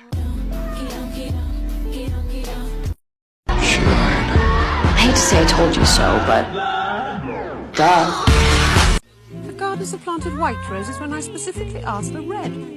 You could always paint the roses red. What an odd thing to say.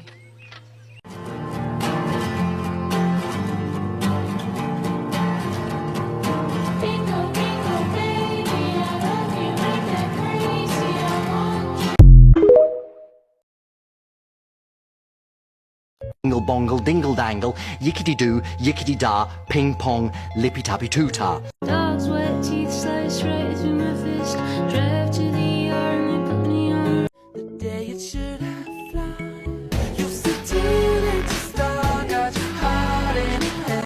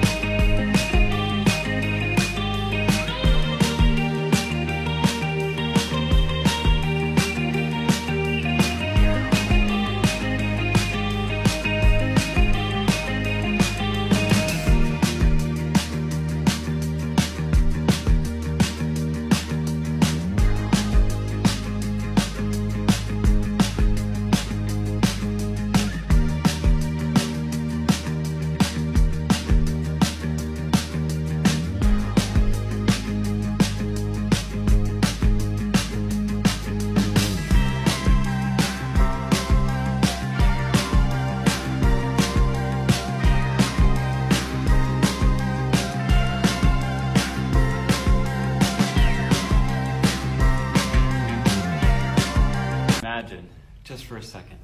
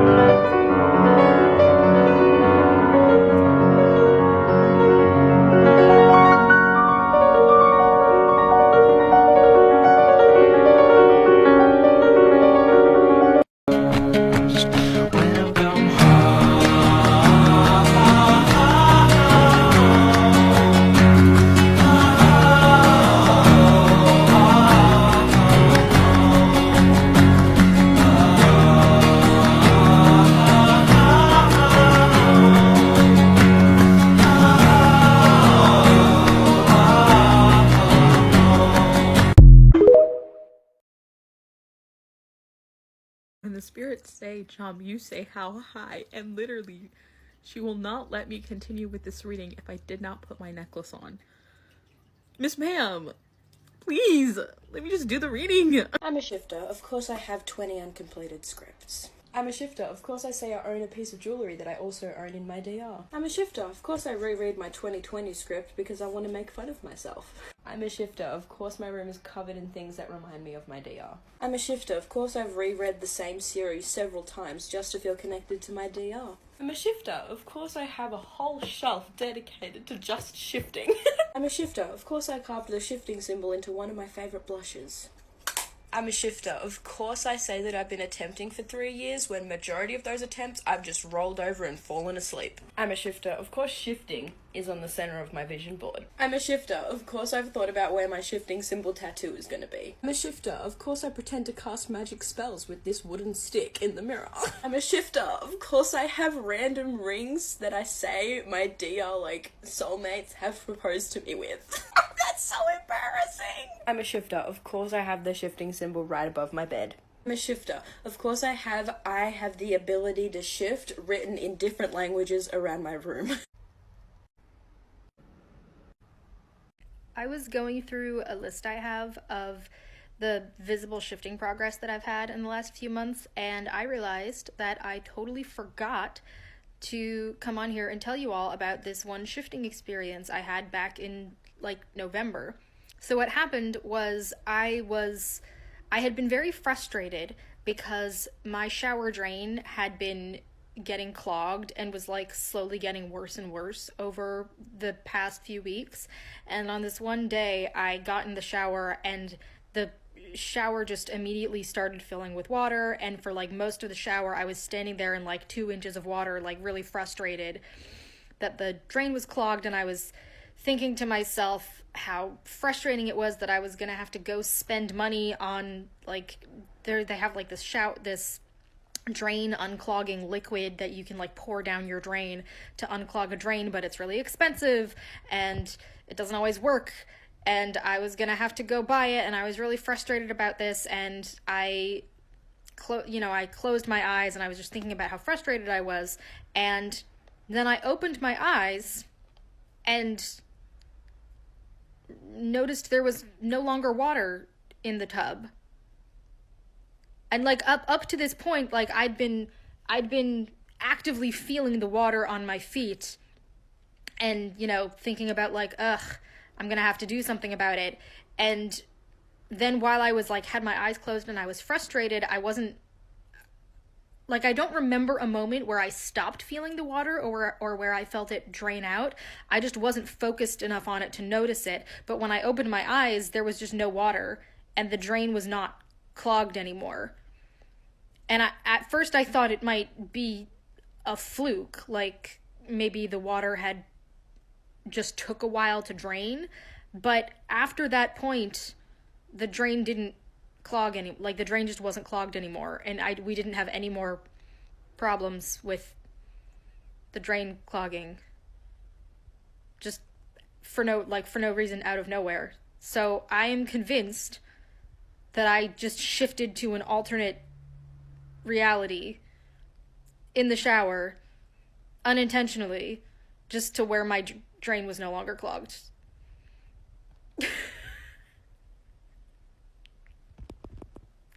Okay, y'all need to calm down. I'm getting a little bit too much love and support on that video, and I look a hot mess in it. Like, I look a hot mess in this video too, but like that. Anyways, that's not what this video is about. Okay, thank you for the love and support though. Love you guys. What I want to talk about is shifting routines, because I just got done with mine. If you couldn't tell, my little lip gloss and skincare and bonnet and all that fun jazz. I'm joking, you probably couldn't tell because I still look like a rat. But that's okay. That's okay. We gotta work on positive self-affirmations. Anyways, I want to talk about why everybody should adopt a shifting routine. And the most basic answer to this question is it's a fun and fresh, quirky way to set intention. So instead of just sitting there being boring, not taking a bath, and trying to shift and then failing, you can do a cute little shifting routine and then try to shift and fail. So, yeah. I'm joking. You're not gonna fail. I'm joking. But on a serious note, I do feel like setting up a routine is a very, very good way to set intention, because it lets your body know that something is not the usual. So, like, if you usually don't have a shifting, like, or routine at all during the night, you could be like, whenever I have my routine, that's my body's like little clicker to be like, hey, we shifted tonight. And your body has to agree with you, because I mean, you control everything that your body does and that everything else in your world does, and I don't know, you control the universe. Go bestie. But yeah, this video is kind of random, not gonna lie, but I really wanted to talk about all the support that my first video was getting, and I wanted to talk about shifting routines since I just did one. I'm gonna go to bed now, but so good night. Love you guys.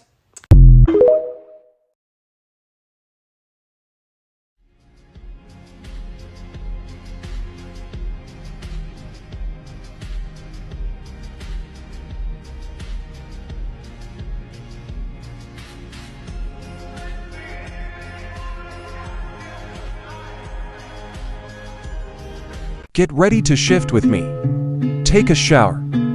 Cozy pajamas. Water. Teeth care plus skincare. Chapstick. Hair time. Water break. All done. Looking at my script. Off to shift. Wish me luck.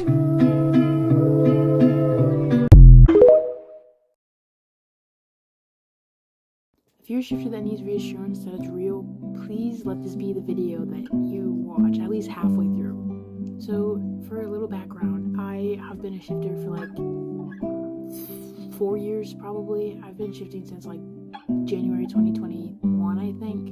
And I know how frustrating it could be going all this time with basically nothing happening. I know that's so demotivating, and you just want to be there with everybody, but I'm like, just keep going, please, because this can be you. So this video is basically going to be me telling you about the time that I pretty much mini shifted for the first time. I don't like using that term, but that's all I got. So this was about a month ago in February, and it was a night that I felt very sad about the fact that I wasn't in my DR. So I kind of just was like, you know what, I'm just gonna go to bed, and whatever happens, happens. So basically, I woke up, and the first thing that was on my mind was the time. So I picked my phone up, and it was 3 in the morning. It was like 3:06, I think. And I had to go to the bathroom, so I went to the bathroom, and I came back, and I just fell back asleep. And then what felt like literally a minute later, I woke up again, and I had to go to the bathroom again, which is like not normal, but I didn't think anything of it. So I went to the bathroom again, came back, checked the time. It was 2 in the morning. Mind you, it was just 3 a minute ago, my time. I don't know how to explain it, but that time doesn't work like that. And to my knowledge, time travel doesn't exist.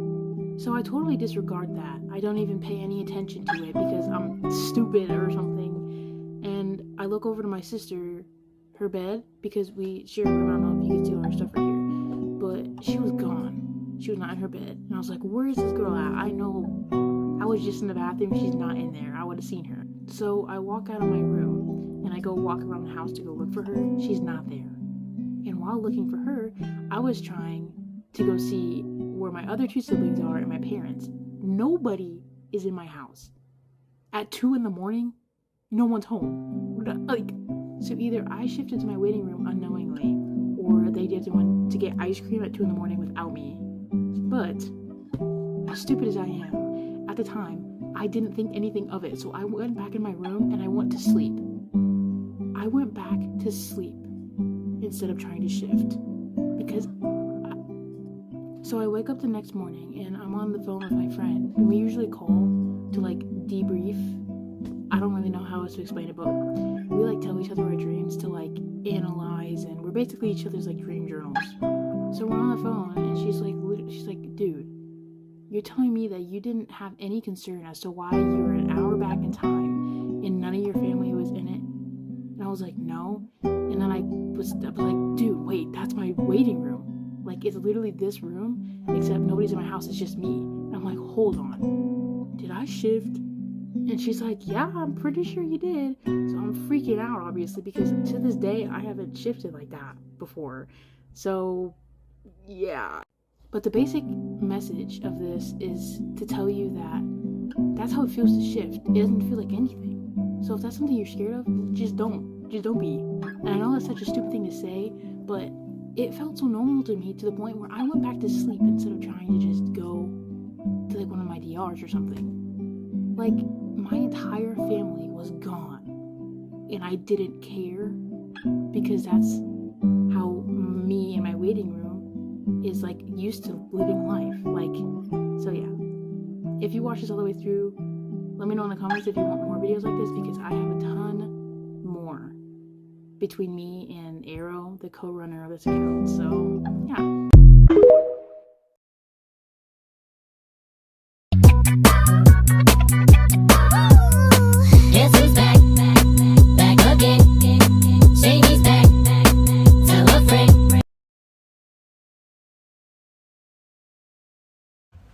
Hello, the old shifter here at Red Sulphur Saga. Over the last few days, I have been trying to prepare myself for shifting, and the way that I've been doing that is I'm walking around in my life, and I suddenly think to myself, this is not the only reality there is. There are many other realities. And I stay with that for about 10 seconds, and then I continue my day. I do that several times a day so that I realize that there are other realities out there and that this is not the only reality. Then what I've been doing also is I sit somewhere, maybe in front of a tree or in front of a rock or in front of a house or whatever, and I say to myself, let me see what it is like for that rock. Let me see what it is like for that house. And I begin to look at it and I begin to identify with it and feel it throughout my body. And then I begin to look at the world from the perspective of something else. That's been very helpful for me. I haven't shifted yet, but it has certainly been very helpful in other ways.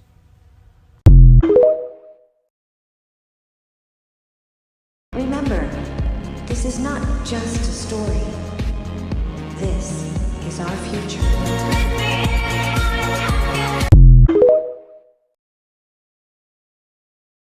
Well, whatever you do, don't fall asleep. Darkness falls across the land. The midnight hour is... Hey guys, today we're going to be talking about the final push. I've made a video on this before and it went pretty viral, but it was a long time ago, so I'm going to make the video again. Now, before I begin, I want to say that the final push is different for everybody. And if you use sleep methods, you don't even need a final push. But I'm still going to explain what my final push was. So when I was first shifting, I would use the Julia I am method. And I would begin with saying I am, which is part of the method. And then I would say full affirmations such as, I am now in my desired reality, I am now my desired self, I am now in blank place, which is where I wanted to wake up. And I would continue doing that until I got any sign of being in my DR, or a symptom, or anything like that. And then when I would start feeling that I'm in my DR or I'm getting symptoms, I would start asking myself questions. If you're like me and you get intense symptoms like I did back then asking yourself these questions can really help you distract yourself from that. Questions such as, what am I smelling? What am I hearing? Where am I? I would visualize or imagine where I wanted to wake up in kind of an 80-degree visual. Exactly visualizing where I wanted to wake up. I'll tell you where I wanted to wake up for it to make more sense. I wanted to wake up on the Hogwarts Express. So I would imagine how the seat felt underneath me. I would feel what I was wearing. I would feel my hair, I would feel the weather, what I was hearing, all that kind of stuff. I would ask myself questions about it. What am I doing right now? I'm sitting up in a cubicle in the Hogwarts Express. What does the compartment smell like? It smells like vanilla because I scripted that. And so on and so forth. I would insert in affirmations in between. Who am I hearing? I can hear the people on the train. I am now in my desired reality. And I'd continue doing that until I had fully knew that I had shifted. And the visualizing or imagining part is the most crucial. It's way better to visualize where you want to wake up or imagine instead of thinking of your DR in a whole. Instead of thinking of scenarios and what your DR is going to feel like and your DR in a full whole, parts of your DR, think of where you want to wake up. Because that helps pinpoint a thought, and then you can use your 5 senses to visualize that area that you want to wake up in. I really hope this helps. Good luck. You are not Told the father. you. What? Told you, Are bro. you serious? Told you. Can I really rock?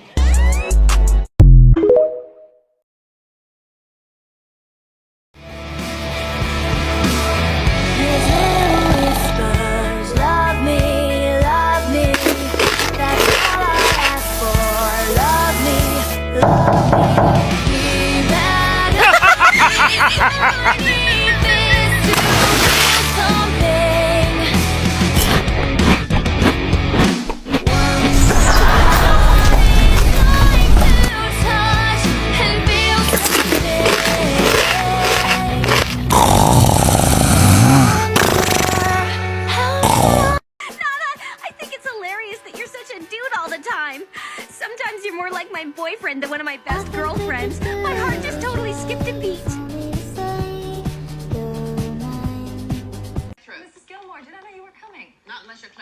what are we looking for today? What are we not looking for? This is my daughter Lorelai and my granddaughter Rory. Nice to meet you. Same here. Hi. What's new? I want a full report. We have a china set that just arrived, still in its crate, that screams Evelyn Gilmore. Hand-painted? Designed in 1870 for the Shah of Persia, the finest. Would you like to see it? No need. Give me a set of 12, plus soup tureen, sauce boats, the works. What else? Doreen. That's gorgeous. From Giorgio Baldi's studio in Venice. They only made 18. Wrap them up. Right away. You've got Richard Gilmore's sizes on file. Pull the latest Briones in an assortment of colors and charge them to our account. Yes, ma'am. What are Briones? 6 months of my car payments plus a car. Include accessories and 3 pairs of loafers. Italian, they should feel like butter. Make it 4. Hell, make it 6. Yes, ma'am. And jewelry. Add an assortment of jewelry appropriate for a man with a mustache. What would that be? Bracelets, pinky rings? Well... And a mustache comb, the most expensive one you've got. I will look. Excuse me. Mom? Keep up. Does Dad even want any of this stuff? He doesn't know what he wants, Lorelai, so I choose what he wants. Excuse me? Yes. I want this. I'm sorry, ma'am. That's just a display. It's not for sale. Everything is for sale. I will take care of it. Hop on top, I wanna ride. I do a giggle, what is inside? Spit in my mouth, look in my eyes. Pussy is wet, come take a dive. Tie me up like I'm surprised. That's roleplay. I wear disguise. I want you to park that Big Mac truck right in this little garage. Make it cream, make me scream. Out in public, make a scene. I don't cook, I don't clean, but. Hi shifters, today I wanted to make a video about grounding, just like all of the basics, because I've been getting a lot of comments about grounding recently, and I know that there is some confusion there, so I want to talk about it. Basically, I made a video like a little while ago about the DRs that I've shifted to and mini shifted to, and I used the terms like in parentheses, fully grounded in, not grounded in, and people were confused about that. So what does it mean to be grounded or not grounded in a DR? Being grounded in a reality just means having access to all of your senses. So what you can see, what you can touch, what you can taste, what you can feel, what you can smell, like all of those things are your senses. And when you are able to fully access them in a reality, it means that you are grounded there. And being grounded in a DR is very important because it means that you will not unintentionally leave. Hence the difference between mini shifts and full shifts. Now, I'm going to get into the ways of how to ground because that's also a question that I've been getting a lot. Many shifters use the tactile sense, your touching sense, to ground because it is kind of the easiest thing you can do. You can literally just pick up something. These are my headphones that I wear all the time, and feel the headphones or feel the object that you are touching. You can rub your hands on your bed and feel the texture of your covers. You can touch your body. What are you wearing? Like, do that stuff, and then you start to affirm what you are feeling. You start to affirm that you are grounded, that you are present, that you are aware, all of that stuff. There are other ways that you can ground yourself. I know that a lot of people use anxiety techniques, like how to calm themselves down from like a panic attack. You can ground using that. Or you can even do something that one of my best friends does. Once she gets to a new DR, she, because she scripts in people from her original reality, she immediately goes searching for those people and uses them as totems of sorts. And seeing that familiar face that follows her throughout all of her realities is very comforting. So that is another way to ground. Multiple different ways to do it, but that is all I have for you guys today. I hope that helped. If you have any questions, let me know in the comments, and yeah, happy shifting.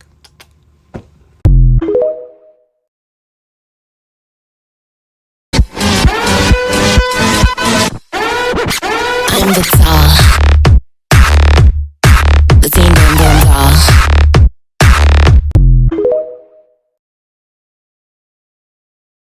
There is only one rule. Keep the lights on.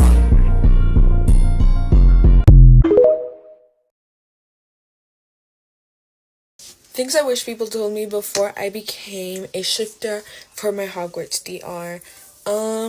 So basically, I've shifted to my Hogwarts DR a total of 3 times. 2 of those have been like mini shifts, and one of those has been a full-fledged shift, and I stayed for 5 months. So I know a lot about Hogwarts. Well, not a lot, because it's only 5 months, and it's been 4 years since I shifted. So I don't really remember every detail, but I am doing my best to remember them so I can give you guys content. Okay, so, one thing that nobody warned me about is how wands literally make you tired. Like, I would be doing my spells, yada yada, spells for class, spells for everything, but I get tired. Like, using magic in general makes you tired.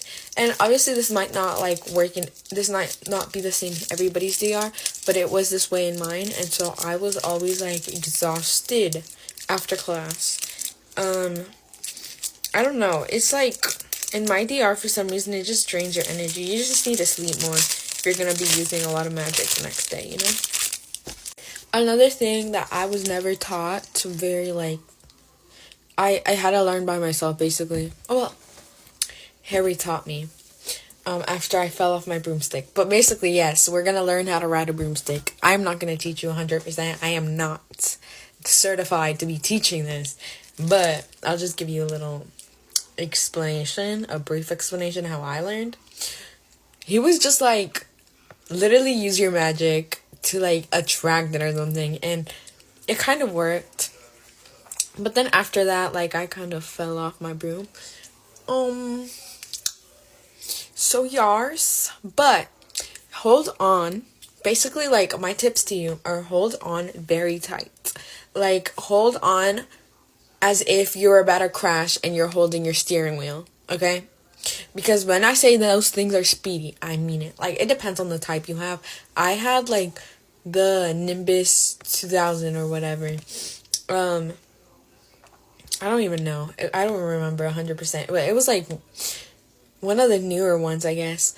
But basically, yeah, she went really fast. So, this girl was, well, she was struggling using it.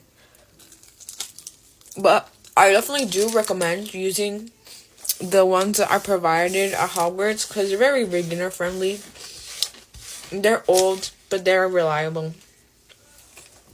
Another thing is how many people are rude at Hogwarts. Like I said, this might not work in everybody's DR the same way, but people literally, like, in my Harry Potter DR, my bad.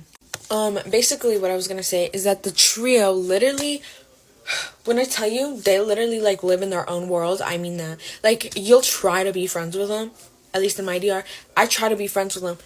They said, do I know you? Every other second. Like, yes, we'd talk sometimes. Yes, we'd be, like, close, I guess, because I was in the Gryffindor dorm. But that's all. Like, they will not be all buddy-buddy with you. They will not. Because I did, and they distanced themselves. I was buddy-buddy, and they distanced themselves. I love Harry, and Harry, like, is cool with me. We're childhood friends. We tell each other a lot, but when I tell you this man is still keeping his secrets, I mean it. He keeps them hidden, and yeah, that's... But me and him are still super close. Like, I love him. Childhood best friend. Sorry, my mom is calling me, so I'm gonna probably finish filming this later. I think that's all I really wanted to explain. But if you want more parts or have any questions, I'm your girl. I'm here to try to explain it at my best. Like I said, it's been a while since I shifted, so bye. Before you play with fire, do think twice. And if you get burned, well, baby, don't you be surprised. It started with the hay, lost a creaking, well it just started in the hay. With his long johns on, pop went a creeping onto the bottom to the hay. You said it was true love, but wouldn't that be hard? You can't love anyone, cause that would mean you had a heart. I tried to help you out, now I know that I can't. Cause how you think's the kind of thing I'll never understand.